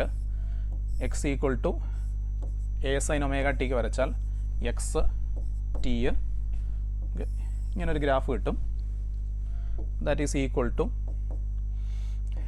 ടൈം പീരീഡിൻ്റെ 1/4, ടൈം പീരീഡിൻ്റെ പകുതി 3t/4 ടി. അപ്പോൾ ഇത് plus A and this is minus A. Okay, പിന്നെ ഇത് നമുക്ക് ഇതിപ്പോൾ ടൈം വെച്ചാൽ പറഞ്ഞത്, പകരം വേണമെങ്കിൽ ഇത് ആംഗിൾ വെച്ച് പറയാം. അപ്പോൾ ഇത് 0 π/2 π 3π/2 2π ആംഗിൾ വെച്ചിട്ടാണെങ്കിൽ അങ്ങനെ വരും. Okay, next velocity. ഒരു ഒബ്ജക്റ്റ് SHM നടത്തുമ്പം അതിൻ്റെ velocity v = omega into √(a² - x²). ഒരു ഒബ്ജക്റ്റ് SHM നടത്തുമ്പോൾ ഉള്ള velocity equation v = omega into √(a² - x²). Extreme പൊസിഷനിൽ വെലോസിറ്റി 0 ആയിരിക്കും. എക്സ്ട്രീം പൊസിഷനിൽ velocity minimum that is equal to 0. Mean പൊസിഷനിൽ മാക്സിമം വെലോസിറ്റി ആയിരിക്കും. That is equal to a omega. Mean പൊസിഷനിൽ maximum velocity ആയിരിക്കും, that is equal to a omega. Okay, പിന്നെ ഒരു കാര്യം കൂടെ, ഇങ്ങനെയും പറയാം, position A sine omega T ആണെങ്കിൽ with respect to time differentiate ചെയ്താൽ വെലോസിറ്റി കിട്ടും, that is a omega cos omega t. That is a omega cos omega t. അപ്പോൾ കമ്പയർ ചെയ്യുമ്പം പൊസിഷനും വെലോസിറ്റിയും കൂടെ കമ്പയർ ചെയ്യുമ്പം വെലോസിറ്റിയുടെ ഫംഗ്ഷൻ 90 ഡിഗ്രി ലീഡിംഗ് ആണ്. കാരണം ഇത് സൈനും ഇത് കോസുമാണ്. വെലോസിറ്റിയുടെ ഫംഗ്ഷൻ 90 ഡിഗ്രി ലീഡിംഗ് ആണ്, അല്ലെങ്കിൽ π/2 ലീഡിംഗ് ആണ്.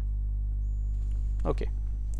പിന്നെ ഒരു കാര്യം പറയാൻ വിട്ടുപോയി. ഒരു എസ് എച്ച് എമ്മിൻ്റെ സ്റ്റാൻഡേർഡ് ഇക്വേഷൻ, ഒരു എസ് എച്ച് എമ്മിൻ്റെ standard equation d²x/dt² plus ω² x equal to 0. d²x/dt² plus ω² x equal to 0. Okay, ഒരു എസ് എച്ച് എമ്മിൻ്റെ standard equation. X displacement from the main position. Okay, so that is velocity. Okay, പിന്നെ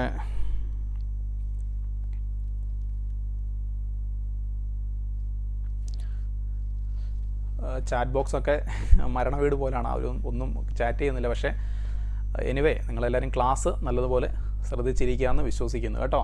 okay, acceleration. Acceleration is a is equal to ω² x. So that is acceleration. അപ്പോൾ അത് ശ്രദ്ധിക്കേണ്ടത് വെക്ടറായിട്ടാണെങ്കിൽ minus ഇടണം. കാരണം ആക്സിലറേഷൻ്റെ direction ഡിസ്പ്ലേസ്മെൻറ്റിൻ്റെ direction opposite ആണ്. ω² x that is മീൻ പൊസിഷനിൽ acceleration മിനിമമാണ് 0. Extreme പൊസിഷനിൽ acceleration മാക്സിമമാണ് ω²a. Okay, ഫോഴ്സിൻ്റെ case വന്നാൽ അതുപോലെ തന്നെ കേട്ടോ. മീൻ പൊസിഷനിൽ restoring force minimum that is 0. Extreme പൊസിഷനിൽ നിൽക്കുമ്പോഴാണ് മാക്സിമം റീസ്റ്റോറിങ് ഫോഴ്സ് ഉള്ളത്. That is equal to k × a. That is equal to k × a. പിന്നെ നമ്മളൊന്ന് കമ്പയർ ചെയ്താൽ ഡിസ്പ്ലേസ്മെൻറ്റിനേക്കാൾ π/2 ഫേസ് ലീഡിംഗ് ആണ് വെലോസിറ്റി. വെലോസിറ്റിയേക്കാൾ π/2 ഫേസ് ലീഡിംഗ് ആണ് ആക്സിലറേഷൻ. അപ്പോൾ ശരിക്കും പറഞ്ഞാൽ ഡിസ്പ്ലേസ്മെൻറ്റും ആക്സിലറേഷൻ π ലീഡിംഗ് ആണ്. ഡിസ്പ്ലേസ്മെൻറ്റും ആക്സിലറേഷനും കൂടെ നോക്കുമ്പോൾ ആക്സിലറേഷൻ 180 ഡിഗ്രി അല്ലെങ്കിൽ π ലീഡിംഗ് ആണ്. ഓക്കെ, ഇതൊക്കെയാണ് അവർ തമ്മിലുള്ള ഫേസ് കണക്ഷൻസ് കേട്ടോ. Velocity time graph. അപ്പോൾ വെലോസിറ്റിയുടെ ഇക്വേഷൻ നമ്മൾ പറഞ്ഞാൽ that is equal to a ω. ഇതെപ്പോഴും ഇങ്ങനെ വരണമെന്നില്ല കേട്ടോ. ഇപ്പോൾ എക്സ് കോസ് ആണെങ്കിൽ വെലോസിറ്റി എടുക്കുമ്പോൾ സൈൻ ആവും. അപ്പോൾ ഞാൻ എക്സ് സൈൻ എടുത്തുകൊണ്ട് ഇങ്ങനെ എഴുതിയതാണ് കേട്ടോ. അപ്പോൾ ഞാനിവർ തമ്മിലുള്ള റിലേഷൻ വെലോസിറ്റി ടൈം ഗ്രാഫ് ഒന്ന് നമ്മൾ ജസ്റ്റ് ഒന്ന് പ്ലോട്ട് ചെയ്താൽ നമുക്ക് ω t എടുക്കാം, v. അപ്പോൾ കൊസൈൻ ഗ്രാഫ് ഇങ്ങനൊരു ഗ്രാഫ് വരും. That is this is plus a ω, this is minus a ω. അപ്പോൾ ഇത് 0, ഇത് π/2 and this is π, ഇത് 3π/2 and this is 2π. This is 2π. Okay, അപ്പോൾ ഇങ്ങനെയാണ് അതിൻ്റെ റിലേഷൻസ് വരുന്നത്. Okay, next is acceleration time graph. Acceleration നമുക്കറിയാം, മാഗ്നിറ്റ്യൂഡ് എടുത്താൽ ω² x ആണ്. So that is equal to ω² × x എന്താ a sin ω t ആണ്. നമ്മളതിൻ്റെ ഗ്രാഫ് വരച്ച് കഴിഞ്ഞാൽ നമുക്ക് ടൈം വെച്ച് വരയ്ക്കാം. ആക്സിലറേഷൻ ഇനി ഇവിടെ ശ്രദ്ധിക്കേണ്ടത്, നമ്മൾ ഗ്രാഫ് വരയ്ക്കുമ്പോൾ ഫേസ് നോക്കണം. അതായത് നമ്മൾ ഡയറക്ഷൻ കൂടെ എടുത്താൽ ഇത് മൈനസ് ആണ്. അപ്പം നെഗറ്റീവ് സൈൻ ഫംഗ്ഷനാണ്. അപ്പം നേരെ തിരി ഇങ്ങനെ വരും. നേരെ തിരി. ആ സൈൻ ഗ്രാഫ് നേരെ അങ്ങ് റിവേഴ്സ് ആവും. So this is plus a ω² and this is minus a ω². Okay, സംശയമില്ലല്ലോ. Okay, next displacement velocity graph.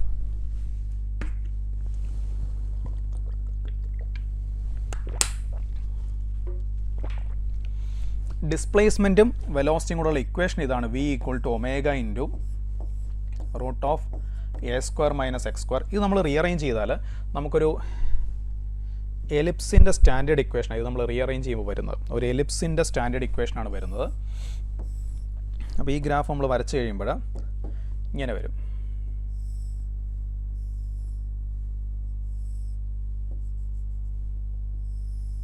ഇങ്ങനൊരു ഗ്രാഫാണ് വരുന്നത് കേട്ടോ. ദാറ്റ് ഈസ് ഇത് വെലോസിറ്റി, ഇത് displacement X. So this is A omega, ഇത് മൈനസ് എ ഒമേഗ, ഇത് പ്ലസ് എ, ഇത് minus A. Okay, അപ്പോൾ ഇങ്ങനെ ഒരു എലിപ്റ്റിക്കൽ ഗ്രാഫ് ആയിരിക്കും വരുന്നത്. വെലോസിറ്റിയും ഡിസ്പ്ലേസ്മെൻറ്റും കൂടെ ഗ്രാഫ് വരച്ചാൽ, വെലോസിറ്റിയും ഡിസ്പ്ലേസ്മെൻറ്റും കൂടെയുള്ള ഗ്രാഫ്. ഓക്കെ, ആക്സിലറേഷനും ഡിസ്പ്ലേസ്മെൻറ്റൂടെ ഗ്രാഫ് വരച്ചാൽ, ആക്സിലറേഷനും ഡിസ്പ്ലേസ്മെൻറ്റൂടെ ഗ്രാഫ് വരച്ചാൽ that is A equal to minus omega square X ആണ്. A equal to minus omega square X ആണ്. ആ ഗ്രാഫ് വരച്ചാൽ അതിങ്ങനെ വരും. A is equal to minus omega square X. ആ ഗ്രാഫ് വരച്ചാൽ ഇങ്ങനെ വരും. So that is equal to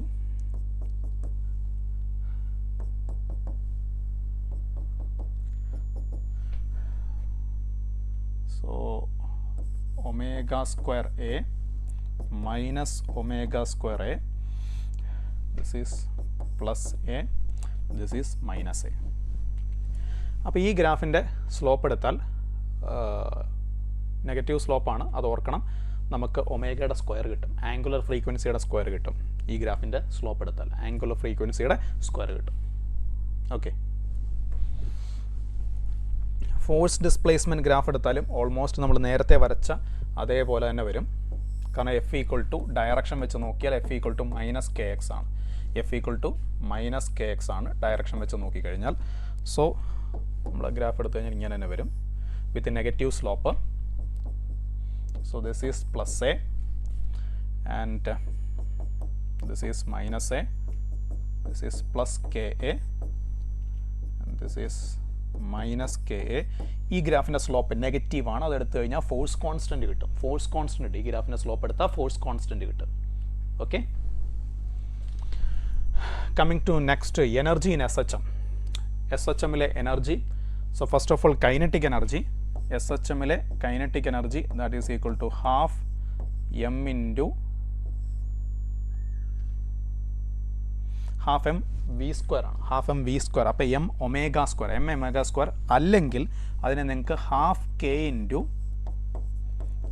A square minus X square എന്ന് എടുക്കാം. അല്ലെങ്കിൽ ഹാഫ് ഇൻറ്റു കെയുടെ സ്ഥാനത്ത് നിങ്ങൾക്ക് M omega square into A square minus X square.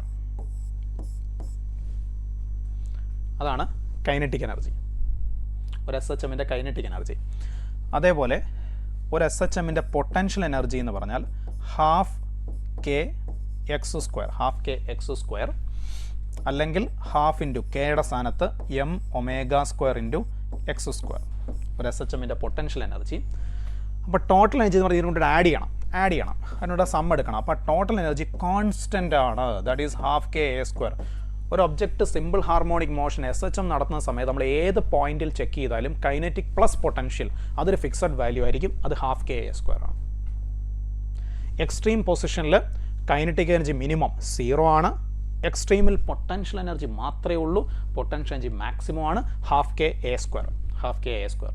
Mean position kinetic energy സാധാരണഗതിയിൽ മീൻ പൊസിഷനിൽ പൊട്ടൻഷ്യൽ എനർജി 0 എന്ന് എടുക്കാം. Mean position kinetic energy maximum ആയിരിക്കും, maximum kinetic energy that is half K A square at mean position. Okay, അപ്പോൾ ഇങ്ങനെയാണ് സാധാരണ വരാറ്. പിന്നെ നമ്മൾ ശ്രദ്ധിക്കേണ്ടത് ഓസിലേഷൻ നടക്കുന്നത് ഒമേഗ ആംഗിൾ ഓഫ് ഫ്രീക്വൻസിയിലാണെങ്കിൽ കൈനറ്റിക് എനർജിയുടെ വേരിയേഷൻ നടക്കുന്നത് 2 ഒമേഗ ആംഗിൾ ഓഫ് ഫ്രീക്വൻസിയിലാണ്. അതേപോലെ തന്നെ പൊട്ടൻഷ്യൽ എനർജിയുടെ വേരിയേഷൻ നടക്കുന്നതും 2 ഒമേഗ ആംഗിൾ ഓഫ് ഫ്രീക്വൻസിയിലാണ്. ഓസിലേഷൻ ഒമേഗ ആംഗിൾ ഓഫ് ഫ്രീക്വൻസിയിൽ ആണെങ്കിൽ ടോട്ടൽ എനർജിക്ക് പിന്നെ അത് ബാധകമല്ല, കാരണം അത് വേരി ചെയ്യുന്നില്ല, അത് ഫിക്സഡ് വാല്യൂ ആണ്. എനർജിയും ഡിസ്പ്ലേസ്മെൻറ്റോടുള്ള ഗ്രാഫ്, എനർജി ഡിസ്പ്ലേസ്മെൻറ്റ് ഗ്രാഫ് നമ്മൾ എടുത്തു കഴിഞ്ഞാൽ, so this is energy displacement. അപ്പോൾ ആദ്യം നമുക്ക് പൊട്ടൻഷ്യൽ എനർജിയുടെ ഗ്രാഫ് വരയ്ക്കാം. സോ മീൻ പൊസിഷനിൽ അത് 0 ആണ്, എക്സ്ട്രീമിലാണ് മാക്സിമം ആവുന്നത്. മീൻ പൊസിഷനിൽ അത് 0 ആണ്, എക്സ്ട്രീമിലാണ് മാക്സിമം ആവുന്നത്. മീൻ പൊസിഷൻ ഈസ് 0 ആണ്. എക്സ്ട്രീമിൽ ഇറ്റ് വിൽ ബിക്കം മാക്സിമം. രണ്ട് സൈഡ് ഒരുപോലെ കേട്ടോ. ചിലപ്പോൾ വരയ്ക്കുമ്പം ഏതെങ്കിലും സൈഡ് ചിലപ്പോൾ കൂടുതലോ കുറവോ കാണും, പക്ഷേ രണ്ട് സൈഡ് ഒരുപോലെയാണ്. ഓക്കെ, സോ അത് പൊട്ടൻഷ്യൽ എനർജിയുടെ ഗ്രാഫ്. കൈനറ്റിക് എനർജിയുടെ ഗ്രാഫ് നേരെ തിരിഞ്ഞു വരും. കൈനറ്റിക് എനർജിയുടെ ഗ്രാഫ് നേരെ തിരിഞ്ഞു വരും ഇങ്ങനെ. So this is the graph of kinetic energy. Total എനർജിയോ കോൺസ്റ്റൻ്റ് ആണ്, ഫിക്സഡ് വാല്യൂ ആണ്. ടോട്ടൽ എനർജി കോൺസ്റ്റൻ്റ് ആണ്, ഫിക്സഡ് വാല്യൂ ആണ്. So this is total energy. അത് കോൺസ്റ്റൻ്റ് ആണ്, ഫിക്സഡ് വാല്യൂ ആണ്. ഇത് പ്ലസ് എ, ഇത് മൈനസ് എ, ആൻഡ് ആ പോയിന്റിലെ value half K A square. Total energy fixed ആണ്. ഇതാണ് എനർജിയും ഡിസ്പ്ലേസ്മെൻറ്റും കൂടെയുള്ള ഗ്രാഫ്. എനർജിയും ഡിസ്പ്ലേസ്മെൻറ്റും കൂടെയുള്ള graph. Okay, coming to next, relation between SHM and uniform circular motion. SHM and uniform circular motion. അപ്പോൾ ഒരു oh my god,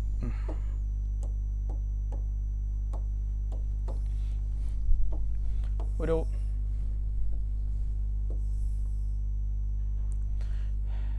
SHM എടുത്താൽ, ഒരു SHM എടുത്താൽ നമുക്കൊരു SHMനെ ഫേസർ എന്ന് പറയും.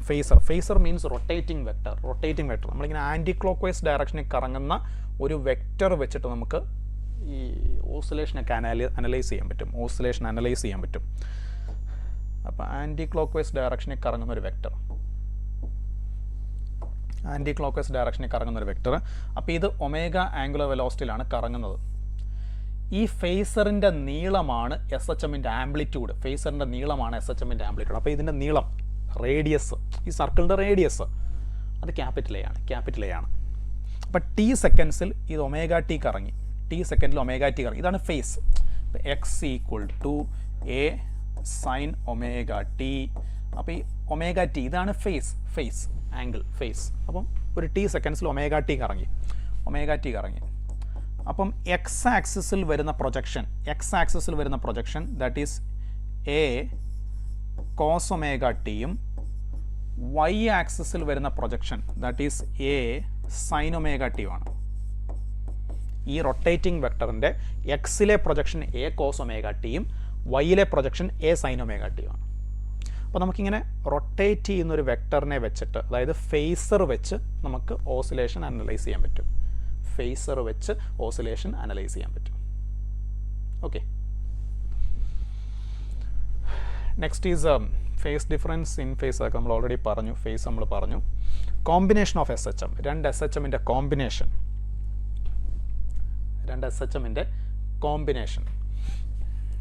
ഒരു SHM x1 is equal to A1 sine omega T. അടുത്ത SHM x2 is equal to A2 cos omega T plus 5. അപ്പോൾ ഈ രണ്ട് SHM തമ്മിലൊരു 5 ഫേസ് ഡിഫറൻസ് ഉണ്ട്. രണ്ടാമത്തേത് 5 ലീഡിംഗ് ആണ്. ആദ്യത്തെ ആളുടെ ഫേസ് ഒമേഗ ടി ആണെങ്കിൽ രണ്ടാമത്തെ ആളുടെ ഫേസ് ഒമേഗ ടി പ്ലസ് 5, ഒരു 90 ഡിഗ്രീസ്. ഇത് സൈൻ, രണ്ട് സൈൻ എടുക്കാം. തൽക്കാലം ഇപ്പോൾ രണ്ട് സൈൻ എടുക്കാം. ഓക്കെ, അപ്പോൾ ഇതിൻ്റെ ഫേസ് ഒമേഗ ടി ആണെങ്കിൽ ഇത് ഒമേഗ ടി പ്ലസ് 5. അപ്പോൾ ഇതിൻ്റെ ഫേസ് 5 ലീഡിംഗ് ആണ്. അപ്പോൾ രണ്ടും കൂടെ ചേർന്നിട്ട് ഒരു സിംഗിൾ SHM ആയിട്ട് മാറി. A sine omega T plus theta. രണ്ടും കൂടെ ചേർന്ന് ഒറ്റ SHM ആയിട്ട് മാറി A sine omega T plus theta. അപ്പോൾ ഇത് എ റിസൾട്ടൻ്റ് ആംപ്ലിറ്റ്യൂഡ് എന്ന് പറയും. അപ്പോൾ എ കണ്ടുപിടിക്കാനുള്ള മാർഗം root of A1 square plus A2 square plus 2A1 A2 cos 5 resultant amplitude A. ഇനി രണ്ടും കൂടെ ചേർന്ന് ഒറ്റ SHM ആയില്ലേ, ആ SHMൻ്റെ ഫേസ് ഡിഫറൻസ് തീറ്റ, അത് കണ്ടുപിടിക്കാൻ tan theta is equal to A2 sine 5 by A1 plus A2 cos 5. രണ്ടും കൂടെ ചേർന്ന് ഒരു സിംഗിൾ SHM ആയി ആ SHMൻ്റെ ഫേസ് ഡിഫറൻസ് കണ്ടുപിടിക്കാൻ. അപ്പോൾ ഈ രണ്ട് ഇക്വേഷൻ വെച്ച് നമുക്ക് SHMൻ്റെ കോമ്പിനേഷൻ ചെയ്യാം. പിന്നെ SHMൻ്റെ കോമ്പിനേഷനിൽ ഒരു സ്പെഷ്യൽ കേസുണ്ട്. മിക്കവാറും എക്സാമിനൊക്കെ അത് ചോദിക്കാനാണ് ചാൻസ് കൂടുതൽ.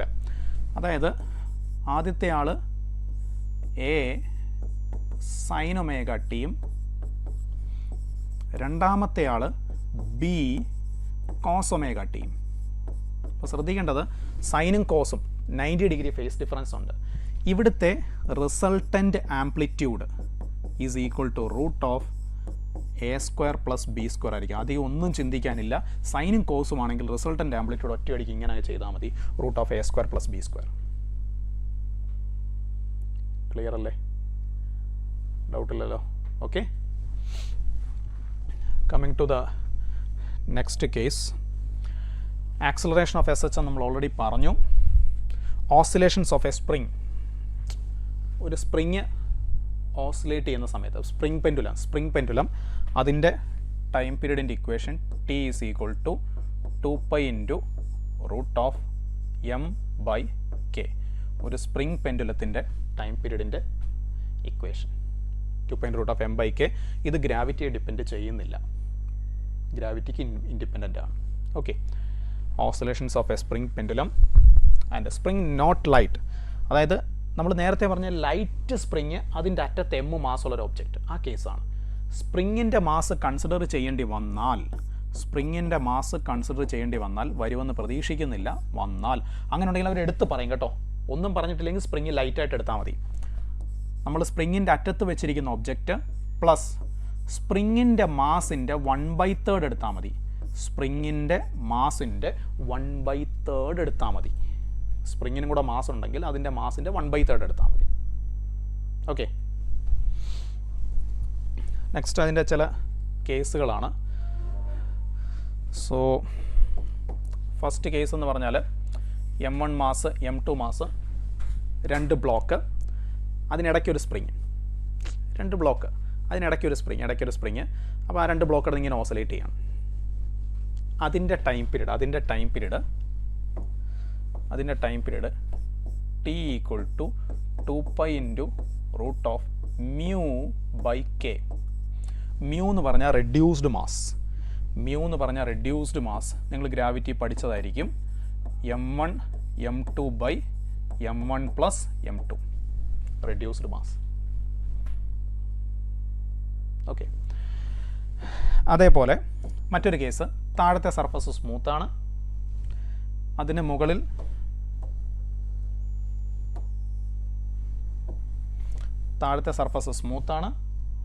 അതിന് മുകളിലൊരു ബ്ലോക്ക്.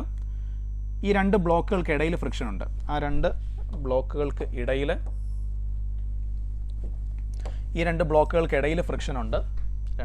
ഇടയിൽ ഫ്രിക്ഷൻ ഉണ്ട്. അപ്പോൾ ഈ ഓസിലേഷൻ്റെ ടൈം പീരീഡ് താഴെ സ്മൂത്താണ് കേട്ടോ. ഈ ഓസിലേഷൻ്റെ ടൈം പീരീഡ് എന്ന് പറഞ്ഞാൽ ടോട്ടൽ മാസ് എടുക്കണം M1 പ്ലസ് M2. അപ്പോൾ ഇങ്ങനെ ഓസിലേറ്റ് ചെയ്യുമ്പോഴേ ഇവിടെ സ്ലിപ്പ് ചെയ്യാനുള്ള ചാൻസ് ഉണ്ട്.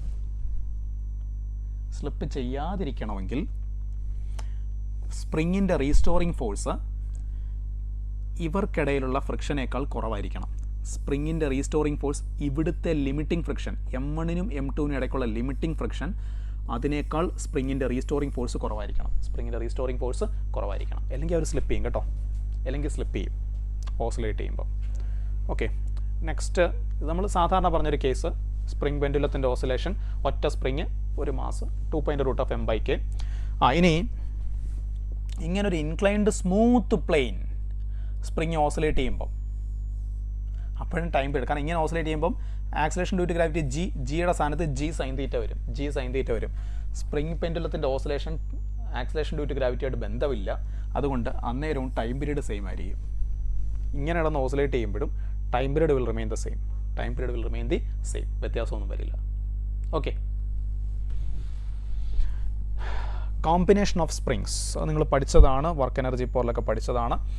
അതായത് if it is a parallel combination, effective spring constant is equal to K1 plus K2 plus like that. If it is a if this is parallel, series ആണെങ്കിലോ series K is equal to 1 by K is equal to 1 by K1 plus 1 by K2 plus like that. അത് series combinations. This is parallel combination. parallel combination of spring, this is series combination of spring, effective spring constant. Okay, next is spring constant in spring in the needle. Spring constant is inversely proportional to the natural length of the spring. Spring in the natural length in spring constant. അപ്പോൾ സ്പ്രിങ്ങിനെ cut ചെയ്ത് ചെറുതാക്കിയ spring constant കൂടും. Spring constant കൂടും. അപ്പോൾ ഒരു സ്പ്രിങ്ങിനെ n equal പീസായിട്ട് cut ചെയ്താൽ, ഒരു സ്പ്രിങ്ങിനെ n equal പീസായിട്ട് കട്ട് ചെയ്താൽ അതിലൊരു ചെറിയ പീസ് ആ ചെറിയ പീസിൻ്റെ സ്പ്രിംഗ് കോൺസ്റ്റൻറ്റ് n k ആവും. k സ്പ്രിംഗ് കോൺസ്റ്റൻ്റ് ഉള്ളൊരു സ്പ്രിങ്ങിനെ n ഈക്വൽ പീസായിട്ട് കട്ട് ചെയ്താൽ അതിൽ ഓരോ ചെറിയ പീസിൻ്റെയും സ്പ്രിംഗ് കോൺസ്റ്റൻറ്റ് n ടൈംസ് ആവും. അപ്പോൾ time period √2n times reduce ചെയ്യും. കാരണം ടൈം പീരീഡ് 2.√m/k അല്ലേ. k n ടൈംസ് കൂടുമ്പോൾ ടൈം പീരീഡ് √2n ടൈംസ് കുറയും. √2n ടൈംസ് ടൈം പീരീഡ് കുറയും. അപ്പോൾ സിമ്പിൾ പെൻഡുലം അത് ആംഗുലർ SHMന് എക്സാമ്പിളാണ്. ആംഗുലർ ഓസിലേഷനാണ്.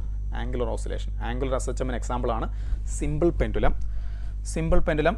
ഫോർ സ്മോൾ ഓസിലേഷൻ അത് SHM ആണ്. Time period 2.√L/g. 2.√L/g.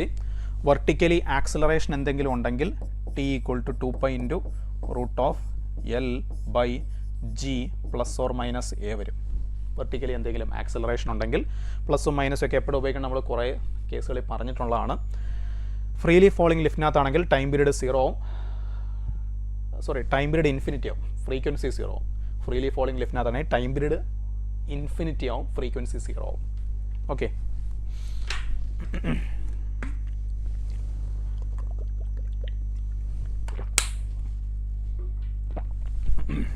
And coming to അതിൻ്റെ കുറച്ച് relations. So first of all time പീരീഡിൻ്റെ സ്ക്വയറും പെൻഡുലത്തിൻ്റെ നീളം കൂടി നമ്മൾ ഗ്രാഫ് വരച്ചാൽ അതൊരു സ്ട്രെയിറ്റ് ലൈൻ ഗ്രാഫ് ആയിരിക്കും. ഇങ്ങനെ അതിൻ്റെ സ്ലോപ്പ് എടുത്താൽ 4π² g ആയിരിക്കും. ആയിരിക്കും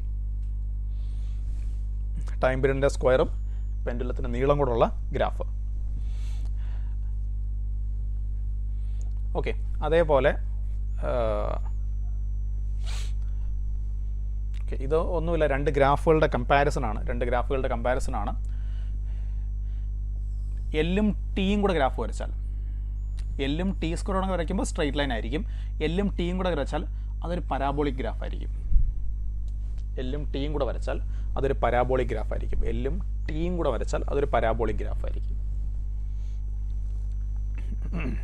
ലൈക്ക് ദിസ്. എല്ലും ടിയും കൂടെ വരച്ചാൽ അതൊരു പരാബോളിക് ഗ്രാഫ് ആയിരിക്കും. ഓക്കെ, സെക്കൻഡ്സ് പെൻഡുലം അതൊരു സ്പെഷ്യൽ കേസാണ്.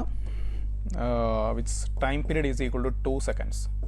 ടൈം പീരീഡ് 2 seconds വരുന്ന, പെൻഡുലത്തിൻ്റെ നീളം ഓൾമോസ്റ്റ് 1 meter വരുന്ന, 1 meterനേക്കാൾ കുറവാണ്, ഓൾമോസ്റ്റ് 1 meter വരുന്ന, ടൈം പീരീഡ് 2 seconds വരുന്ന ഒരു സ്പെഷ്യൽ കേസാണ് സെക്കൻഡ്സ് പെൻഡുലം എന്ന് പറയും. Seconds pendulum. Simple pendulum inside lift നമ്മളിപ്പോൾ ഓൾറെഡി പറഞ്ഞു, g +or-a. ഒരു ഹൊറിസോണ്ടലി ആക്സിലറേറ്റ് ചെയ്യുന്ന വെഹിക്കിളിനകത്താണ് പെൻഡുലം ഇരിക്കുന്നതെങ്കിൽ, ഹൊറിസോണ്ടലി ആക്സിലറേറ്റ് ചെയ്യുന്ന ഒരു വെഹിക്കിളിനകത്താണ് പെൻഡുലം ഇരിക്കുന്നതെന്ന് വിചാരിക്കുക. ഹൊറിസോണ്ടലി ആക്സിലറേറ്റ് ചെയ്യുന്ന വെഹിക്കിളിനകത്താണ് പെൻഡുലം ഇരിക്കുന്നതെന്ന് വിചാരിക്കുക. അപ്പോൾ ആ കേസിൽ ടൈം പീരീഡ് 2π √L/√g² + a². അതായിരിക്കും ആ കേസിലെ ടൈം പീരീഡ്. ഹൊറിസോണ്ടൽ ആക്സിലറേഷൻ ഉള്ളൊരു വെഹിക്കിളിനകത്താണ് പെൻഡുലം ഇരിക്കുന്നതെങ്കിൽ. പിന്നെ അതേപോലെ ആ കേസിൽ മീൻ പൊസിഷൻ, ഹൊറിസോണ്ടൽ ആക്സിലറേഷൻ ഉള്ളപ്പം പെൻഡുലത്തിൻ്റെ മീൻ പൊസിഷൻ വെർട്ടിക്കലി നിന്ന് മീൻ പൊസിഷൻ മാറും, പുതിയൊരു മീൻ പൊസിഷൻ വരും. ഫോഴ്സ് 0 ആകുന്ന സ്ഥലം ഇതിൽ നിന്ന് മാറിയിട്ട് പുതിയൊരു മീൻ പൊസിഷൻ വരും. ആ പുതിയ mean position theta, tan θ is equal to a/g. പുതിയൊരു മീൻ പൊസിഷൻ വരും, that is tan θ is equal to a/g. ഒന്നുമില്ല, നമ്മൾ ടെൻഷൻ റിസോൾവ് ചെയ്ത് ചെയ്യുന്നതാണ്. t ഈക്വൽ ടു, അപ്പോൾ ടെൻഷൻ്റെ ഇങ്ങോട്ടുള്ള കമ്പോണൻറ്റ് t sin θ, ഇത് t cos θ, സ്യൂഡോ ഫോഴ്സുമായിട്ടൊക്കെ ഇക്വേറ്റ് ചെയ്ത് ചെയ്യുന്നതാണ്. അത്രയും ചിന്തിക്കണമെന്നില്ല, ഇതങ്ങോർത്തിരുന്നാൽ മതി. മീൻ പൊസിഷൻ തീറ്റ ആംഗിൾ മാറും, ആ പുതിയ മീൻ പൊസിഷൻ ഇതായിരിക്കും. Okay, okay, now very important ശ്രദ്ധിക്കണേ. പലർക്കും പലതവണ തെറ്റിയിട്ടുള്ളൊരു കാര്യമാണ്, പല സ്റ്റുഡൻസിനും എപ്പോഴും തെറ്റുന്നതാണ്. സമയം വെച്ചുകൊണ്ട് നിങ്ങൾ ഒരു എസ് എച്ച് എമ്മിൻ്റെ പൊട്ടൻഷ്യൽ എനർജിയും കൈനറ്റിക് എനർജിയും ആവറേജ് എടുത്താൽ, ടൈം ആവറേജ് എന്ന് പറയും. അപ്പോൾ വെറുതെ എക്സാമിന് ആവറേജ് എന്ന് പറഞ്ഞാൽ അത് ടൈം ആവറേജ് ആയിരിക്കും. അത് maximum energy ½ maximum energy by 2 അതായിരിക്കും. പൊട്ടൻഷ്യൽ എനർജിയുടെ ടൈം ആവറേജും മാക്സിമം എനർജി ബൈ 2 ആണ്. കൈനറ്റിക് എനർജിയുടെ ടൈം ആവറേജും അത് തന്നെയാണ്. അതിന് പകരം നിങ്ങൾ പൊസിഷൻ ആവറേജ് ആണ് എടുക്കുന്നതെങ്കിൽ, ഇൻസ്റ്റെഡ് ഓഫ് ദാറ്റ്, അതിന് പകരം നിങ്ങൾ പൊസിഷൻ ആവറേജ് ആണ് എടുക്കുന്നതെങ്കിൽ, പൊട്ടൻഷ്യൽ എനർജിയുടെ പൊസിഷൻ ആവറേജ് അത് E0/3 കൈനറ്റിക് എനർജിയുടെ പൊസിഷൻ ആവറേജ് 2E0/3 ആണ്. പൊട്ടൻഷ്യൽ എനർജിയുടെ പൊസിഷൻ ആവറേജ് E0/3 കൈനറ്റിക് എനർജിയുടെ പൊസിഷൻ ആവറേജ് 2E0/3 ആണ്. മറന്നു പോയില്ല കേട്ടോ, ഒന്ന് ശ്രദ്ധിച്ചോണേ. ആ പൊസിഷൻ എന്നുള്ള വാക്ക് ആവറേജിൽ കണ്ടാൽ ശ്രദ്ധിച്ചോണം. അതേപോലെ x = a/√2 ഈ പൊസിഷനിൽ നിൽക്കുന്ന സമയത്ത് പൊട്ടൻഷ്യൽ എനർജിക്കും കൈനറ്റിക് എനർജിക്കും സെയിം വാല്യൂ ആയിരിക്കും. ഈ ഒരു സമയത്ത് മാത്രം, ആ ഒരു പൊസിഷനിൽ നിൽക്കുന്ന സമയത്ത് SHM നടത്തുന്ന ഒബ്ജക്റ്റിൻ്റെ അതിന് പൊട്ടൻഷ്യൽ എനർജിയും കൈനറ്റിക് എനർജിയും സെയിം വാല്യൂ ആയിരിക്കും. 1/4 kA² ആയിരിക്കും അന്നേരം ആ സമയത്തെ പൊട്ടൻഷ്യൽ എനർജിയും കൈനറ്റിക് എനർജിയും. ഓക്കെ, നമ്മൾ ലാസ്റ്റ് കേസസിലേക്ക് വരികയാണ്. ഒരു ട്യൂബിനകത്തൊരു ലിക്വിഡ്, ഒരു യു ഷേപ്ഡ് ട്യൂബ്,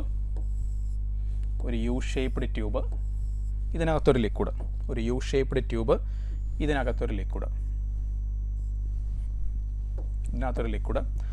അപ്പോൾ ലിക്വിഡ് നമ്മളതിനെ ഡിസ്റ്റർബ് ഒന്നും ചെയ്യാതിരിക്കുന്ന സമയത്ത് h ഹൈറ്റിൽ ലിക്വിഡുണ്ട്. നമ്മളിവിടെ എന്തെങ്കിലും ഒരു ഡിസ്റ്റർബൻസ് വഴി ഇവിടെ ഈ ലെവൽ നമ്മളൊന്ന് താഴോട്ട് കൊണ്ടുവന്നു, ഈ ലെവൽ കുറച്ചൊന്ന് താഴോട്ട് കൊണ്ടുവന്നു. അപ്പോൾ ഓട്ടോമാറ്റിക്കലി ഇവിടെ കുറച്ച് പൊങ്ങും. എന്നിട്ട് നമ്മൾ റിലീസ് ചെയ്യുമ്പോൾ ഇത് കിടന്നിങ്ങനെ ഓസിലേറ്റ് ചെയ്യും, ലിക്വിഡ് കിടന്നിങ്ങനെ ഓസിലേറ്റ് ചെയ്യും. ആ ഓസിലേഷൻ്റെ ടൈം പീരീഡ്, ലിക്വിഡ് ഓസിലേറ്റ് ചെയ്യും, ആ ഓസിലേഷൻ്റെ ടൈം പീരീഡ്. ഓക്കെ, അതേപോലെ ഒരു ഫ്ലോട്ടിംഗ് സിലിണ്ടർ, ലിക്വിഡിനകത്ത് ഇങ്ങനെ ഫ്ലോട്ട് ചെയ്യാണ്. ഒരു സിലിണ്ടർ ലിക്വിഡിനകത്ത് ഫ്ലോട്ട് ചെയ്ത് കിടക്കുകയാണ്. സിലിണ്ടറിൻ്റെ നീളം L. ഈ സിലിണ്ടറിനെ കുറച്ച് ഞാനൊന്ന് താഴോട്ട് നീക്കി എന്നിട്ട് റിലീസ് ചെയ്താൽ സിലിണ്ടർ ഇങ്ങനെയാണെന്ന് ഓസിലേറ്റ് ചെയ്യും. ഒരു ഫ്ലോട്ടിംഗ് സിലിണ്ടറിൻ്റെ ഓസിലേഷൻ, അതിൻ്റെ time period.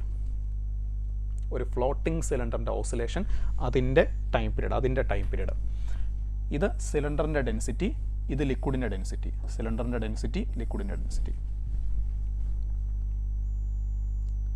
ഡൗട്ടില്ലല്ലോ. Floating cylinder oscillate ചെയ്യുമ്പോൾ time period. Last one physical pendulum എന്ന് പറഞ്ഞാൽ, ഇപ്പോൾ അതേണ്ട ഇങ്ങനെ ഏതെങ്കിലും ഒരു ഒബ്ജക്റ്റ്, ചുമ്മാ ഏതെങ്കിലും ഒരു ഷേപ്പുള്ളൊരു ഒബ്ജക്റ്റ്, എനി റിജിഡ് ബോഡി. അപ്പോൾ അതിൻ്റെ ഞാൻ വേണ്ട ഇവിടെ ഒരു പോയിന്റ് ഫിക്സ് ചെയ്തിട്ട്, ഈ പോയിന്റ് വെച്ച് ഇതിങ്ങനെ ഓസിലേറ്റ് ചെയ്യണം, ഈ ഒബ്ജക്റ്റ് ഇങ്ങനെ ഓസിലേറ്റ് ചെയ്യണം. അപ്പോൾ ഇതിൻ്റെ സെൻറ്റർ ഓഫ് മാസ് ഇവിടെ, സെൻറ്റർ ഓഫ് മാസിലേക്കുള്ള ദൂരം d, ഒബ്ജക്റ്റിൻ്റെ മാസ് m. ഇവിടെയാണ് ഞാൻ ഫിക്സ് ചെയ്തിരിക്കുന്നത്, ഹിഞ്ച് അവിടെയാണ്. അപ്പോൾ ആ പോയിന്റിന് ചുറ്റുമാണ് ഓസിലേറ്റ് ചെയ്യുന്നത്. ഓക്കെ, ഇവിടെ സെൻറ്റർ ഓഫ് മാസ്, ആ ഫിക്സ് ചെയ്ത പോയിന്റിൽ നിന്ന് സെൻറ്റർ ഓഫ് മാസിലേക്കുള്ള ദൂരം d. ഇതിനാണ് നമ്മൾ ഫിസിക്കൽ പെൻഡുലം എന്ന് പറയും. ഇതിൻ്റെ ടൈം പീരീഡ് 2π × √I/mgd. ഇതാണ് ഇതിൻ്റെ ടൈം പീരീഡ്. I എന്ന് പറഞ്ഞാൽ ഈ ആക്സിസിൽ നിന്നുള്ള മൊമെൻ്റ് ഓഫ് ഇനേർഷ്യ. എക്സാമിന് വരുമ്പം മിക്കവാറും ചിലപ്പോൾ ഒരു റോഡൊക്കെ തന്നിട്ടായിരിക്കും അവർ ചോദിക്കുന്നത്. m മാസമുള്ള L നീളമുള്ള റോഡെന്നൊക്കെ പറഞ്ഞായിരിക്കും ചോദിക്കുന്നത്. അപ്പോൾ റോഡിൻ്റെ മൊമെൻ്റ് ഓഫ് ഇനേർഷ്യ എടുത്താൽ മതി. എവിടെ ആക്സസ് വെച്ചിരിക്കുന്നത് നോക്കിയിട്ട് റോഡിൻ്റെ മൊമെൻ്റ് ഓഫ് ഇനേർഷ്യ എടുത്താൽ മതി. അല്ലാതെ ഇങ്ങനെ തന്നിട്ട് ചോദിക്കത്തില്ല കേട്ടോ. ഒരു നമുക്ക് മൊമെൻ്റ് ഓഫ് ഇനേർഷ്യ അറിയാവുന്ന ഏതെങ്കിലും ഷേപ്പ് അല്ലെങ്കിൽ ഒരു റിജിഡ് ബോഡി തന്നിട്ടേ ചോദിക്കത്തുള്ളൂ. ഓക്കെ, അതിനെ നമ്മൾ ഫിസിക്കൽ പെൻഡുലം എന്ന് പറയും. ഓക്കെ, സോ ഇത്രയാണ് നമുക്ക് ഈ ഓസിലേഷൻ ചാപ്റ്ററിൽ നിന്ന് അറിയേണ്ടത്. പിന്നെ നമ്മുടെ എക്സ്പെരിമെൻറ്റ്സിൽ പറയുന്ന ഒരു കാര്യം ജസ്റ്റ് ഒന്ന് അറിഞ്ഞിരിക്കുക. അതായത് സിമ്പിൾ പെൻഡുലം ഇങ്ങനെ എയറിൽ ഓസിലേറ്റ് ചെയ്യുന്ന സമയത്ത് എയർ ഫ്രിക്ഷൻ കാരണം ഇതിൻ്റെ ആംപ്ലിറ്റ്യൂഡ് കുറഞ്ഞ് അത് ഡാംപ്ഡ് ഓസിലേഷനാണ്. പക്ഷേ അത് തിയറിയിൽ ഇപ്പം ഡാംപ്ഡ് ഓസിലേഷൻ പഠിക്കാൻ പറയുന്നില്ല. ഇങ്ങനെ ഓസിലേറ്റ് ലാസ്റ്റ് വന്ന് നിൽക്കും. അപ്പോൾ സമയവും ആംപ്ലിറ്റ്യൂഡിൻ്റെ സ്ക്വയറും കൂടി ഒരു ഗ്രാഫ് അങ്ങനെ അതാണ് പറഞ്ഞിരിക്കുന്നത്. അപ്പോൾ ഈ ഡാംപ്ഡ് SHMൻ്റെ ഗ്രാഫ് നമ്മൾ പണ്ട് സിലബസിൽ ഉണ്ടായിരുന്നതാണ്, കുട്ടികളത് പഠിക്കുമായിരുന്നു. ഡാംപ്ഡ് SHMൻ്റെ ഗ്രാഫ് സമയം പോകുന്നതനുസരിച്ച് ഒരു ഡാംപ്ഡ് SHM, ഡാംപ്ഡ് എന്ന് വെച്ചാൽ ഫ്രിക്ഷനൊക്കെ ഉണ്ട്, അപ്പോൾ ഓസിലേഷൻ്റെ ആംപ്ലിറ്റ്യൂഡ് കുറഞ്ഞു വരും. ഇങ്ങനെയാണ് ആ ഗ്രാഫ് വരുന്നത്. അതായത് സമയം പോകുന്നതനുസരിച്ച് ആംപ്ലിറ്റ്യൂഡ് കുറഞ്ഞു വരും. സമയം പോകുന്നതനുസരിച്ച് എക്സ്പോണൻഷ്യലി സമയം പോകുന്നതനുസരിച്ച് ആംപ്ലിറ്റ്യൂഡ് എക്സ്പോണൻഷ്യലി കുറഞ്ഞു വരും. സമയം പോകുന്നതനുസരിച്ച് ആംപ്ലിറ്റ്യൂഡ് എക്സ്പോണൻഷ്യലി കുറഞ്ഞു. അപ്പോൾ ഇങ്ങനൊരു ഇതുകൂടെ ഒന്ന് അറിഞ്ഞിരിക്കുക. ഡാംപ്ഡ് SHM തിയറിക്കകത്തില്ലെങ്കിലും എക്സ്പെരിമെൻറ്റിനകത്ത് അത് വരുന്നുണ്ട്, അതുകൊണ്ട് ജസ്റ്റ് ഒന്ന് അറിഞ്ഞിരിക്കുക. ഓക്കെ, അപ്പോൾ ഓൾമോസ്റ്റ് 3.5 മണിക്കൂർ നമ്മൾ properties of solids, properties of fluids, oscillation, almost എല്ലാ കാര്യമൊന്നും കവർ ചെയ്യാൻ പറ്റിയിട്ടില്ല, അതെനിക്കും അറിയാം. കാരണം നമ്മൾ സാധാരണ ക്ലാസ്സിലൊക്കെ എത്ര മണിക്കൂർ കൊണ്ട് എടുക്കുന്ന ടോപ്പിക്കാണെന്ന് അറിയാം. അപ്പം മാക്സിമം ഞാൻ കവർ ചെയ്യാൻ ശ്രമിച്ചിട്ടുണ്ട്. നിങ്ങൾക്ക് പറഞ്ഞ കാര്യങ്ങളൊക്കെ മനസ്സിലായിട്ടുണ്ടെന്ന് വിശ്വസിക്കുന്നു. പരമാവധി കാര്യങ്ങൾ ഡിസ്കസ് ചെയ്യാൻ വേണ്ടി നമ്മൾ നിർത്താതെ പറഞ്ഞു പോകുമായിരുന്നു. എന്തെങ്കിലും സംശയം ഉണ്ടെങ്കിൽ ഇതിൻ്റെ റെക്കോർഡ് യൂട്യൂബിൽ ഇപ്പോൾ തന്നെ കിട്ടും. നിങ്ങൾ അത് വെച്ച് നോക്കുക. ആ റെക്കോർഡ് എടുത്ത് വെച്ച് ഒന്നുകൂടെ നോക്കുക. എനിക്കൊന്ന് ഈ ലൈവ് ഇപ്പം തീരുമ്പോൾ തന്നെ നിങ്ങൾക്ക് അതിൻ്റെ റെക്കോർഡ് ഇപ്പോൾ എന്തായാലും കിട്ടും. അപ്പോൾ നിങ്ങൾ അത് വെച്ച് നോക്കുക. എല്ലാവരും നല്ല ഹാപ്പി ആയിട്ടിരിക്കുക, പോസിറ്റീവായിട്ട് ചിന്തിക്കുക, പഠിക്കുക. നമ്മൾ ഹാർഡ് വർക്ക് ചെയ്യുന്നതിൻ്റെ ഉള്ള റിസൾട്ട് നമുക്ക് എന്തായാലും കിട്ടും, ഉറപ്പാണ്. നല്ല രീതിയിൽ പഠിക്കുക. അപ്പോൾ എക്സാം എല്ലാവർക്കും നല്ലപോലെ എഴുതാൻ പറ്റട്ടെ. Thank you for joining, thank you for watching, thank you very much. Entrance സംബന്ധമായ വാർത്തകളും അപ്ഡേഷനുകളും ഏറ്റവും വേഗം ആധികാരികമായി അറിയാൻ Brilliant Study Centre Pala YouTube channel subscribe ചെയ്യുക, ബെൽ ഐക്കൺ അമർത്തുക. ഈ വീഡിയോ മറ്റു സുഹൃത്തുക്കളിലേക്കും മാക്സിമം ഷെയർ ചെയ്യുക.